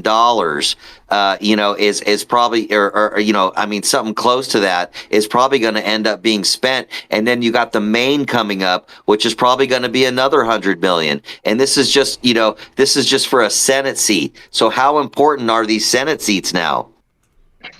Well, they're trying to save themselves, right? They're trying to save themselves in the House and the Senate because they know if they lose the majority, what's going to happen, right? And I Right, think and the what we should Democrats be only looking need at, about 5 to win. yeah, and I think what we should be looking at is now that the Democratic candidate is clear in a lot of these swing states, Michigan included, is the DNC, the Democratic Party, going to back Abdul Saeed now that they know that he is the face of the Democratic Party when we're looking at a Senate seat in Michigan in a swing state? Are they going to now get over the fact that they try to outspend him sixfold and back him now during the general elections against a Republican? Or are they just going to let the Republicans win because they want to stop this progressive movement? Go ahead, E. Yeah, it's clearly where there's a division here, and a lot of it's based on their allegiance to Israel. And I actually just saw a little video that was showing a young American lady who was Jewish. But she was on a panel with some other young ladies, and she was talking about how pretty much her loyalty was to Israel and not to the United States. And the other young ladies were saying, well, then you need to leave, and that's very problematic. When these other folks are feeling that way, and they probably have a right to feel that way in some aspects, because she was being clear that even though she's lived most of her life in America and she's had the benefits of America, her loyalty and her main concern was Israel, and something's wrong with that. Yeah, and she said she moved out of New York because Mamdani, a Muslim, became the mayor. She was scared for it. Is that the same lady? And then you have to ask them, well, what's a Muslim person done to you? It seems like you've had some. And she's talking. Yeah, well, you must have had some bad experience. And look, she didn't even tell you the bad experience. She said, and she didn't even say she was the victim. Look, this is what's crazy. Oh, it's two different ones. The other one didn't even say that she had the experience. She didn't even say she was Jewish. She just said it was like, I heard about it happening. But then the one Jewish woman, she literally said she moved out of New York because Mamdani is a Muslim that became mayor, and she is Jewish, and she's afraid of anti-Semitism. But listen, you can't stop anti-Semitism by being a Islamophobe. She herself was she's basically saying she's an Islamophobe openly. Yeah, he has Brad Lander, a Jewish guy, working for his campaign, and several others, and it's just not his nature to hate. So there's something wrong here, that they're projecting their own hate, and for some reason that's being engendered probably when they're a child, and that's a big problem in the Jewish community, where a lot of this does get engendered and pushed through the women. Right. Yeah. Yeah. That's sad, bro. That's sad. And I hate to, yeah, but I've just experienced it. I just experienced it last week with a relative from out of town. She was calling Mom Donnie a Jew hater. She was saying that Netanyahu is not a war criminal, and that's just all false accusation and denial. That's not the way you support your arguments. You have to support your arguments with facts and counterpoints. And when people just lash out, and that's basically all she was doing, well, then that's where you have to sit down with them and try to be an adult and try to find some common ground. And that's not easy. But the bottom line is they're coming from a place of hate, and I had to express that to her, that, you know what, even if he is a Jew hater, which he's not, he has that right. This is a free country, and the bottom line is, even though he's not, he still has that right. And it seems to me like, as long as he doesn't do something, as long as he doesn't commit an act and they're based on acting it, like that's all. this is the United States of Jewmerica, and it's not. And neither is New York City. Even though the population's very high at like 9 or 10%, it's still not New York City of Jews. Right. And that's where they have to somehow stop filtering all of these issues through this religious context. And now it's even worse. Now it's through a context of Israel, a foreign country. Exactly. It's crazy. Go ahead, man. Keep on, Eric. You on fire, bro. Yeah, and it's become very frustrating because we've had this in my own, in terms of a lot of people are watching this on TV. There's other folks that are creating this, that are behind the scenes, and that's partly my uncle, who worked at Fox News and basically built the whole thing. And I'll just be straight with you guys. He's a liberal New York City Jew, just like Michael. So yeah, is it a lot of BS? Of course, it's a lot of BS on Fox News. But he had to put 3 kids through college. So he used to do 20/20 for ABC, and they basically paid him about 3 times as much to go over to Fox News. And you're thinking, well, why? Why would a liberal man, like kind of like a Michael Cohen type, even do that? Well, they needed somebody that was pragmatic enough to put up with Bill, because everyone else just couldn't stand him. So that's where you need to somehow big picture some of these issues, folks, because there are people behind the scenes that do have ulterior motives, and a lot of it has nothing to do with really right or wrong. It just has to do with the situation. Eric, I got a question for you. Yes, sir. You're Jewish, right? Yes, I'm actually a Cohen, which is the priestly class. It is the highest class, and yes, we had to go through a lot as children. What do you? I was expected to. I was expected to become a bar mitzvah, to become confirmation, and basically study up on it.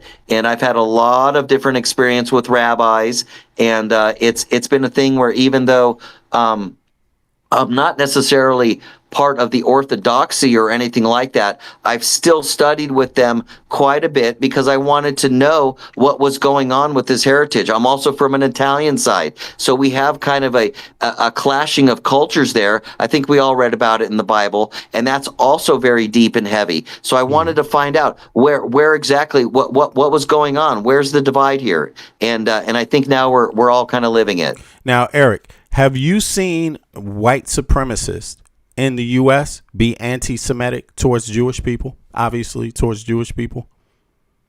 Of course, yeah. I mean, that's the thing, is we've like these synagogue shootings. The rhetoric that you've seen, the not replace us kind of stuff. And that's where, when I see people that are still supporting that political side, that are Jewish, I just kind of say, well, to me, it seems like, it's like you're a minority. Your side's already been picked for you. There's not a thing where you can go, oh, geez, I'm going to try the others. Well, it's not about, what they're doing for you. A lot of this is what they're doing against you, who's coming after you. And I don't think the Democrats are coming after black people the same way Republicans are. And I don't think that the Democrats are coming after Jews the same way Republicans are. They're just not. Didn't we saw just on the what was it, the 250th anniversary? Is that my mobile going off? 250th anniversary of Independence Day, right? Yes, sir.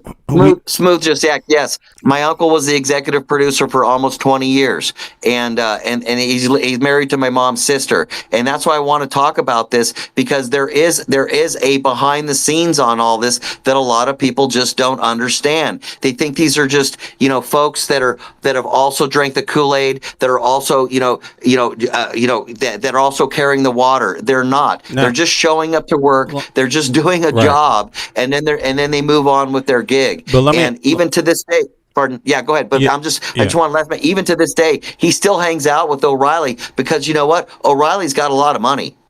Yeah, exactly. And most of the people in the chat don't. Now, check this out. And most Americans don't. But check this out. Now, knowing that white supremacists regularly do attacks against Jewish Americans, speak hate, use hate speech against Jewish Americans, would that mean that you wouldn't vote for a white American for any type of political post just because white supremacists often use hateful? No, I voted. I voted for many. Right. So but that's that question. That's that Charlie Kirk approach. I mean, if it's a white Republican pilot and I don't want to get on the plane because it's a white Republican pilot, would that be considered discrimination? Right. Now, well, I think the answer is yes, okay. But I might be guilty of that, and it's only because the guy was drunk. But here's what I'm getting at. Maybe I should reframe it, but I appreciate that. Now, you're Jewish. Now, you vote just because white supremacists in America tend to be Christian, right? Would it mean that you would never vote for a white Christian for a seat in the Senate, for a seat in the Congress, for a seat to be the mayor, to be a city council member? Would you just say, no, I'm not voting for any white Christian men for any political party because of the white supremacists that are Christian that always speak hate speech and commit hate acts against Jews? We can make that separation. There you go. And that's not fair. And it's not only not fair, but his ethnicity and his religion are none of my business. Yeah, that's how I look at it. And it's also crazy because they're a minority of Americans. So why, just like, Muslims are a minority of Americans. They're a minority. Why would somebody, even... It's not a factor. This is America. Yeah, man, it is not a factor. And to me, it's not an intelligent factor. It's a factor to bigots that use it that way, but it's not a sign of intelligence. No intelligent person would do that. I mean, there's plenty of people from different backgrounds that say that have hate speech towards other groups. That doesn't mean you don't vote for a person of the same ethnicity that doesn't have the same views as that person that's speaking hate speech. It doesn't mean all people from one group are fucking racists or bigots, and yeah, I voted for many white Christian men, and many of them have been fantastic leaders. Yeah, you know what I'm saying? Who was that? Obama? No, I'm joking. All right, so let's move on. Now, big girl, you here? Yeah. Yeah. Now, what do you think about this? Hold on. Before you say one thing, I just want to play. I'm going to make one challenge to you. I just want to remind people of this one interaction, right, from a white supremacist group in the United States of America that came from the Trump rally, the 250th Independence Day celebration in Washington D.C. on the Mall. Afterwards, this group of white Christian men, left that rally and harassed a Jewish young man on the subway train. So here is the interaction, and then big girl, you can chime in after that. Here we go. Just one. I don't think child is refused. You're going to tell me to sacrifice a child. No, I'm going to. All I'm asking you to do is take just a chicken off of your face and say it again. Yeah, you're going to make me translate the sins into a chicken. Well, you guys did it to children, but you guys had to change it. When the Jew resides in America, it will never be holy until all of you are gone. Okay. I'm going to let you. I'm so glad that you feel very secure in what you believe. You're willing to say that in public. Now I'm gonna make one challenge to you, just one. I don't think challenges for views. You're gonna tell me to sacrifice a child. Or something. No, I'm gonna. All I'm asking you to do is take just a chicken off of your face and say it again. Yeah, you're gonna make me transmit the sins into a chicken. Well, you guys did it to children, but you know, like, you guys had to change it. When the Jew resides in America. I'm gonna make one challenge to you, just one. I don't think challenges for views. You're gonna tell me to.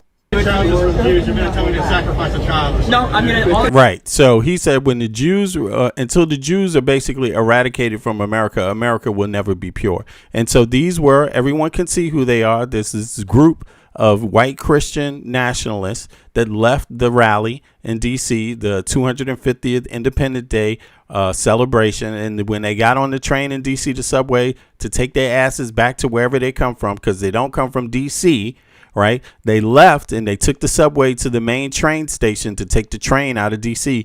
And this is what people had. This is what they filmed, and they thought it was funny. And so this again, now when you see these white Christian men do this, would you say all white people that run for political offices in every, would you say that I shouldn't vote for a white Christian? I shouldn't vote because, they all believe this. Well, this is what they're saying about Mom Donnie. They're basically saying he's Muslim. That's it. I can't vote for him. And it's like, listen, actually the people that commit the most hate crimes, the United States government already knows it, and it's white supremacists. It's white supremacists who's committing these acts. And so to me it just seems like, why are you ignoring it? Why don't you just be against all forms of discrimination? Now, before you go on, big girl, I'm just going to say this. Who in the chat is against these young white Christian men confronting this Jewish young man on the train saying what they said? If you are against it, put a 1 in the chat. If you think it's okay, put a 2 in the chat. That's all. That's what I want to see. If you're against it, what they said and what they were saying to this young Jewish man on the train, if you're against it, put a 1 in the chat. If you think it's okay, put a 2 in the chat. I want to see.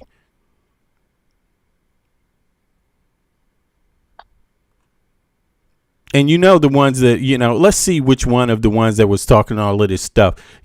See, and this is the thing. So Mamdani is one man. Saeed is one man. Here's a whole group. One Saeed says he's against anti-Semitism. Mamdani says he's against anti-Semitism. And people out here acting like he didn't say that, like they should be afraid of him because he's a Muslim. Like, it just makes no damn sense. It makes no damn sense when you have this to think about.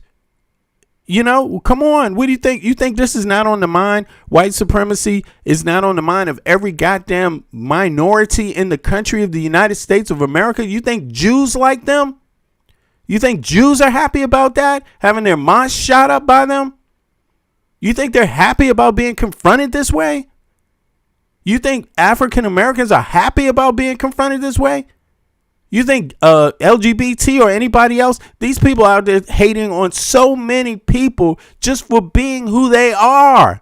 Why aren't you worried about that? All right, go ahead, big girl. You want to say something about this? Go ahead, please. I want to hear your views on this. Appreciate it. Well, what was I going to say? This is guy. I remember how I grew. Well, I like this movie. I don't know if you'll know it. I've been an old movie buff, and it was a movie with Gregory Peck and John Garfield, but Gentleman's Agreement. Mm-hmm. And it's talked about anti-Semitism. And I grew up in I was born 5 years after World War II ended. So I grew up around a lot of, I grew up in a Jewish neighborhood. Mm-hmm. And so I know about it. I know about the anti-Semitism that went around. And the anti-Semitism that's coming from blacks now is coming from the younger blacks and the younger Black Americans and the island blacks who know nothing of the history of the Jewish people Are you towards talking the about civil rights you talking movement. about the so-called Christian King James The Bible readers? FBA's, no, well, the FBA people. Okay. You know, Okay. they spew all of that, and it's because of It's you wrong. know, and it's because people don't know, and I'm trying to think of this guy's name. He was a neo-Nazi. He started the American Nazi Party, and he was terrible. I think his name was George Lincoln Rockwell or something like that. I don't know. I can't look anything up right now. But he so the anti-Semitism has been around. They say, I was kind of young, but I remember them saying that oh, what's the guy in 64? Barry Goldwater, they say he was anti-Semitic. I don't know too much about it, but I do know the history of It's Israel. been around. It's been around for a long time because, come on, the country we live in today, the colonial America, came off of the what is it? The Inquisition. It came off of the Inquisition. So Europeans were leaving for the first time, coming to the United States of America, and they made you in Europe at that time. If you were a Jew, if you were a Muslim, they made you change your religion. Or you would lose your property or you would be expelled. And so then people came to the United States, and a lot of crypto Muslims and crypto Jews that adopted different faiths because their faith was outlawed, they came to America too. And then, many of them after some time were allowed to practice their religions, like in the Caribbean islands and things like that. In America, it was slower, but it was still there because people don't forget their family roots. You know what I mean? People don't just forget like that. But also, then waves of immigrants came after World War II, right? That's in the 40s, or during it. That's in the 40s, and we had anti-Semitism then. Then when Jews linked up with African Americans and others, not just Jews, in the civil rights movement, then they started attacking Jews for that. And white supremacists didn't like that, so they started making up stories about Jews then too. It's like it's been around for a long time. But my thing is this. Go ahead. I'm sorry. I don't want to Fox News you. So go ahead. I don't want to Fox News you. Go ahead, sister. Go ahead, sister. Speak on. No, I was just gonna say, that it's I don't know. This is just how I feel. Like I know a lot of Holocaust deniers, but I know for a fact that is true because I grew up in a neighborhood where in the the 50s, in the late 50s, early 60s, where a lot of the people that I was around, a lot of the store owners, they had the tattoos and stuff. So I just associated, that, and my parents talked about it a lot. My family talked about a lot of stuff that was going on. My mother was really into it. If she was alive now, I know that she would be into what's going on. And a lot of things that I learned in school that wasn't true concerning, all history and stuff, she sat down and spoke with us about it. We could form our own opinion for it, and we had, and it was very, I don't know, she talked about the time, and I think someone asked in the panel about Roosevelt, would he be considered a socialist? And he was, because his views were considered, at that time, they were considered very different, very un-American. And I do know that I paid attention to Trump when Trump says he wants to take America back to the golden age. That's when they discriminated against Jews and blacks and everybody. You were either rich or you were poor. the rich pay no income tax. So that's what he wants to take. I just want to tell people. parallel. I just want to tell people. Roosevelt was a Republican too. So yeah, just to make that clear. How was he a Republican? Now I never knew that. Yeah, he was a Republican president. He was a Republican Party. You know. No, he was a Democrat. No. Roosevelt was a Republican.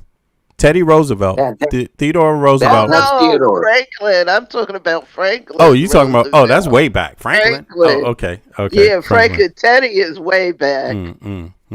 Franklin Roosevelt was a Democrat, but you know, but the Gilded But was he a Age- socialist? Was he called a socialist? That's what, they called he was they might have not used the term socialist. what year but are you his- talking about? his You talking about views- what year are you talking about? I'm talking about in the 30s. He brought everybody out. He brought the people out of the Depression, and his views were considered very it's a word for it. I can't think of the word right now. It's early in the morning here, and he was Progressive. He was a progressive, right? If He you was talking very about FDR, progressive. FDR, right? Okay, FDR, okay, I not got you. Teddy Yeah, okay. Yeah, My fault. after my fault. the Great Depression, the country Yeah. went hard left Yeah. because they realized there was money out there. It just wasn't being distributed properly. So we got Right. the New Deal, and that's where you got things like Social Security and some of Exactly. the bigger programs that are happening now. Social Security and certain things because I used to hear people actually that lived through everything talk about all of it. They both were accused for being in that light. They were actually accused of being both of them, Franklin and Teddy, because of the time period. The time period was the turn of the century. Both of them come out of the turn of the century, and because they believed in things like the welfare program and stuff like this, and because the rich had amassed so much wealth in the United States, they accused them just for thinking about the poor.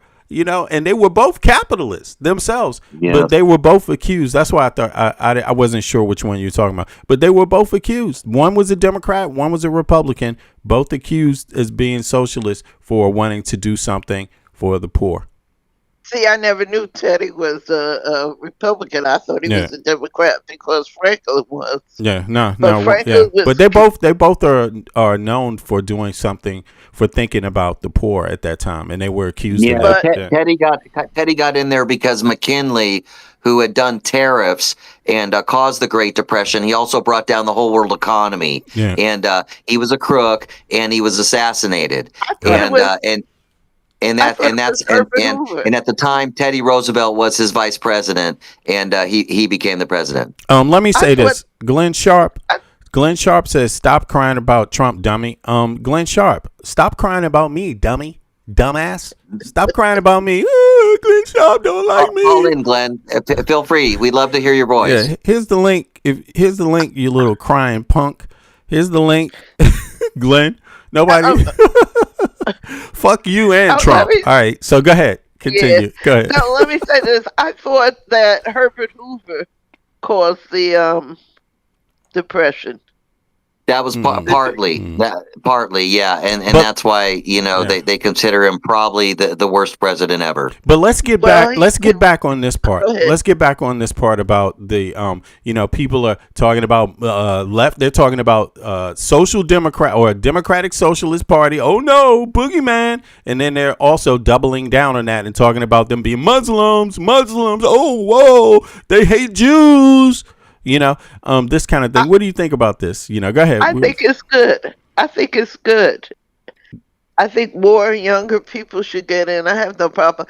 Well, we have where I am now. I'm in New Jersey, and we have a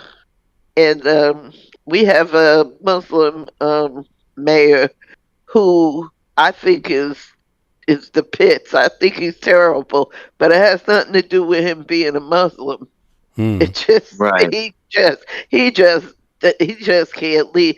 There's bad apples in every bunch.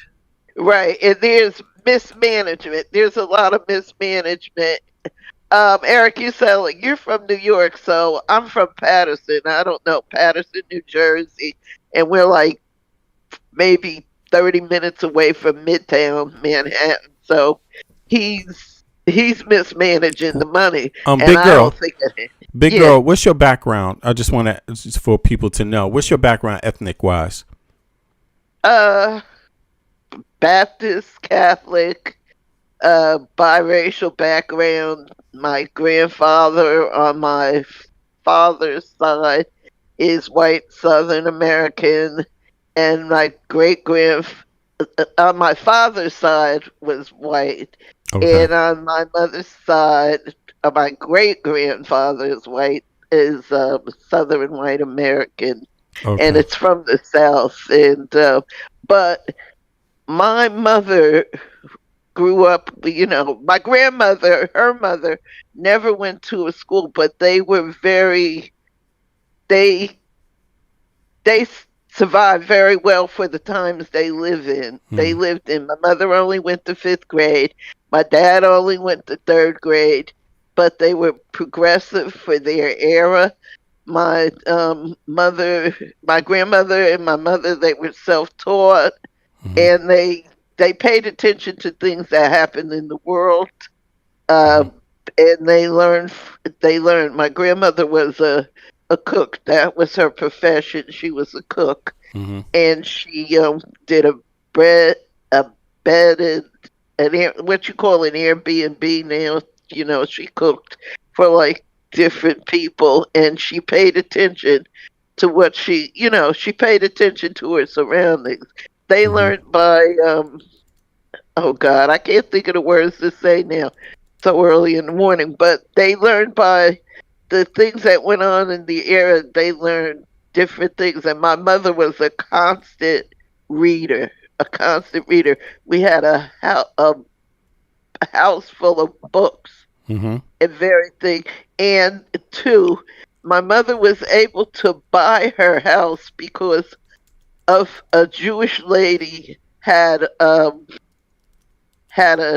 loan, a mortgage company, and when the white Anglo-Saxon Americans wouldn't give loans to black people because of redlining, she would give the loan to people. Her company was set up. I'm not quite sure how she did it, but I know she would hold the mortgage, and that's how that's how they bought the house I grew up in. And this was in Yeah, that was popular in 1947. like Miami Beach, Florida, in those areas at the time. And yes, a lot of Jewish people absolutely helped black people become homeowners.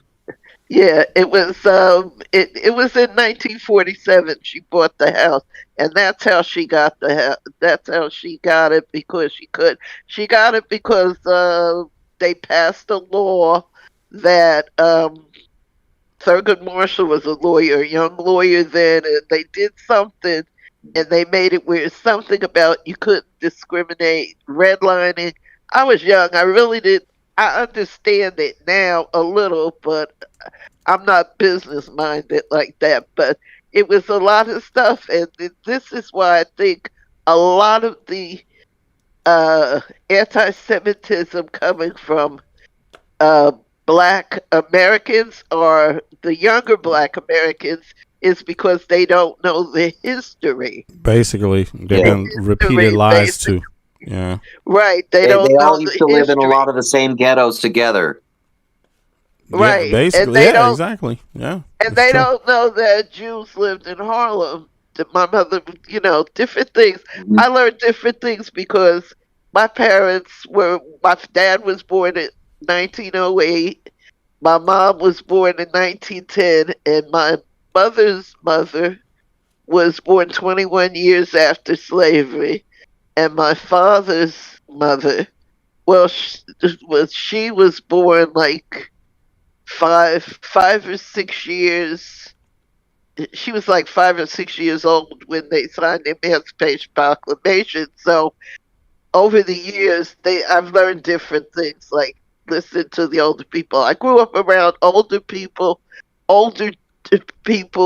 and Jewish people who had survived World War II, older people who had lived through the segregated South and all of that. So that's where why my mind is different. And they grew up, and people don't understand this either, that you can be a Democrat and be a conservative, because my mother was very conservative, but she wasn't conservative to the point that she would follow someone like Trump. Like, this conservative party is nothing like the conservative party that They're not when I grew up conservatives. in. Yeah, it's crazy. They're not even They conservatives. say They they just are call they are. Yeah, conservatives. yeah, exactly. Yeah, so Exactly. that's the history I come from. And like I said, uh,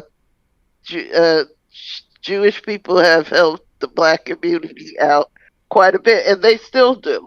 They still do. And my sister, God rest her soul, she was a Trump supporter. We had so many arguments about it, and she didn't live to see uh, Trump's second term. So I just wonder how she feels. All right. She went to Israel, so she liked Israel. She loved Israel. She loved Netanyahu. So I don't know. All right, so thank you for that. Let me just, I want to round something off for people real quick about this, because he's talking about anti-Semitism. This nut job here, Scott Jennings on CNN. And of course he's got to attach that to Mom Donnie. He's got to attach that to Saeed, in Michigan. He's got to attach that to anyone who says anything about they don't want dollars going outside of the U.S. before we start addressing some of the poverty and the struggles of the middle class in the United States. And if you say, hey, Israel has universal health care and universal education, why can't we get that too? They call you an anti-Semitic Semite at this point. But here, to quash all of that, here is some background about anti-Semitism in the United States of America, right? So it doesn't have a single start date, as anti-Jewish prejudice was brought over by European settlers from the very beginning of the colonial history. This is what I was saying. The Inquisition is what was the prelude for the colonization of the United States, right? So, however, its presence in North America and later in the U.S. can be traced through a few major historical turning points, right? The colonial era. 1950s is not the beginning, but it's 1650s. Check this out. The earliest documented instance organized anti-Semitism in North America occurred before the founding fathers, right? In 1654, right? So remember, I said the Jewish people came. They were already here. Which is something people think they just came in the 1940s or during World War II or, the turn of the century, 1900s. No, that's wrong. Why don't people know more about this? I said that when they first came, they weren't even allowed to practice. It was after they were allowed to practice. They were considered crypto Jews, and it's not just Jews. Crypto Muslims also part of the same group of settlers in the United States of America. And not only across America. Okay, so this is just very simple. People need to get it in their head and stop thinking that these people are going to tell you your own history. You should know it yourself, by the way. Earliest documented instance, organized anti-Semitism in North America occurred well before the founding fathers. 1654, New Amsterdam. First group of 23 Sephardic Jewish refugees arrived in New Amsterdam, modern-day New York, fleeing the Portuguese Inquisition in Brazil. Yes, the Dutch governor Peter Stuyvesant, that's like Bedford Stuyvesant is named after him. Peter Stuyvesant, I think, is this another Stuyvesant? Okay, aggressively tried to expel them, Peter Stuyvesant. Let's look up what's his background. Aggressively tried to expel them, referring to Jews as repugnant and deceitful race. Yes, the Dutch West India Company overruled him, partly because Jewish investors held shares in companies. But Stuyvesant restricted their rights to own land, vote, or serve in the militia. Can we know some American history? Okay, 1700s. While Jews generally enjoyed more religious freedom in the 13 colonies than in Europe, many colonial legislators barred non-Christians from voting, holding public office, or naturalizing as citizens. Yeah, can we know some American history. The Civil War era, 1860s, official discrimination now. Now this is bigger. During the American Civil War, wartime anxieties led to a spike in anti-Jewish conspiracy theories on both sides of the conflict. Jews were falsely scapegoated for war profiteering, smuggling, and economic inflation. General Order Number 11, 1862, and the most notorious act of the official state-sponsored anti-Semitism in U.S. history, Union General who? Ulysses S. Grant. Know his name. Ulysses S. Grant. Okay, the one that Trump wanted to put the statue up of, wasn't that the statue of Grant? Anybody? Michael, Mike, you here? Oh, okay. Hold on. I'm going to look this up right now. I'm sorry.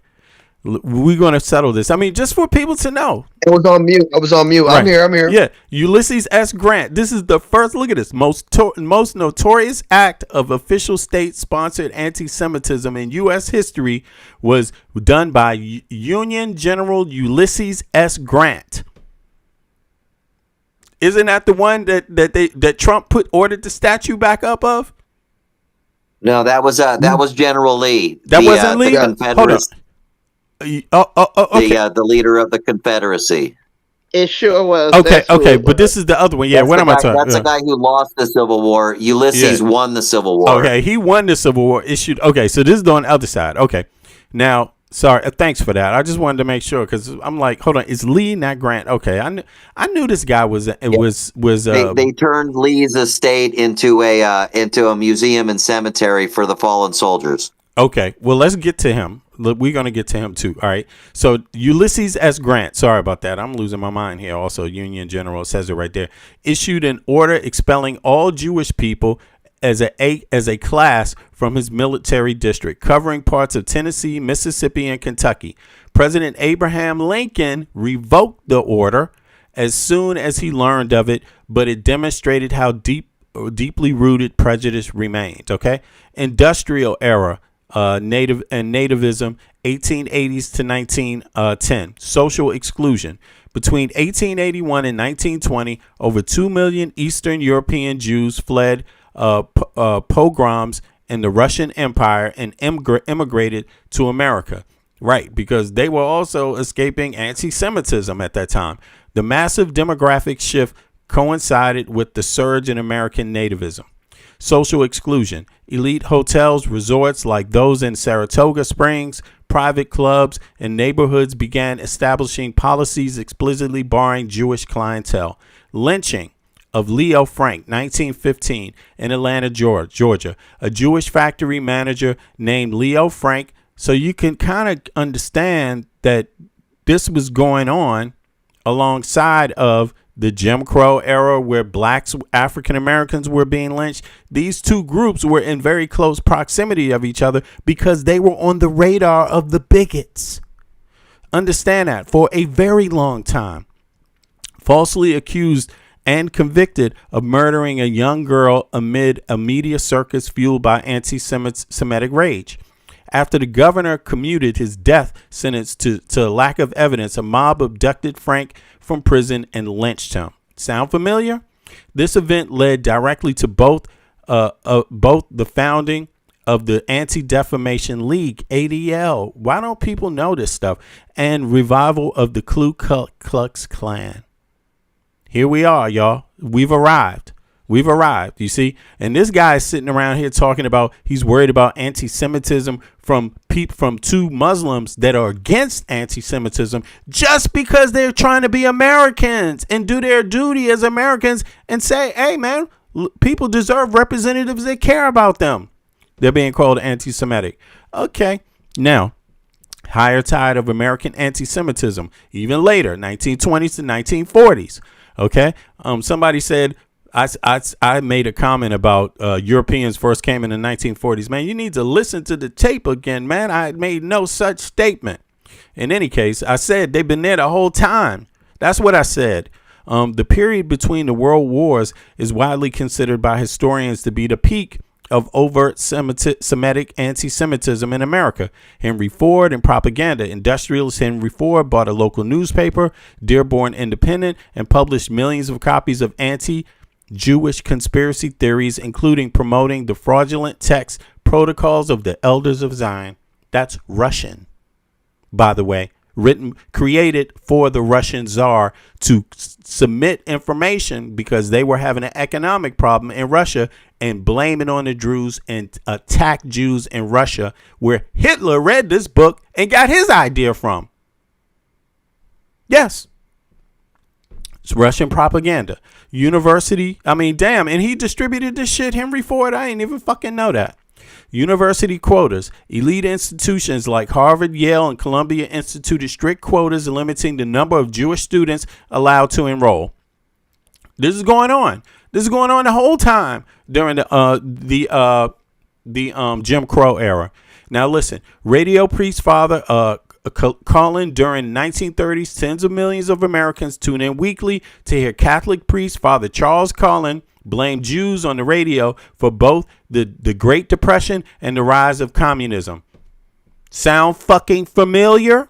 What are these people doing today? Talking about they're calling Democratic Socialist communists. They call Kamala Harris a communist. But where's the anti-Semitism? Where's its roots in America come from? Who's been practicing it the whole fucking time? How are you going to blame anti-Semitism on a small minority group of Muslims in America? Really? Mandami? Is that who's doing the anti-Semitism? Is Saeed, were they even in the country? No. That's what I'm saying. This shit is crazy. And it's no surprise. They call them communists. They throw these labels out here to fucking kill people in the United States. They just want to be free and live life freely and equally like everybody fucking else.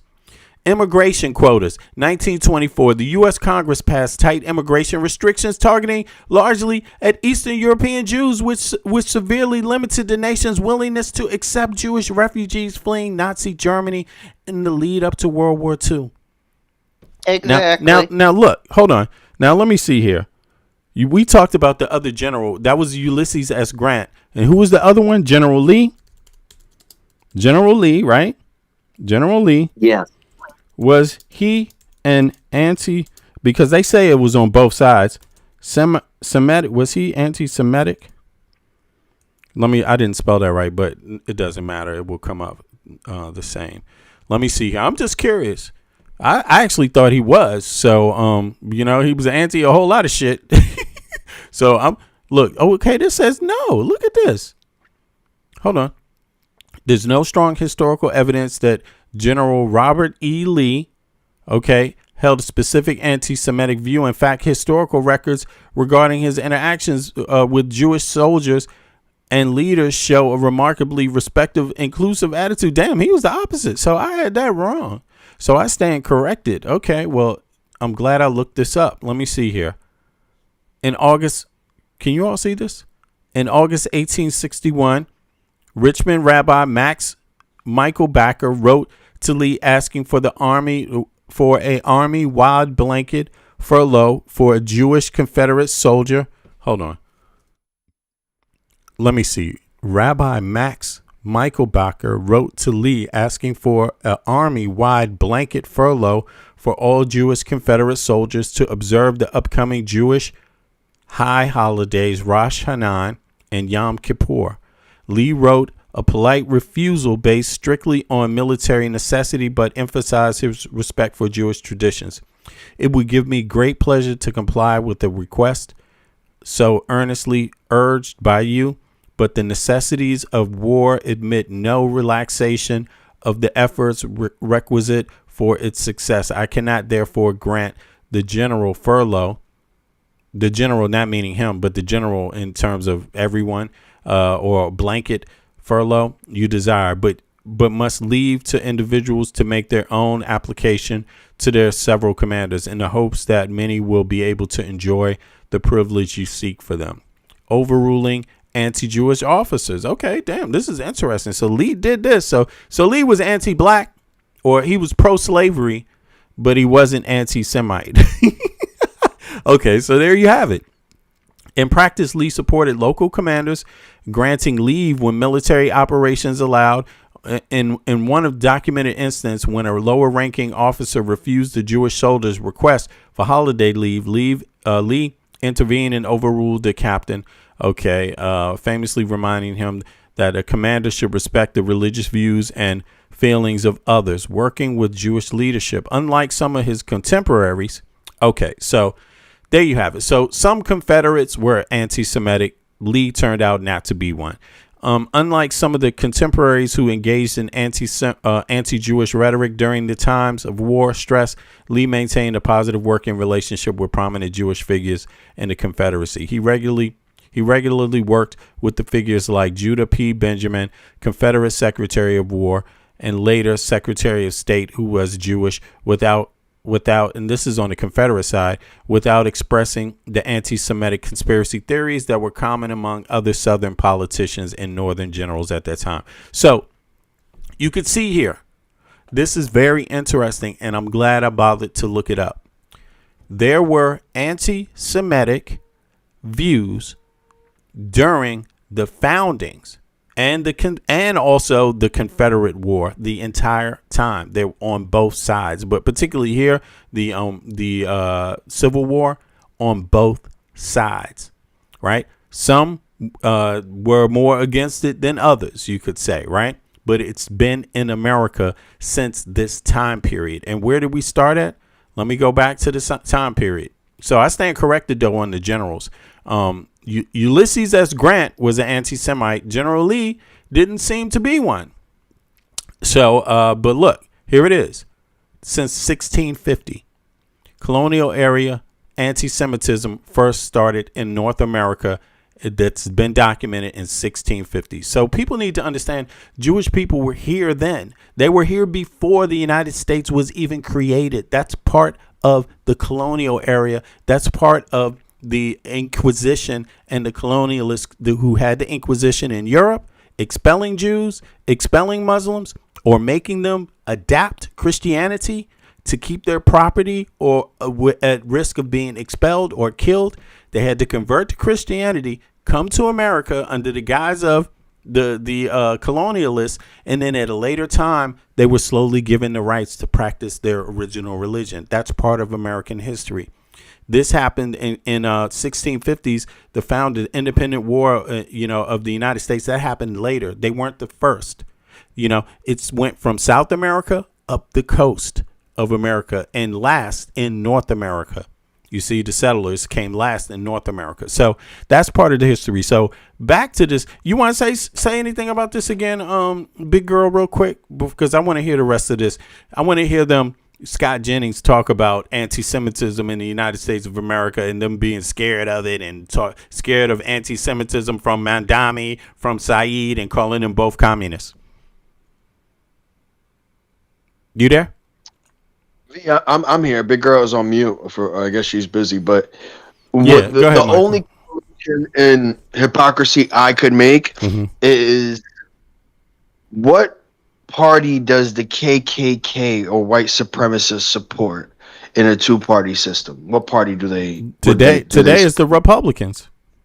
Okay. And are white supremacists anti-Semites? Yes, they are. Yes, right? They are, by definition.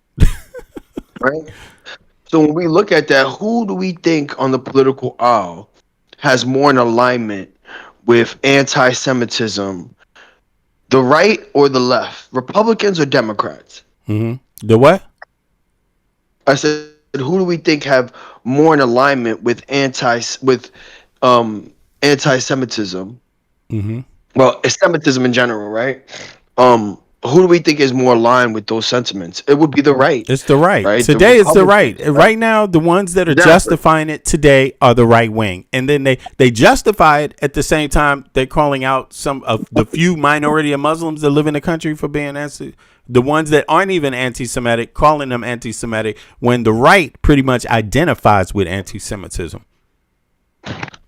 Exactly, right? And I think it goes back to I tie it straight back into these current elections, right? I think the left is so worried that the progressiveness of anti-Zionist sentiments, right?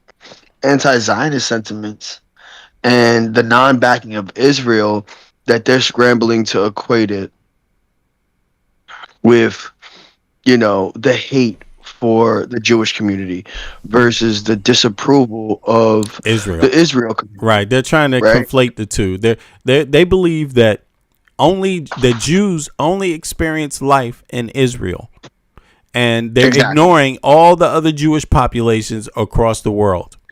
Essentially, When Israel as a nation is a relatively newer nation, right? The Yeah. existence of Israel is shortly after World War II, right? And so when we look at that, I truly do believe it is why they will continue to lose in these elections, right? Midterms and further, because they're not representing those sentiments that exist on the right. If we think there's, anti-Zionists and anti-Semitism on the left that they're claiming, they're not acknowledging their constituents on the right who do both, right? Versus the hypocrisy of them only acknowledging the disapproval of Israel. Yeah, Their for real. base does not. You get what I'm saying? Yeah, if it wasn't an issue about Israel, they wouldn't care about anti-Semitism or any other bias. And I think that's what's going to lead to their downfall and their continued downfall, because the right has overwhelming negative feelings about people of Jewish descent, and they're not expressing that when they just point out the anti-Zionism on the left, right? The right has overwhelmingly disapproval for not just Israel, Jewish people as a whole. And that's where I find it hypocritical that they're choosing to highlight the progressive movement as an anti-Judaism movement and not an anti-Zionist movement. And the reason why they're doing it is because they don't want to acknowledge that Israel has become the bully, right? Basically, Has had injustices and continues to be inhumane in its appeal to greater Israel, right? And it's because of not only just, civilian economic ties. civilian deaths, civilian infrastructure being bombed, just regular people, everyday people who aren't a part of the conflict, who aren't a part of the war, are being killed. Just because someone is, who they don't really have power over. They don't have power over Hamas. They don't have, but the average, see, this is the thing. When you don't have a state, it's not like the United States where everyone has the right to have a weapon.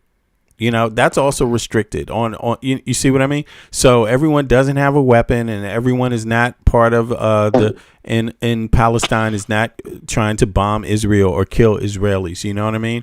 It's a conflict of basically armed groups.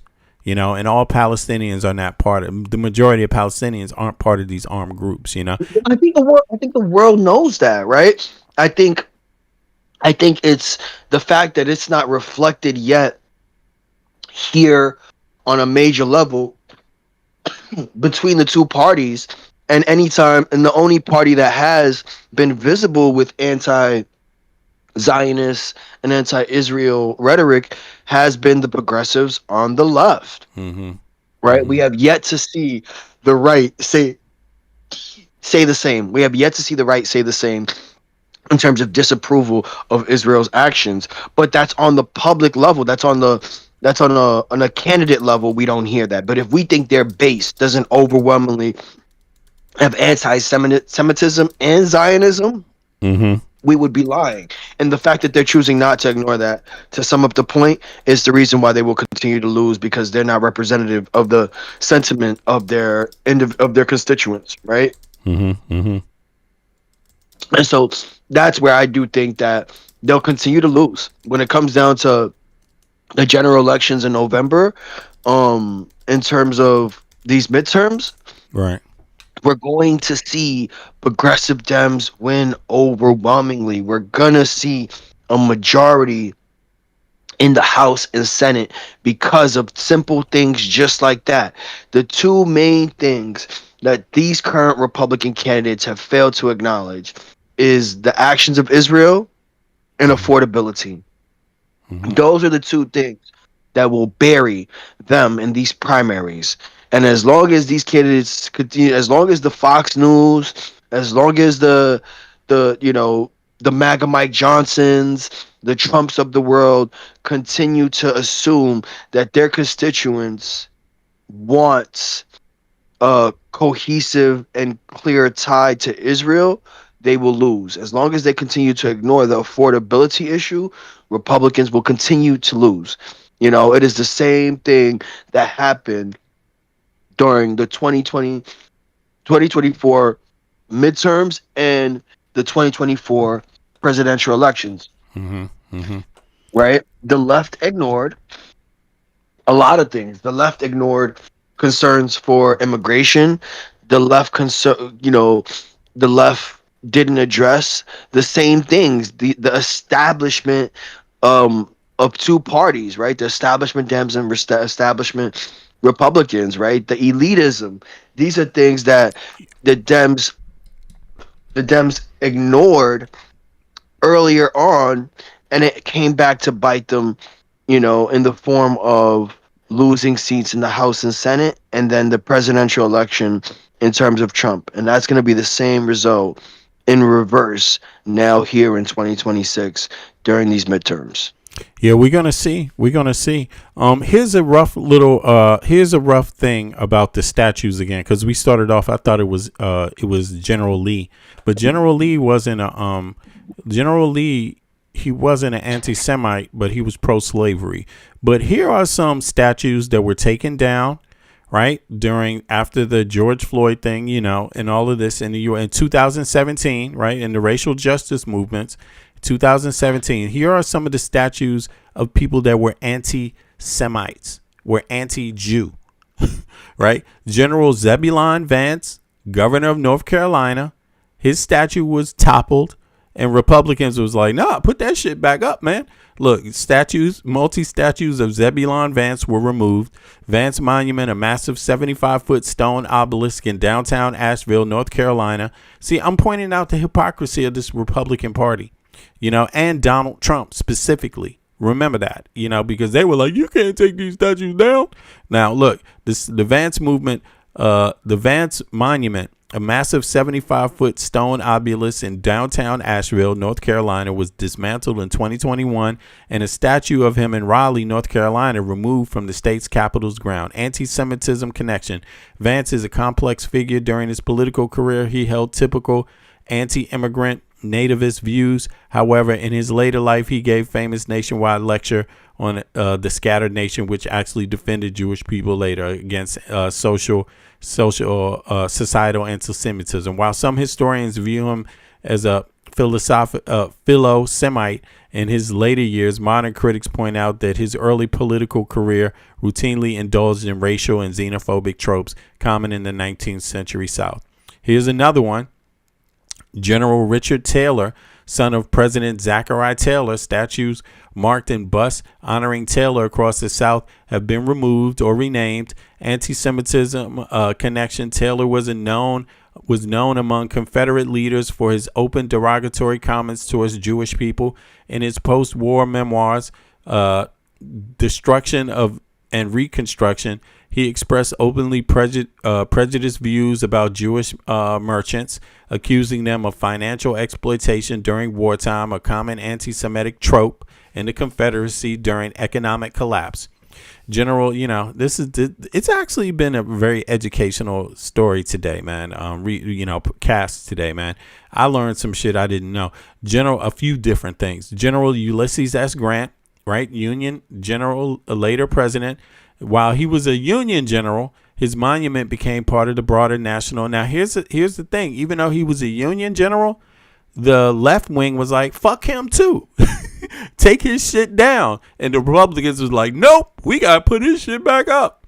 Statues. A bus grant was toppled by protesters in San Francisco Golden Gate Park in June 2020.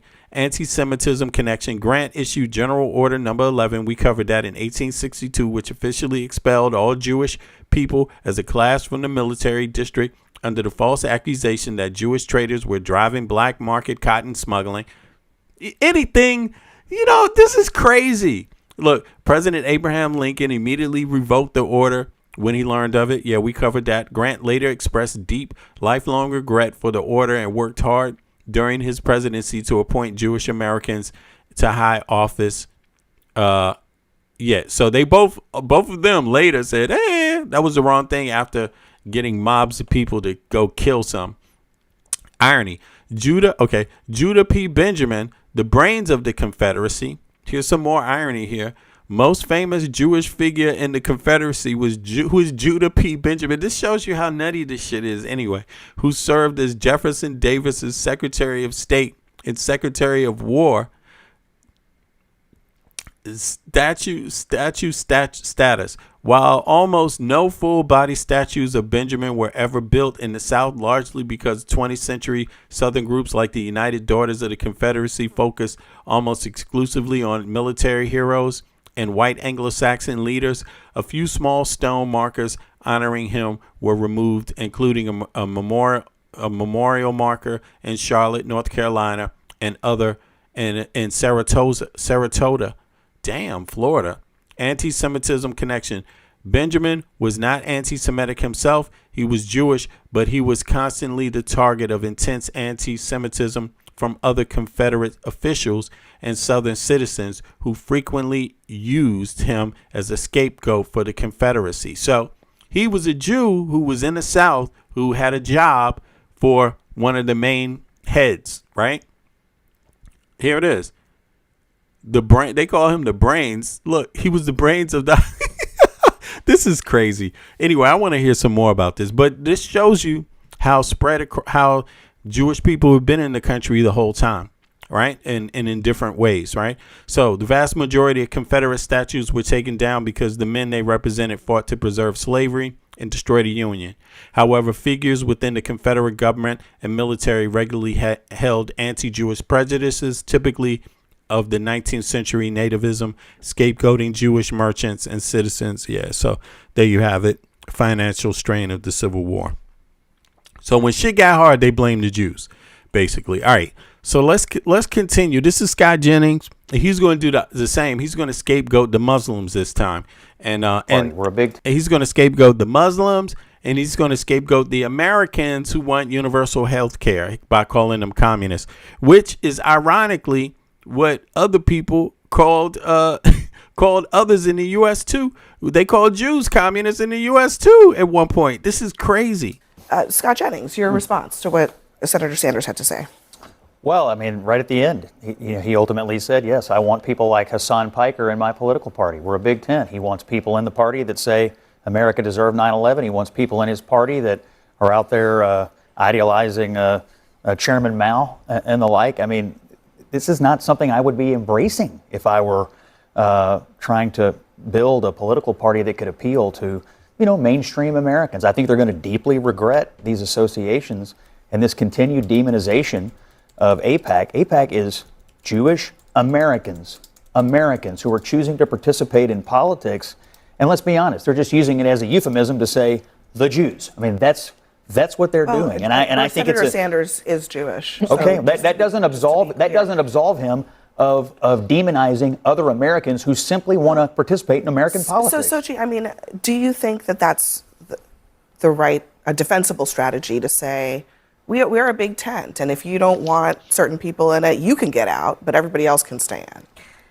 Listen, I think that ultimately the voters will decide here, and I think when it comes to I just wanted to say Hassan Piker.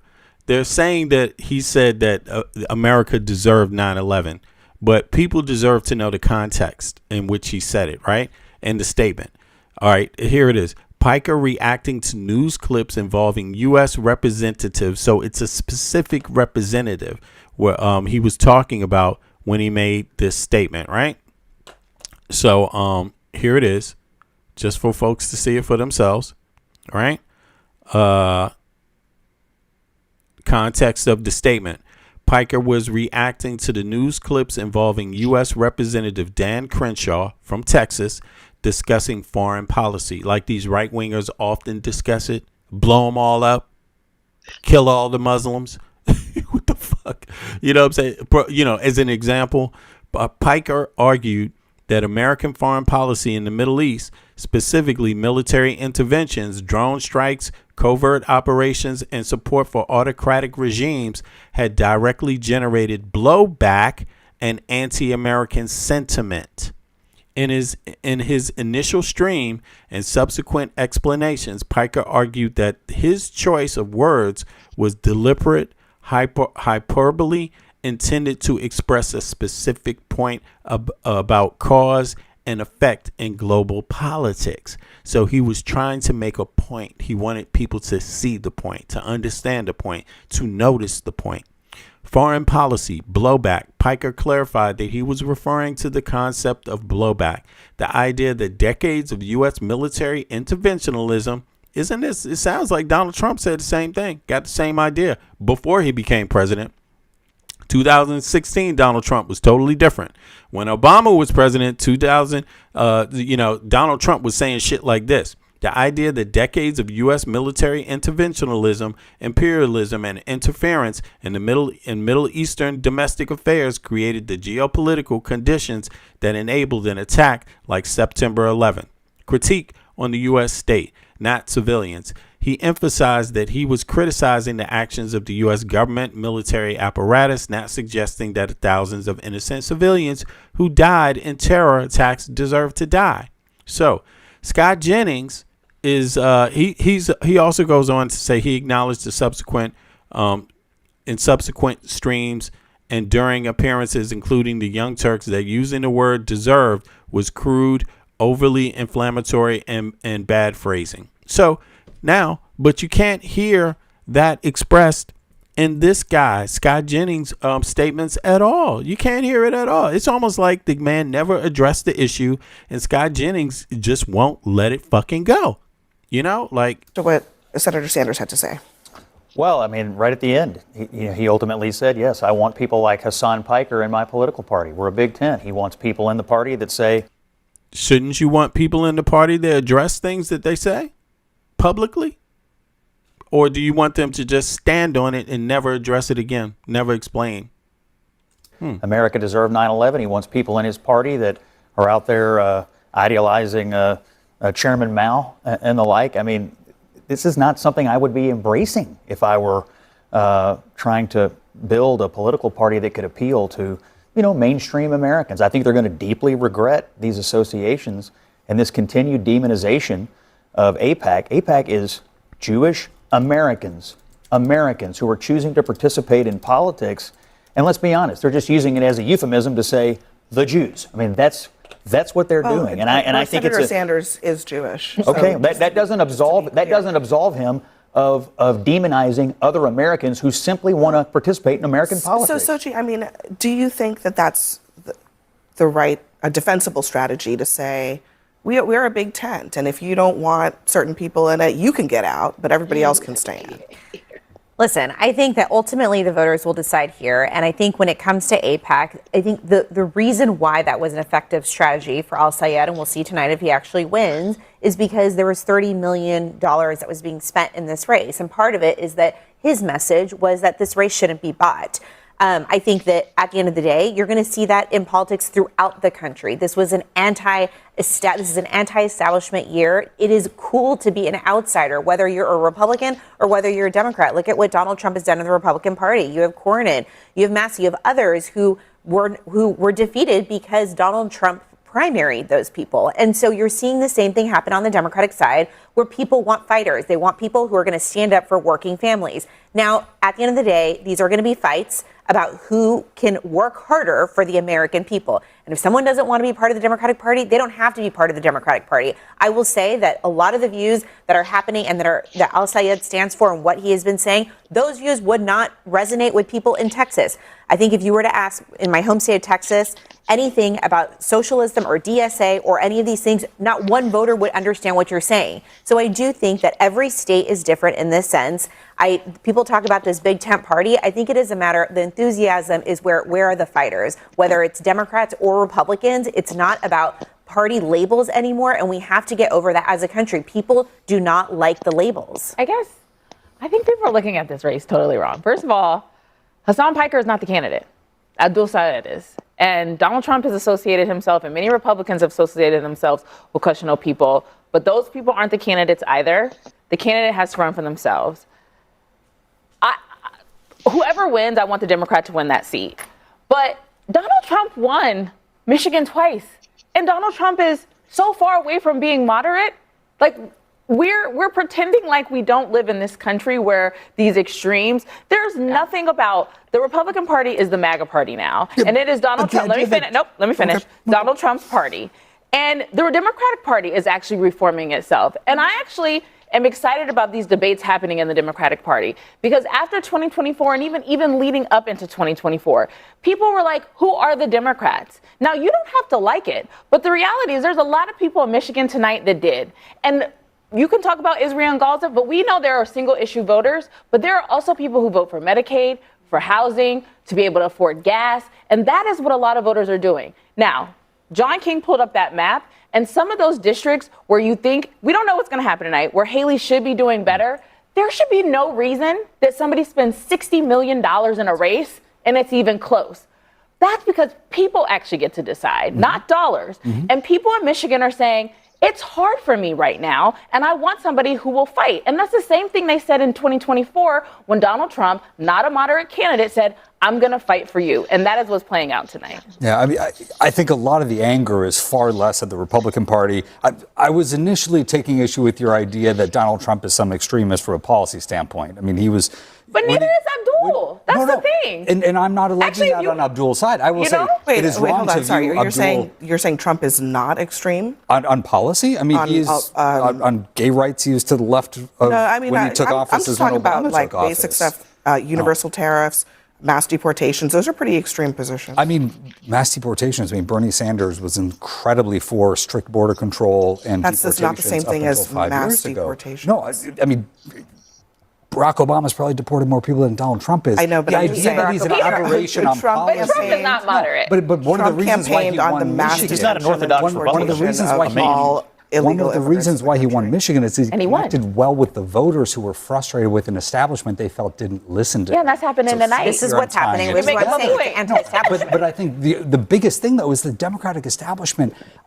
If there was any notion that they were fearsome, and they, in a lot of senses, were fearsome because there was a lot of money behind them, let's put to bed the idea that money in politics is a massively swaying force. Plenty of candidates have been outspent to an extreme degree and have won despite that because they resonate with a sense of authenticity. If you can get that message out, it works. But also the Democratic Party has about the longevity and the stayinghood of like the dodo. I mean, it's a flightless bird that can't really go anywhere. And these insurgent candidates are realizing you just got to go and grab that thing. Like, this is not a hard thing to do. Colorado 3, Diane DeGette, I mean, set aside the New York primaries as well. Like, it is astounding the degree to which I think the center is collapsing within the Democratic Party. You have no center in the Republican. There is no center at this point in either party, perhaps. We're going to continue this conversation on that point after a quick break. We'll be right back. We're still following the results in Michigan and Missouri tonight. Another primary between the progressive left and the establishment is still too early to call. Okay, so it's basically been called, but let me see. Let me just hear a little more commentary here.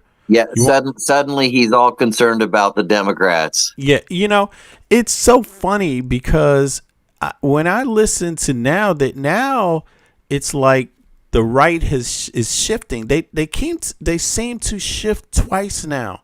Now they're reframing it as Trump wasn't extreme, right? Because they want to put the emphasis on the left Dems being extreme. But they have to make Trump look like a moderate. It's crazy. It is crazy. They don't. You know what I see? The Republican Party. As much as they talk about the Dems having a split, la la la. Even though the Dems, pretty much the only thing that the Dems differ on, left or center, is basically this thing in rhetoric. I'm talking about in rhetoric. Is this thing about foreign policy? This thing about Israel. That's where they seem to split right now. But outside of that, I'm talking about in rhetoric, not in practice, not in vote, right? But if you look at the rest of the things, Dems, even moderate Dems, wanted healthcare to be expanded, not cut back. Trump cut it back, right? So that's still pushing in a direction Republicans don't like. Republicans, they didn't like just saying you can't cut healthcare back. Fix it, but don't cut it back. Make it better. Reform it so it's not a private industry's socialism, right?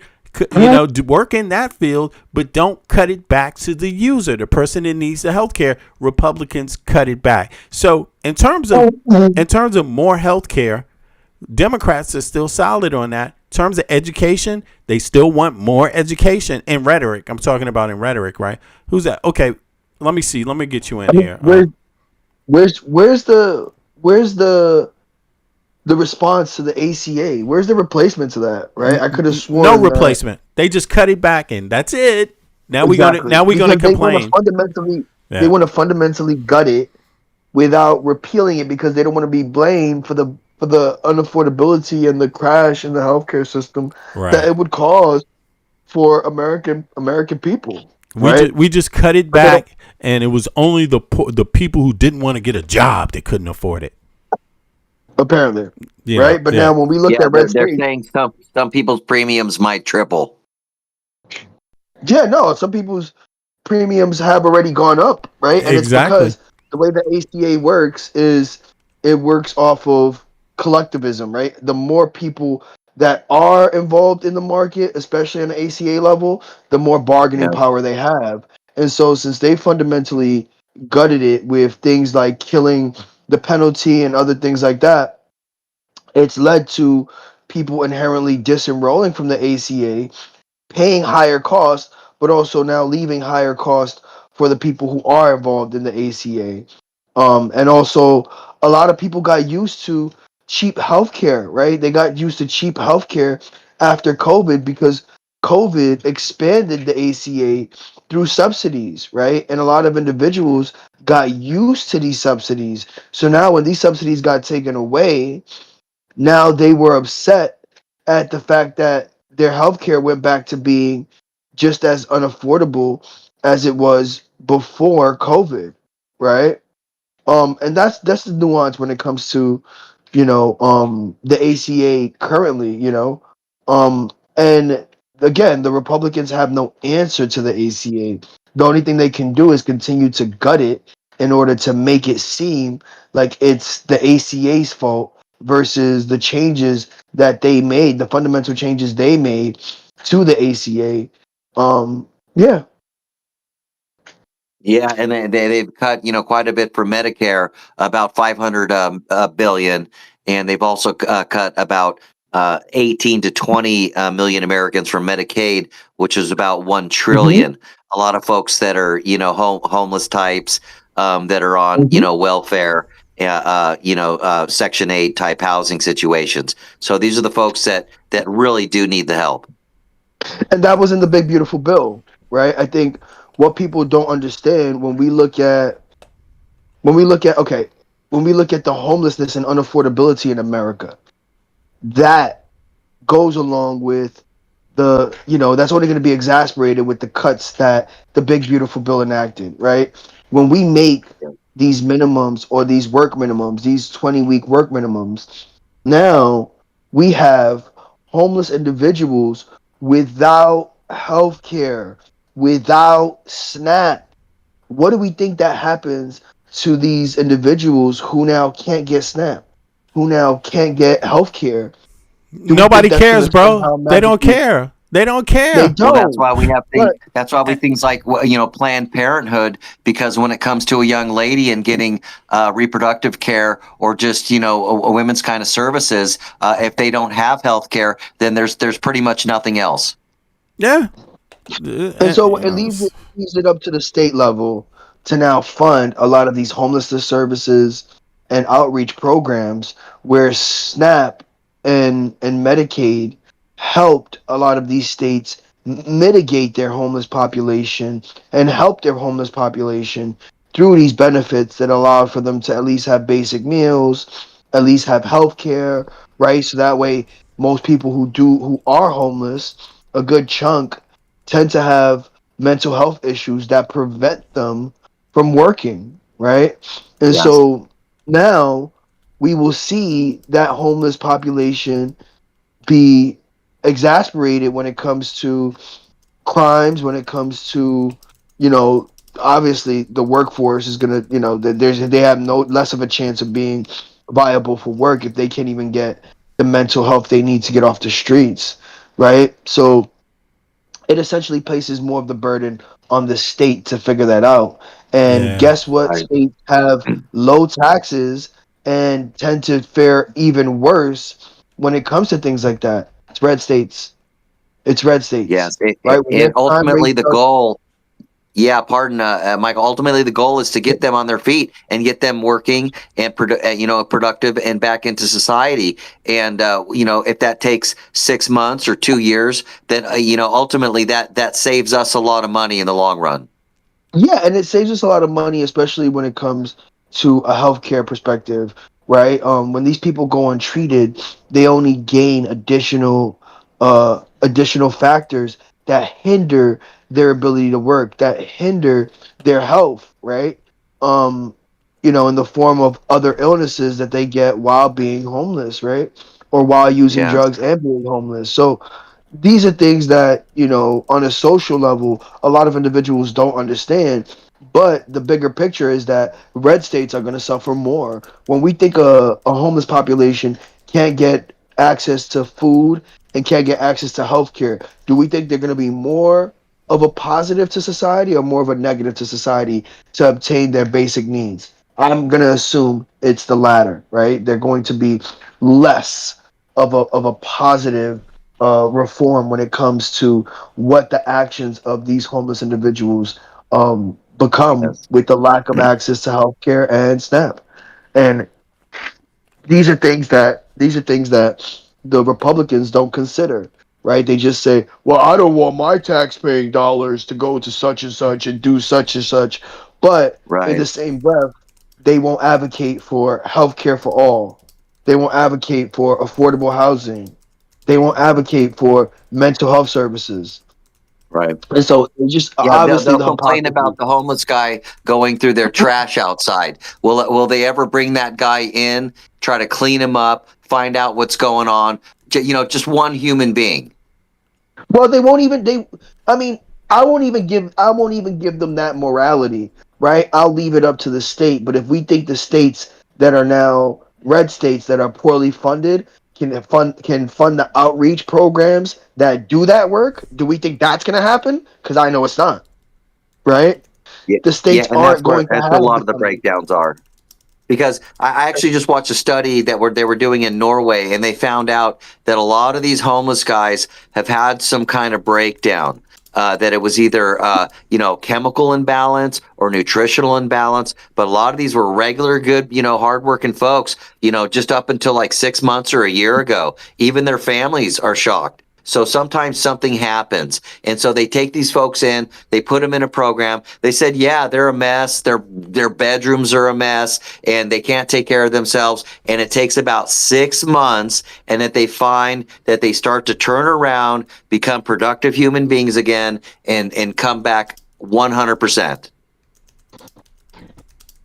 Yeah, and I do think that there's a certain turnaround point. And I do think that, obviously, to circle back to the funding, right? If it's not done on a federal level, it has to be done on a state level. And, my overall take on it is the fact that these Right. states with less taxes just aren't equipped to tackle that very issue, Hey, y'all, right? Yes, it's, Snowman. it's costly. It's expensive. We Snow, actually rehabilitate people in San Diego. They have a big program. They have little vans, driving around the streets in downtown San Diego, and Yeah, they try to work with these people, and they try to basically explain to them that that some of them want to live on the streets, and they try to express to them that's not a long term option. That you have to find another avenue, and it's California, and so it's expensive on top of that, but we have to also absorb homeless people from other red states that are failing. true. yeah, no, it leads to a migration to blue states that are better funded, right? That better funded to equip themselves with the issue of homelessness, mental health, and overall affordability, right? As affordability continues to be an issue, do we think that that's not going to correlate to a higher homeless rate?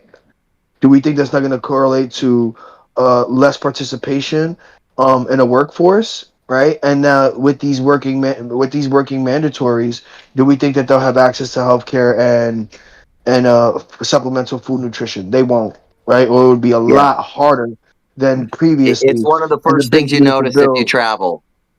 yeah, Yeah, it's big one of the beautiful first things bill. you notice if you travel is the lack of homeless people in other countries. True. Yeah. A lot of people, I'm curious. I found out the reason why I do this channel is because I found out a lot of Americans don't know much about the rest of the Western world, No, and no. very few, very far percentage wise, Americans. I don't believe we are the Westerners that travel the most. Outside of our country. I think it might be the opposite. We might be the Westerners by percentage that travel the least. So we don't, but I'm not sure about that. Don't quote me on that. But I Well, I suspect, mean, I by suspect it. default, Yeah. it's right. Yeah. I suspect Right, when that's we what look it at the is. landmass, Yeah. when we look at the landmass of America versus Europe, that is made up of multiple different countries, and how close it is to go to a neighboring country in comparison to the U.S., it's Right. it's logistically, right, and geographically accurate, right? A lot of individuals don't even leave their state, yet alone visit another state, and if not, they're going to the same neighboring countries of Mexico, Canada, and the Caribbean islands. Whereas opposed to in Europe, you have a ton of countries that are accessible and nearby in terms of travel time. And people forget how large of a country America is It's a just big by sheer country. landmass. Yeah. Just by sheer landmass, right?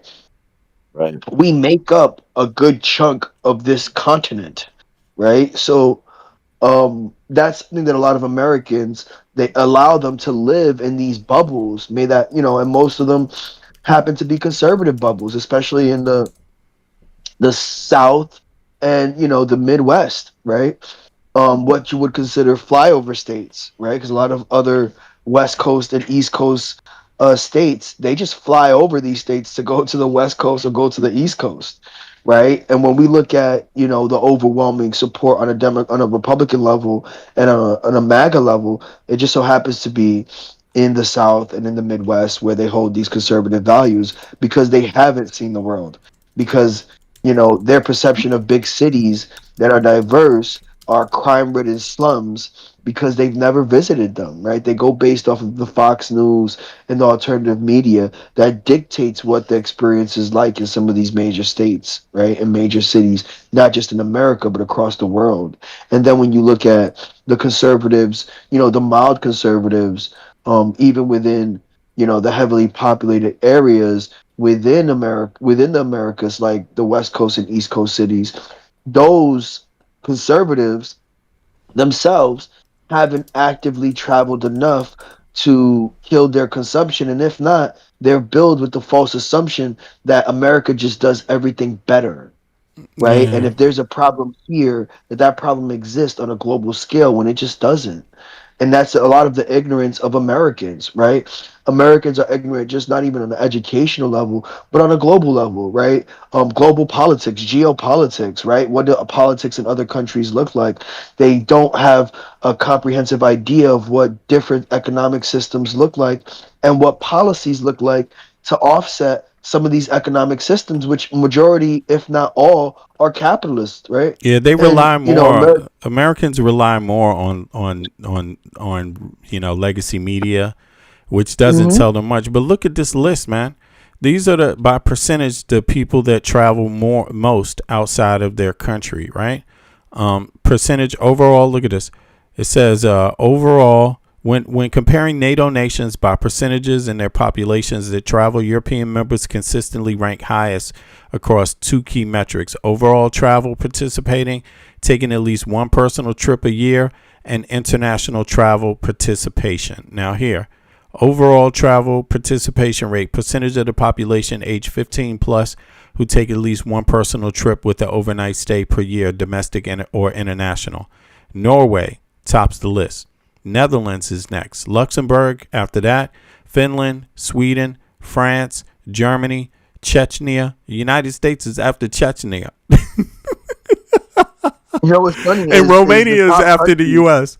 Okay. Look at it. Those top countries have what in common, V? Strong social policies, right? That offset and allow for more workers' rights, longer vacation, steadier pay in comparison to the country's inflation, right? Yeah. Those are the top things that allow for those countries to actively have Travel. They got a vacation. better travel. They got a lot of them have paid vacation. Yeah. That built in there. Yeah, remember, guys, we're arguing about getting universal health care. There's about 10 other big things, like you're saying about the paid vacation, paid maternity leave. Mom Donnie's trying to do paid child care, and then you have things like universal basic income. And to get to that point, we're definitely going to have to get the universal the universal health care settled. Yeah, exactly. Damn, and the list is still the same. International travel participation rate: Luxembourg, Ireland, Netherlands, Austria, Germany, Belgium, United Kingdom. The U.S. is behind the United Kingdom by a lot. Look at that. 55% of the United Kingdom people travel internationally. Well, United States, 20 to 25%. God damn. Well, what you have to even look at is the fact that I'm almost 1,000% sure that the people within the U.S. that do travel are almost exclusively East Coast and West Coast. Major cities like New York, San Fran, Los Angeles, right? They're not the Montanas of the world. They're not the Charlotte, North Carolinas of the world, right? They're just not. Bro. Right? When we look at America, it used to be more expensive. Look at this, man. It used to be more expensive to travel, and so people still have that perception. But the bottom line now is plane tickets are quite affordable if you do it the right way. But then if you actually get yourself over to Europe, what you'll find is that things are about half the price of the United States, and that got kind of shocking because Italy was never traditionally affordable. It was always kind of expensive. But now that that the going saying is Italy that it's half the price and twice as nice. Look at this, man. Check this out. Look at down here. Only 10% to 10 to 15% of total trips taken by Americans are to foreign countries. Around 85 to 90% remain domestic. So that's what I knew. That's what I'm saying. The landmass of the U.S. And then I'll do you one better. That 10% is almost exclusively major blue cities on both the West Coast and East Coast. I can guarantee it. it. Right. And New York, and then California. you probably have a small percentage that never travel ever.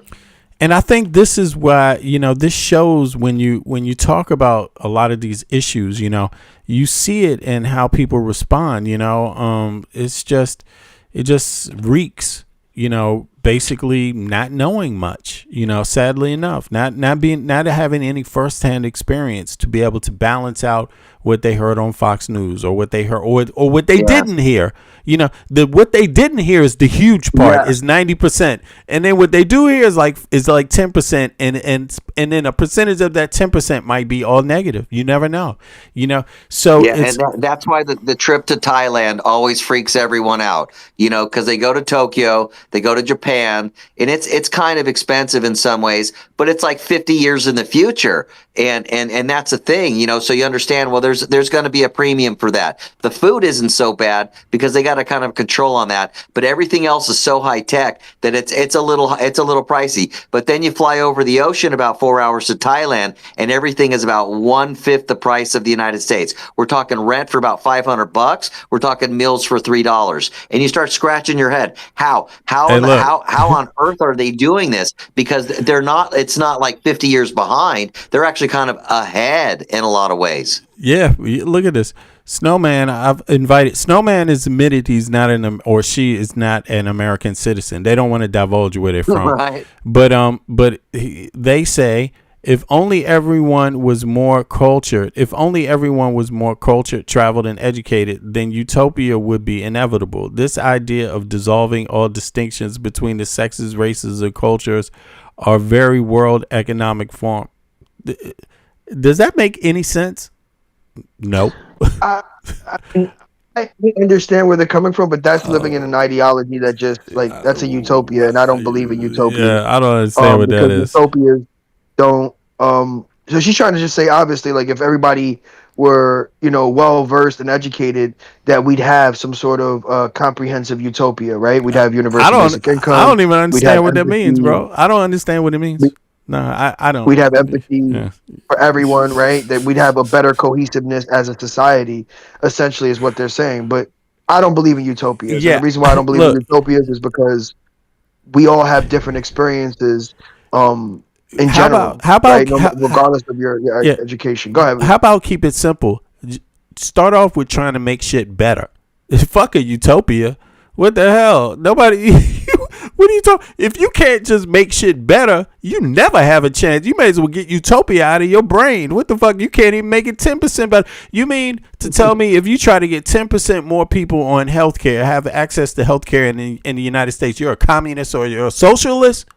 Of course, there's no utopia because you've just given up on trying to make shit a little fairer, And that's the crazy thing about it. Now, yeah, you're not an American. You admitted it. Snow. You're not an American. You also admitted you can't prove it. Everybody else can prove it. Hop up on the panel. You want me to get my passport? I could prove it. You got an idea? You could prove it. You just don't want to. That's what it is. So I don't believe you're American. I think you just, you're a troll. You know what I'm saying? You're scared to even let people hear what you sound like, but you're all in the chat for like a fucking hour. Yes, you are a troll by definition. Okay? Goddamn. Get over it.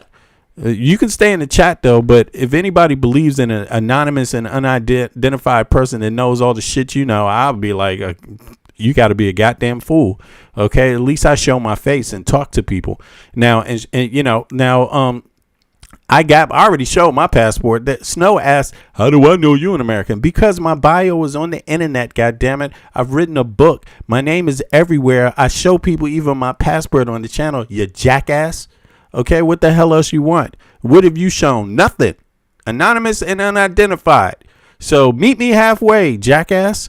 Now, yeah, hop on up. You want the link again? Here we go. Boop. I mean, Snowman's not the only one. I don't believe it too. Put a 1 in the chat if you're American. Put a 2 in the chat. Let everybody just put what country you from in the chat. It doesn't matter where you are, but don't pretend to be somebody. Snowman's pretending to be American. He's not American. That's what I'm saying. Okay, I'm from the USA, Washington. What the fuck? Washington, D.C., born in Freedman's Hospital. Okay, there it is. Born in Freedman's Hospital. There you have it. 1970. Okay, everybody, come on. It doesn't matter where you're from, but don't fake. See, that's what we talking about. Everybody could be a part of the conversation, but you're not building nothing if you're faking about who you are. What the hell, Christian? I see you. You know what I'm saying? If you don't if you think Kamala's a communist, then at least hop on up and let's find out who you are. Are you a communist? How do I know you're not on welfare?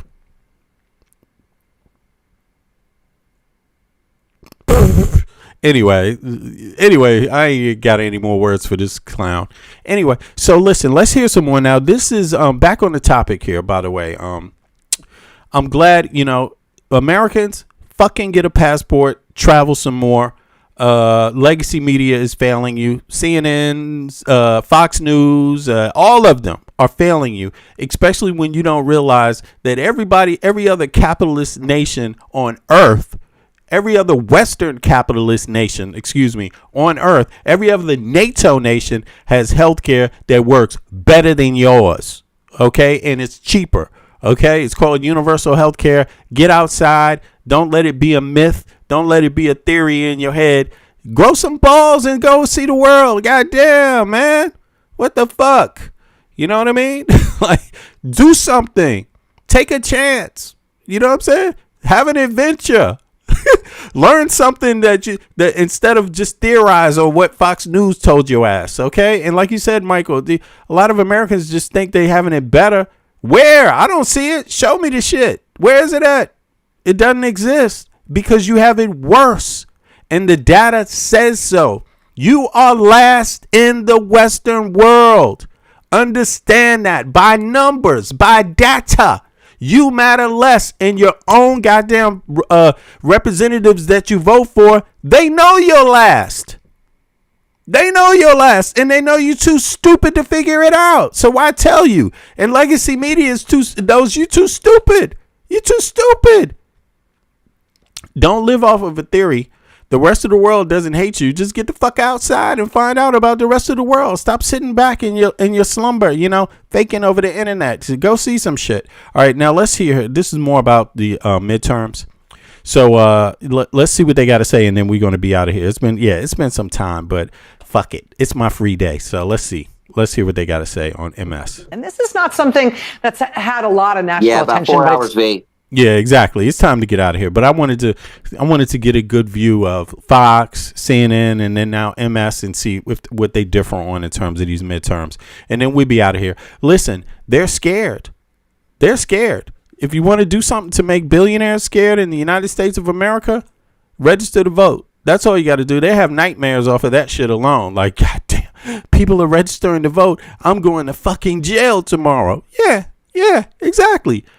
I am your retribution. If you hate Trump, I am your retribution. I want you to go out there, register to vote. If you were a drug dealer and now you can vote, and your state doesn't stop you from voting, go out there and register to vote and vote against Trump's ass and anybody that supported him.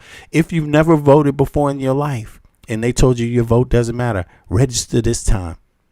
If you're tired of your representatives treating you last in the West, because you are, trust me, I'm an American citizen, born and raised in Washington, D.C. Family goes back on both sides to the colonial period. Born in Washington, D.C., Freedmen's Hospital. But as a grown-ass man, I live in a great country called Denmark. Everybody has health care here. Okay? Europeans, on average, compared to Americans, on average, after they pay their expenses, their housing, their food, their transport, their clothing, their water bill, their electric bill, their cell phone bill, all that shit. After they pay their expenses and pay their taxes, on average, they keep $1,000 of their own money, more than Americans do.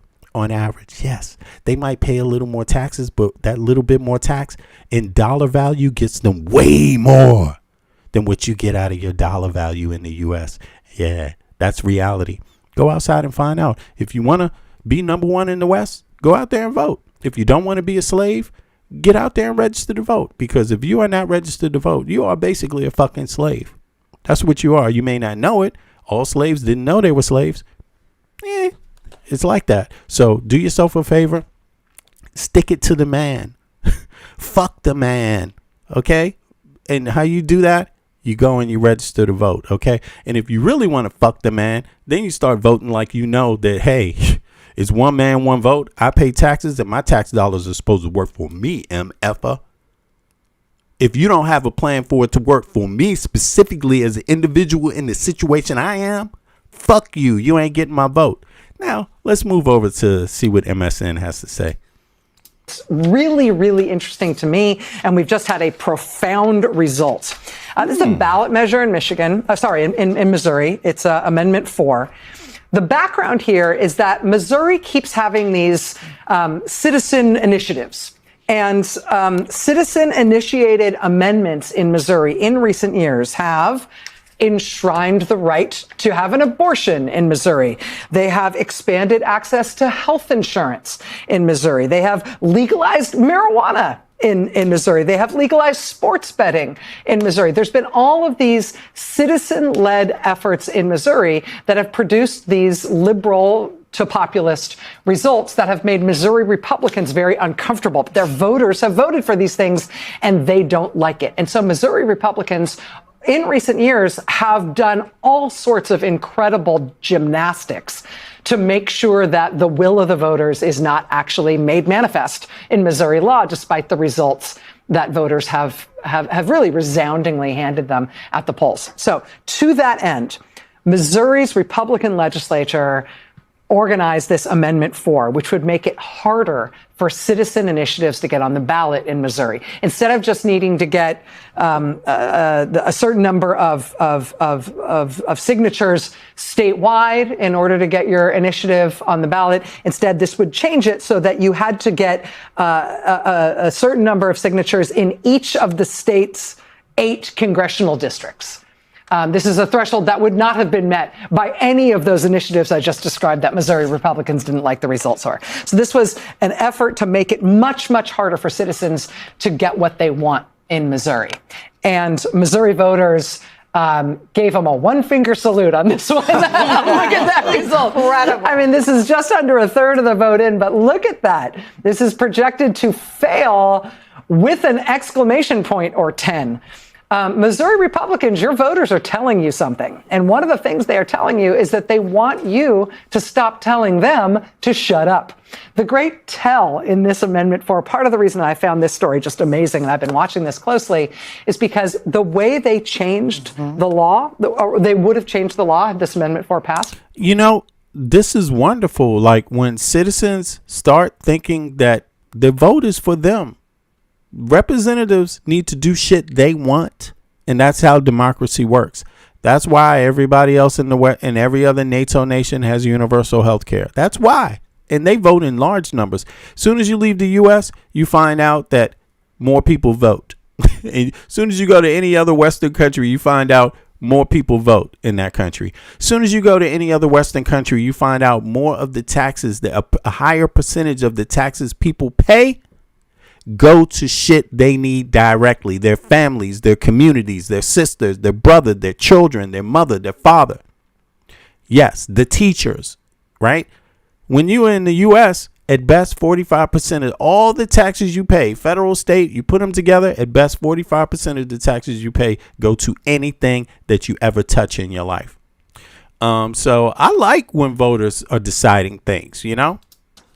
Would have said that you needed this new threshold in all 8 congressional districts to get an initiative on the ballot if you're a regular person, if you're a regular citizen who wanted it on the ballot. But if the legislature wanted to put something on the ballot, they'd still use the old easy standard. Mm-hmm. They were making literally 2 different standards, one for themselves and one for the rest of the people in the state. And that is just, I mean, we think of Missouri as a red state and they elect a lot of Republicans, but the people of Missouri just told them absolutely no on this tonight. I have been, first of all, Rachel, love, okay? I have been following this. Eugene and I, we're talking about it on our podcast tomorrow. Actually, we're going to record. I mean, listen, if you go by what Republicans say, if you go by what MAGA says, their definition of socialism, if you go by what they say, first of all, every NATO nation is capitalistic. Every NATO nation is a capitalistic nation. Denmark is a capitalistic nation. Denmark is in many ways more capitalistic than the United States of America. But if you go by what MAGA people say, they will say every other Western nation, every other NATO nation must be socialist because they have universal health care. That's what they would say. But the truth is that they're not. They're capitalist nations. Folks need to get into the math and look at the detail before they will figure out how they're being lied to. That's all. it's sad, but it'll be out Americans accept being lied to. On Thursday. But it's so crazy because in the last election, the Missouri voters, they were the first state, I believe, in the last presidential election to overturn a near total abortion ban in the state. Even though they sent a Republican governor, a Republican Secretary of State, a Republican Attorney General back to work in the state. The Republican Attorney General, by the way, which has since left and now is at the Justice Department as the FBI's number 2. Stay tuned, folks. The voters are paying attention. And so that's why I'm like, when people sit around, people come on all our shows and they're like, oh, I wish the voters would. When are the voters gonna get it together? The voters have it together. Yeah. They're actually paying attention to this. And I do think abortion is still one of those animating issues, even though it's not on the front pages of the newspapers. It's not necessarily something we're talking about on television.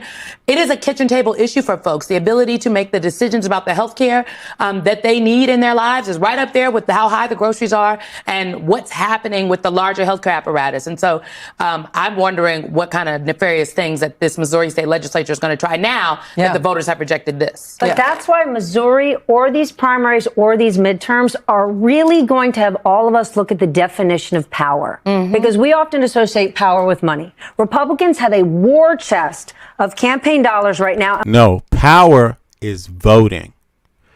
Americans have a poor record of voting. But you could be a billionaire, but in the United States of America, you only have one vote. So if Americans go out and vote, they will see reform. They will see the kind of change they want in their country. But way too many Americans do not vote. The last U.S. presidential election, 90 million Americans did not vote. 90 million. That's the highest in the Western world. So power in a democracy is voting. Power in a Western democracy is in your vote. Almost exclusively. That is how the law is made. How the tax money is spent is dictated through the vote. Vote for representatives that want your taxes to serve you. That's all you got to do. By the way, it's only getting bigger tomorrow because wealthy Americans have become extraordinarily wealthier in the last 2 years, as has corporate America, because of deregulation, because of tax policy. Look no further than the markets, which are soaring. And we normally say, well, that's what power is. But now look at the reverse. Look what the voters in Missouri are saying. Look at the thousands of people who don't have political affiliations that showed up at No Kings rallies, who are watching what's happening with the corruption and the grift, and they're saying, this isn't working for me. Yeah. So while some are saying, well, Democrats, they just don't have the money, the enthusiasm that the American voters are having, many who aren't Democrats, who are just saying, this system doesn't work for me, they're showing up and they're voting in droves. And that's where we're watching this shift of what does power mean in this country. Donald Trump would like to tell you that power just means infinite wealth. The American voter might be telling you something very different. Yeah. And it's interesting, I think, both to have Ali confirm for us the big turnout. Power is in your vote. If you get people to vote, that's where the power is in the United States of America. The less people vote, the less power your vote has. That's how it works. The less people vote, the more power the people with the money have. You are now multiplying how much power the people with the money have over you. That's how it works. Numbers in Michigan is a very constructive sign for Michigan. It doesn't tell you who's going to win, but it tells you that people are using the democratic system that they have in order to try to effectuate the outcomes they want for their lives. And in Missouri, this is the people jealously guarding their own power, jealously guarding their own role as citizens to determine what's in their state constitution and what policies they have to live under. I mean, it's abortion rights. It's also access to health insurance. Every time people can get access to health insurance on the ballot, people in the reddest states in the country vote for it, while Republicans in power do everything they can to deny people access to health insurance. And that, the ability of people to have their voice in that is something, to your point, Simone, that people understand.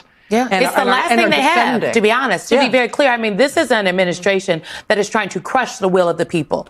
Everything that we've seen this administration do since Donald Trump came back to power, they are trying to demonstrate that the Trump administration is that we get to tell you what you're able to do. That's why the criminalization of this ordinary activity, whether it's the reflecting pool or the sandwich man or, public servants like Tish James or James Comey.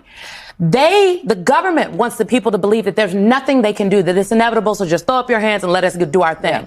But the people are pushing back, and that matters. And so, look, I don't know what's going to happen in Michigan tonight. Well, I have an idea.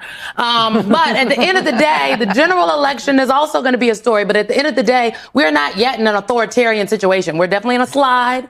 Okay, I'm definitely concerned. I'm looking over the corners. But the people still have the power in America. And what I'm seeing across the country and hearing from folks is that they're willing to use that power by any means necessary. All right, now here, put a 1 in the chat if you believe in the United States of America, the people have the power. Put a 1 in the chat. Put a 2 in the chat if you think in the United States of America, the people do not have the power.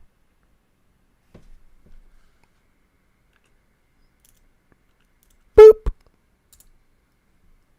Put a 1 in the chat if you think in the United States of America, the people have the power. That is in your vote, in voting. Put a 2 in the chat if you think the people do not have the power when they vote. I'm just curious, Also you, Snow. Also you. You're not any better than anybody else. I need a 1 or a 2 from you. Yeah, let's see here. We're all equals, so you got to participate. Act like you're equal at least, or because you ain't better. That's for damn sure. So again, put a 1 in the chat if you think the power in the United States lies in the people voting. Put a 2 in the chat if you don't think.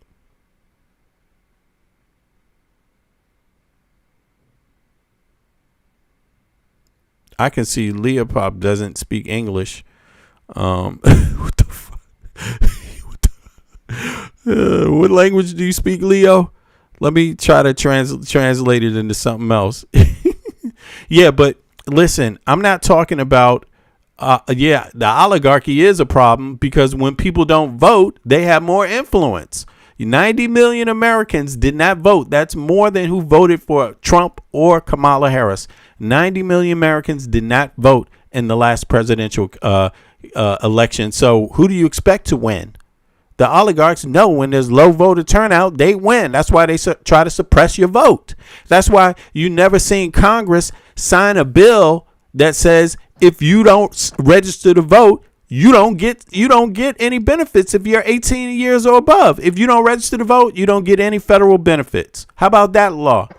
Even something as simple as a fine, right? I mean, look at what it did to the ACA, right? When we imposed fines, people got insured, right, to avoid that fine. So I think even when it comes to voting, right, and I think if I'm not mistaken, they have certain countries that do give, fines for not voting, right, to enforce that civic duty of yours to vote, right? And I think when we have, when we look at the data and we have more voters who are voting overall en masse, that will always lead to a more progressive candidate. And the reason why is because when we look at red states, those major cities in red states, you know what they are?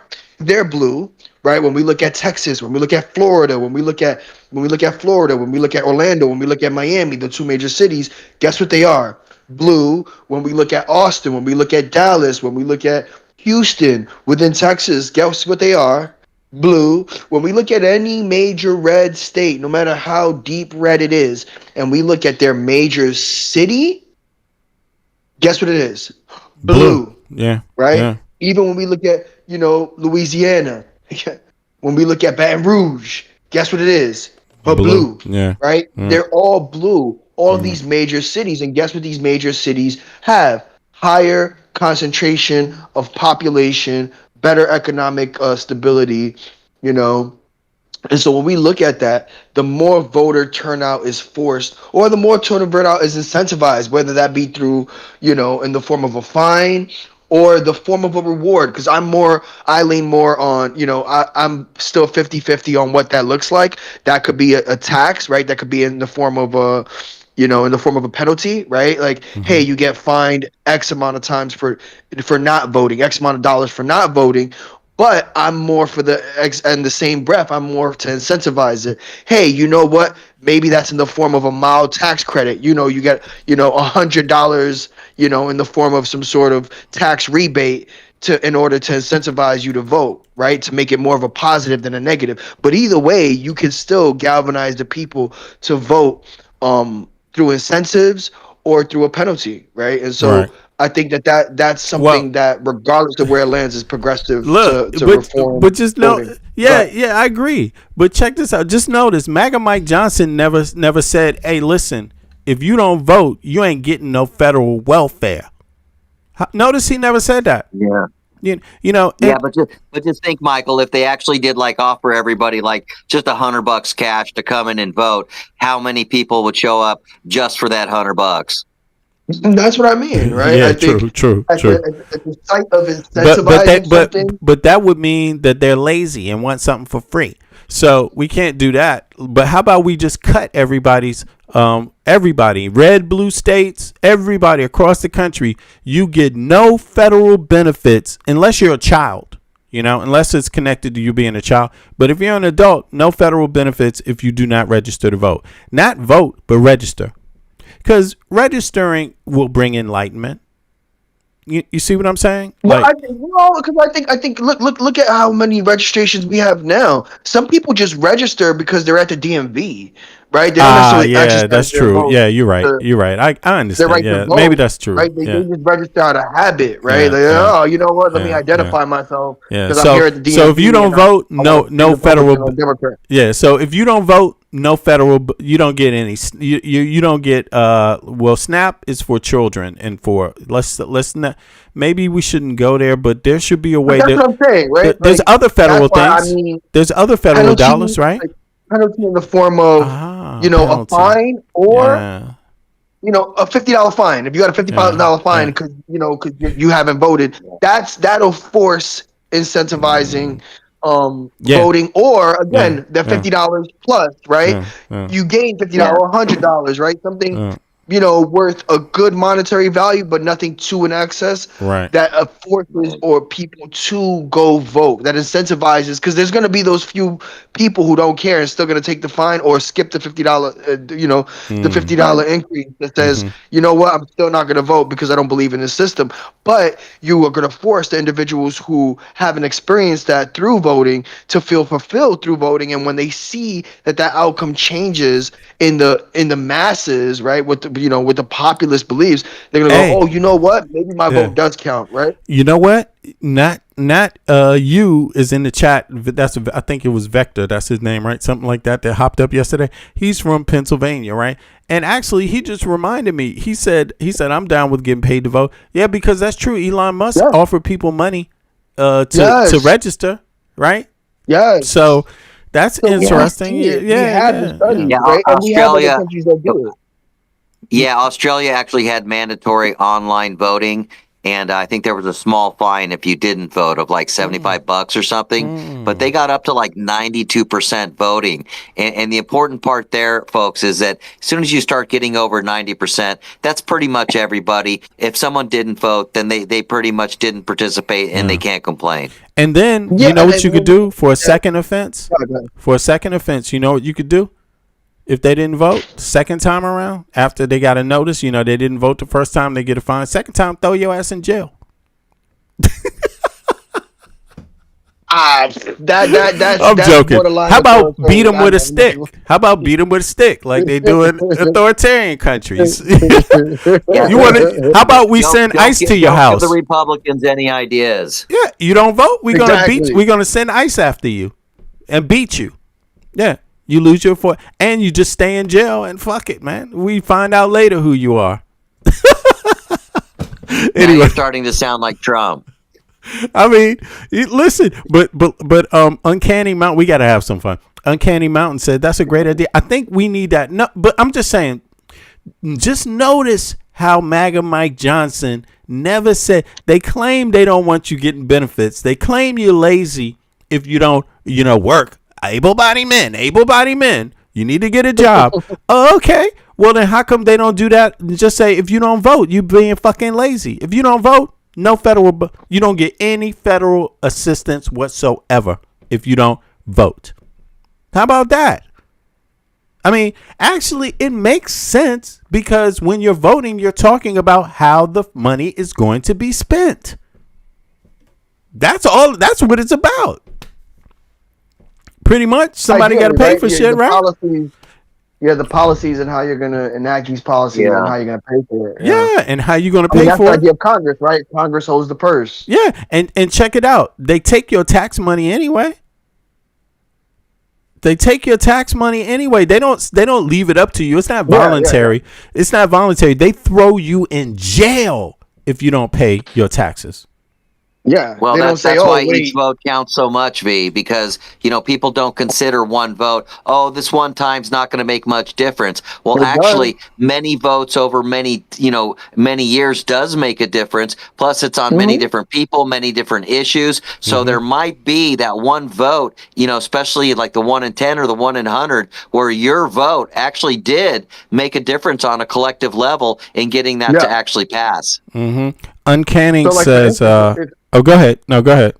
No. For instance, if you go 4 years without voting, you miss 2 midterms and a presidential election that you didn't vote for, right? Yeah. And that could be the difference in a majority of Democrats or Republicans, may it be whoever, and also the difference in the presidential election in combination, right?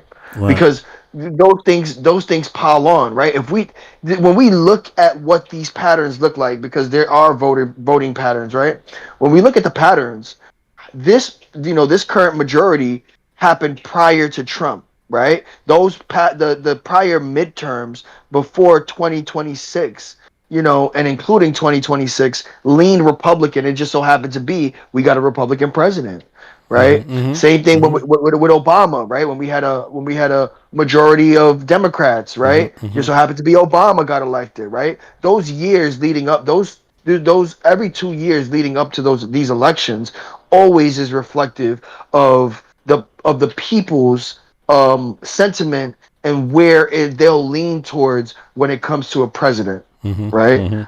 Very few times, unless it's a president does overwhelmingly bad, that their second term usually is reflected in a change of Senate, House and Senate, and now you have a Republican who essentially becomes null and void, right? Because nothing that they want to pass can get passed through on a Congress and a House level, right? And that's where Trump is getting threatened at, right? It just so happens to be this is his second term, right? He's losing popularity, right? That's going to be reflected and is currently being reflected during these current these primaries in the midterms, and then it's going to be solidified in the general elections, in November to change what that looks like in the House and Senate. And now you'll start seeing the forced change when it comes to who they're going to run for president. And I think that's exactly what they're waiting for when it comes to, nominating someone and backing them completely. I think that's why both parties have held on to it, because they have refused to back someone because they're waiting to see what these midterms look like. Yeah, but go ahead, they are. All right, let's hear some more. Let's see. This is I like the point that they just made on MSN. I think that might, to be honest with you, I think what I heard in this small segment about the power of a vote and how voters are using it, how they're coming out and using it, and it's not about Republican or Democrat, it's about policies. This is in Missouri. This Amendment 4, they rejected it, right? Voters said no, right? And you want to say something about that amendment? Well, I don't know how much you know about it, but in any case, I like that, and I like the fact that they use the word power with the vote. You're using your power. That's the only. That's pretty. I like that. So let me just hear the rest of this. So let's hear this out. Well, understand the assignment. That 80% vote in Missouri, that's a Republican vote. Okay, and that's Republican voters saying to Republican office holders in Missouri, we're willing to vote for you because of the lower tax thing, but we think a lot of your stuff is very extreme. including the abortion position. It's very extreme. So what those voters have been doing is editing Republican governance in their state, that's a great way to put which allows the Republicans to retain those positions. If you shut them out and you do not allow those voters to edit your extremism, they might then have to just turn on you. So Republicans in the state, the professional Republicans who fought against this, maybe the best possible thing for their futures was losing this one. Yeah, take the hint. Yeah. In other words, let them the edit loss. your craziness. All right, y'all. Well, I appreciate everybody for coming out. That was pretty interesting seeing that last segment there. I think that for me, that was the most revealing segment out of them all. Well, they were all revealing. You know. 5 hours, big. Yeah. Fox News scared me. I just saw the bigotry. I saw, in my mind, anti-black bigotry be exhibited on the Fox News clip. And it shocked me because, if you ask me, it came from a black woman on Fox. Like, she asked everybody what their opinion was, and she went around the room and they talked and listened, and she listened. And then when it came to the one black person that was there on the panel, it was a man. He started speaking and she shut his ass off and started talking over him and explained to him, well, this happened because of this. And he didn't even finish his statement, you know. And I just found out, like, damn, that is some arrogance. You know, if you get me up there, I'm gonna and you try to do that to me, specifically knowing that some people think that's okay to do, I'm not gonna let her do. I'm gonna say, whoa, no. Listen to my concept like you listen to everybody else. You're not gonna treat me unfairly. You're gonna treat me exactly how you treated everybody else. You're gonna listen to me, use as much time as everyone else did, and you're not gonna cut off my point. You're going to let me make my point, and then you're going to be free to comment. That's what I would do, because you can't let these people push you around. Then they just use you. Then they just use your body and your face and shit and reject anything you have to say. And I'm like, I'm not with all of that shit, man. You know, the dude came a long way, traveled down there. I'll be damned if I'm going to travel, sit up there waiting in a fucking line to be on Fox News and then be rudely cut off. Nah, not me. In any case, it was interesting just to find out what happened with these election results. Apparently, Saeed won in Michigan. We went through the demographics for those of you that are coming through late. You should go back, rewatch the stream. Also, leave a comment in the stream once you learn what it's about. Right? Let me know how you feel about the stream. But we went through the demographics of who actually voted. What ethnicities voted for Saeed? Which ones didn't? Which age groups voted for Saeed? Which ones voted for Stevens? Which, the dynamics, who invested in what candidate more than others? We went through that whole thing. One candidate got 70. The loser got 70 million. The winner got 14 million. So just a person that is for the underdog, you got to celebrate that. Yeah. Way to go, Saeed, man. You stuck it to the man, bro. I like that. Regardless of whatever your religion is, I don't really care. Regardless of your ethnicity, I like it. He stuck it to the man. It's a huge win, V. He was a long shot. He originally was like in 7th place, something like that. Yeah. So for him to pull this out is a big deal. That is a big deal for anybody that's ever been told that it's too big. You can't do it. They'll never change. Your efforts won't matter at all. Yo, dude, the people of that state of Michigan stood up. You know, I'm mildly impressed. I do think that obviously it's more of a rhetoric of that's interesting, bro. Go ahead. Times. Okay. Yeah, no. I'm just, when I see it on a local level in a swing state, then yes. When I see it in the form of a Mamdani in a swing state, I'll be a believer, right? It'll be less trendy for me because it was a primary. Right now, it was a primary. So exactly. Right. If he wins the main, then we can all start, tickling each other. Not even that. If he wins the general, right, the general election, and wins that seat, but that now reflects in a local position now being more progressive and getting that elected, then I'm more of a believer, right? Like if tomorrow Michigan enacts a progressive mayor,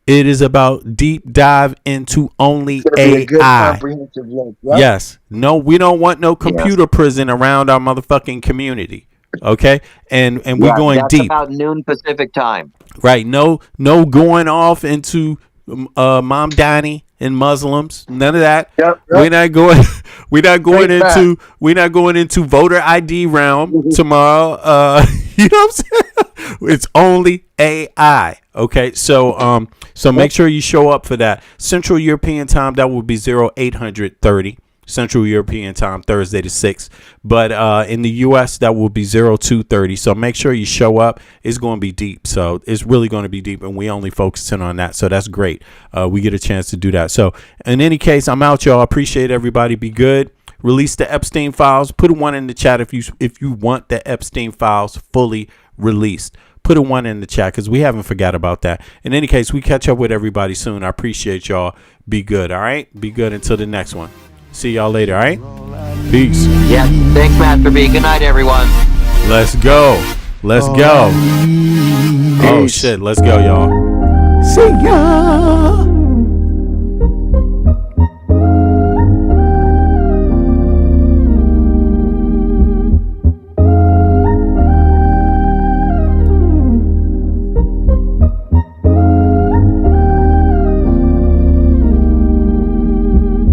I know how to see a whack MC when he bustin', but I just back away real cool, no fussin'. I'd rather go kicking in the streets with the bums and use the knowledge to collect what? Some funds. Open a non-profit and build a damn school. And this is the story of how a great king rules. There's many that claim to know the local demographic, but don't have the nerve to tell you the truth. It's tragic, but I do, so sit back and let me spit this shit to you. You feel better when I spit this shit to you, despite the system trying to clamp down on the people. People will learn how to stand up to evil. Not evil that's across the globe, that's too far, but evil that lies in their own backyard. And fighting, it's not an option, they can't win. The government, it's not supposed to represent sin, but then again they do, and that's a problem. So let's go down and figure out how to solve them. It's not fun being a rapper that can't speak, but we do, yes, and plus we make fat beats. Yo, we smoke weed, break up trees. Listen, bringing fat beats, that is our mission. You wanted to see us, homeboy, shut up and listen. Thelonious and Big Bennett, brother, check the vision. Mentalities of different realities. Enter the Star Trek room when you hear the boom. I be the Walkman with the super bass. Automatic stop, yes, stereo cassette player. With the delayer, freaky lyrical sprayer. Extraterrestrial rhyme sayer. I be the poetical VIC/master of the ceremony. Testimony, won't you come step with me? I'm on a historical journey, kinda like Sigourney. Implore me to represent the attorney that represents my niggas. Go figure, it's the card. They call me Uncle Bigger. Niggas love your blunts, down your liquors. I be the parallel to the fiction. You're fixated on this brother's nature.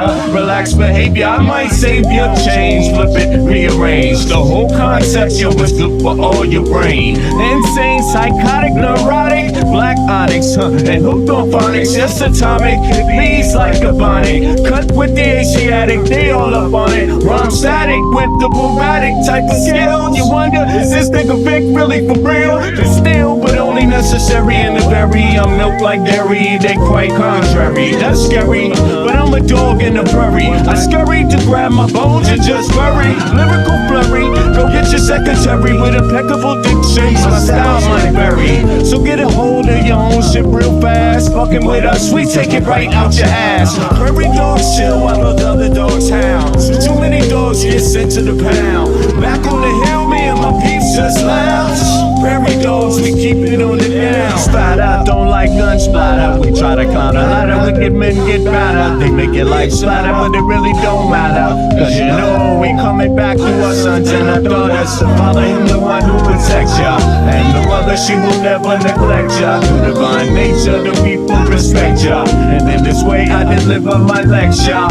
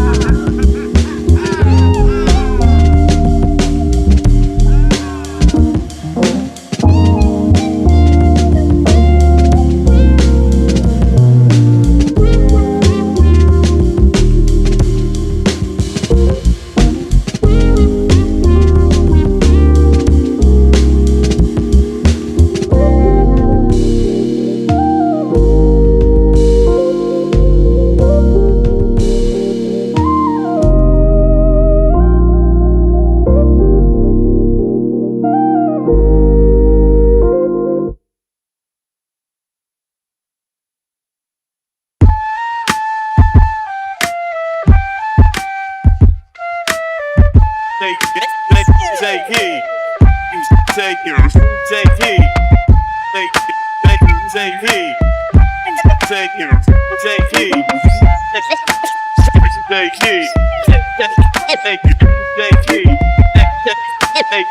Take heed.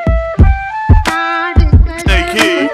I traveled the globe just to gain perspective. The theory of relativity applied. Of course, it took a while to decide how I should proceed, but even my life is truly based upon need. So I move forward with more deliberate speed. Smash corny motherfuckers that stuck on greed. My seed is worth more than $1 million in future stock. The goal is to break the safe, the padlock. Mad cats can't stop it, need a rocket. Your style is boring and cold, mine is tropic.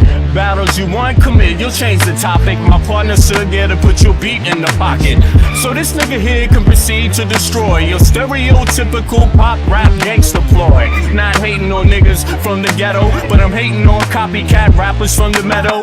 They procreate bullshit without paying a price. That's like talking about CeeLo with no dice. I drink milk, but that's about it. I won't compare dairy MCs to dope shit. I want you full undivided in this here place. We think to entertain and to educate your bum ass niggas and your non-believers. You know we change your membrane every time you see us. The odds can't stand the way we make away ease. The way we get love from the finest ladies. Oh my son, oh here comes another one. About to take it to the place that lies under the sun. Style witty, come from Chocolate City. Today I'm on the march with I invited $1 million from the Million Man March to stomp on fake gangster rappers so they don't need starch. For the funeral suits, we shine boots and make the radio station only play the roots. Then make the television station play Alex Haley Roots and remind these motherfuckers of what? Their roots. Oops, you can't say that, bitch, it's a slap. The new world order is even under attack. You can't fight the power eating a Big Mac. Let me explain, the hamburger minerals lack style, originality, finesse, tactic, energy, maintain creatively.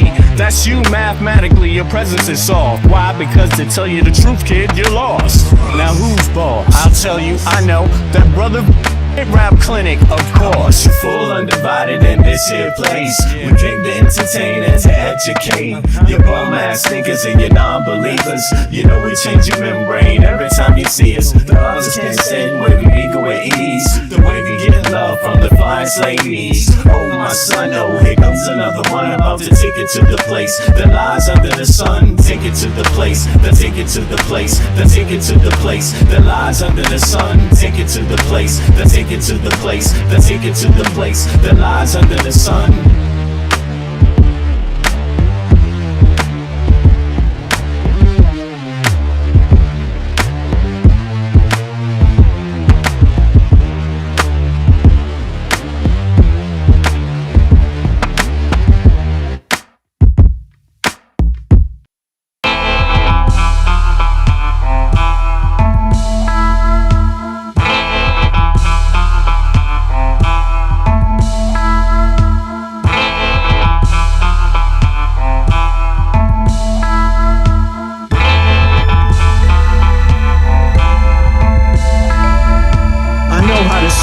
MC when he mustn't, but I just back away real cool, no fussing. I'd rather go kicking in the streets with the bums and use the knowledge to collect what? Some funds, open a non-profit and build a damn school. And this is the story of how a great king rules. There's many that claim to know the local demographic, but don't have the nerve to tell you the truth. It's tragic, but I do, so sit back and let me spit this shit to you. You feel better when I spit this shit to you. Despite the system trying to clamp down on the people will learn how to stand up to evil. Not evil that's across the globe, that's too far. But evil lies in their own backyard. And fighting, it's not an option, they can't win. The government, it's not supposed to represent sin, but then again they do, and that's a problem. So let's go down and figure out how to solve them. It's not fun being a rapper that can't speak, but we do, yes, and plus we make fat beats. Yo, we smoke weed, break up trees. Listen, bringing fat beats, that is our mission. You wanted to see us, homeboy, shut up and listen. The lonely It's a big Bennett, brother, check the vision.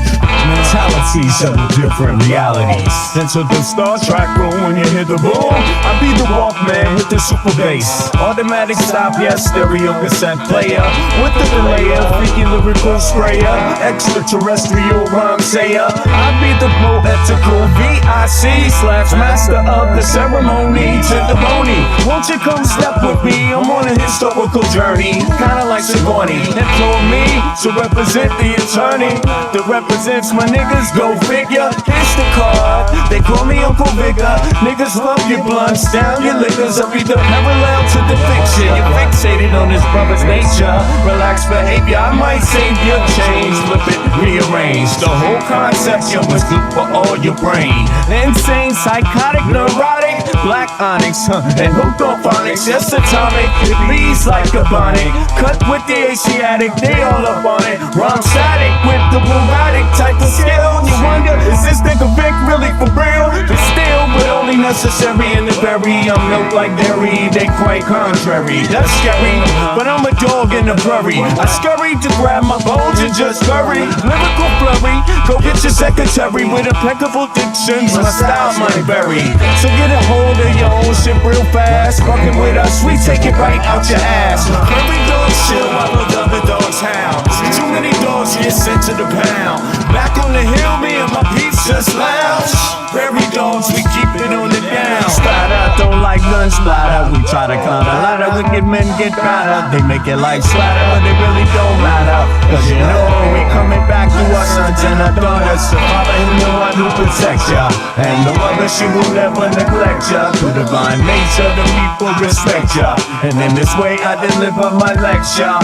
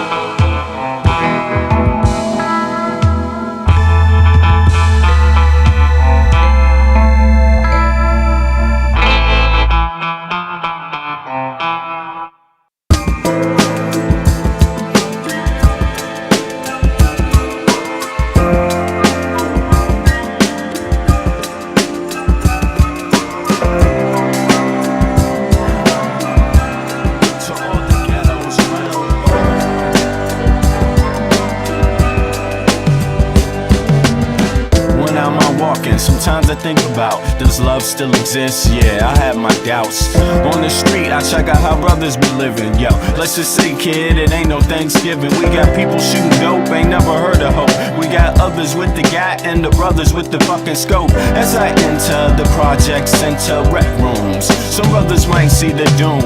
I see my nigga Paulo, fat pockets of papes. He knows the neighborhood biddies with all the dopest shapes. There goes Rollo with the blowout fro. He's got a gat, ayo niggas gots to go. No show is live with narrating, fuck Memorex. My nigga Rollo's got a gat at Paulo's chest. One slug blasted out, down boy died. Now show me some love, kid, it sounds like a fucking yes, you lie. know the struggle goes on. People try to survive, hold on. But we know it's been so long. Pain without a limit, so wrong. Sometimes I think how the world come to this, a place where every man and woman needs a therapist. Mass confusion, people living in delusion, justify all the bullshit through the Constitution. Meanwhile, the masses struggle to survive. I think we're too busy to hear our people's cries.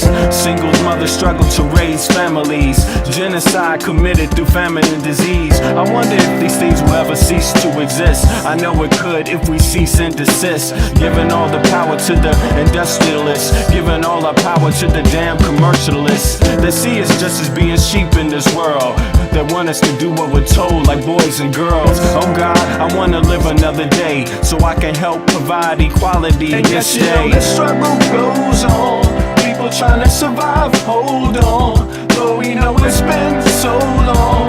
Pain without a limit, so wrong. Everybody around the globe, open up your earlobe, your third eye, and then decipher the code. Through knowledge, understanding, then bring love into the concept instead of bling bling. Truth instead of bias, educational methods. Twisting, contorting God's message of love for every human being. Listen, motherfucker, don't you hear the screams? It's time to do much more than talk, debate, and spread hate. We need to think and at the same time investigate. Understand what our actions may create. Before continuing the cycle, we procreate. We can clone humans, but at the same time, we can't feed humans. The future of man is actually looming. It's really depressing, it's true. And yes, you know the struggle goes on. People trying to survive, hold on. But we know it's been so long.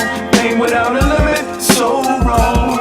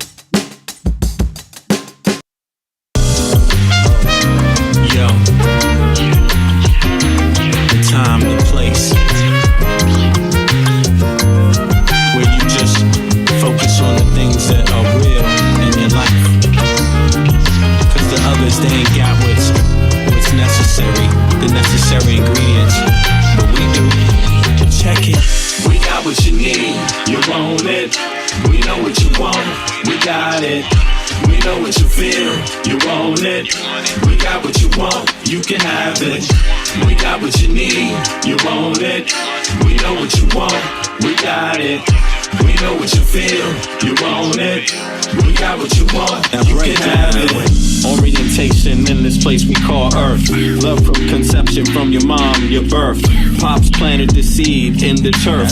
From there, you must find out what life is worth. Grew up learning your do's and don'ts before working on your motor skills, working on your coordination, right? And orientation to what your life. The brand new thing, so gentle the soul we're capturing. In this distance, the alphabets the kids sing. They celebrate when it's time to go outside. As you get older, you learn to let all the troubles in your life just glide away. Stay focused, keep it smooth, keep you cool. Things in life can make it get rude. If you let it, don't let it. If you let it, don't let it. If you let it, don't let it. If you let it, don't let it. If you let it, let it. Let it what? If you let it, don't let it. Let it. If you let it, what? Don't let it. If you let it, don't let it. Let it. Don't let it. We got what you need, you want it. We know what you want, we got it. We know what you feel, you want it. We got what you want, you can have it. We got what you need, you want it. We know what you want, we got it. We know what you feel, you want it. We got what you want, you can have it. We embark on this journey to your soul. We wanna have a good time. We embark on this journey to your soul. We wanna have a good time. We do something that you know you can't deny. We're just slipping in and out on a journey, you and I, on a mission to salvation. Our spirit be our transportation. We think you'll do a little love and that is true. For real, we bring something that you know you can't deny. We're just slipping in and out on a journey, you and I. Bring it. We got what you need, you want it. We know what you want, we got it. We know what you feel, you want it. We got what you want, you can have it. We got what you need, you want it. We know what you want, we got it. We know what you feel.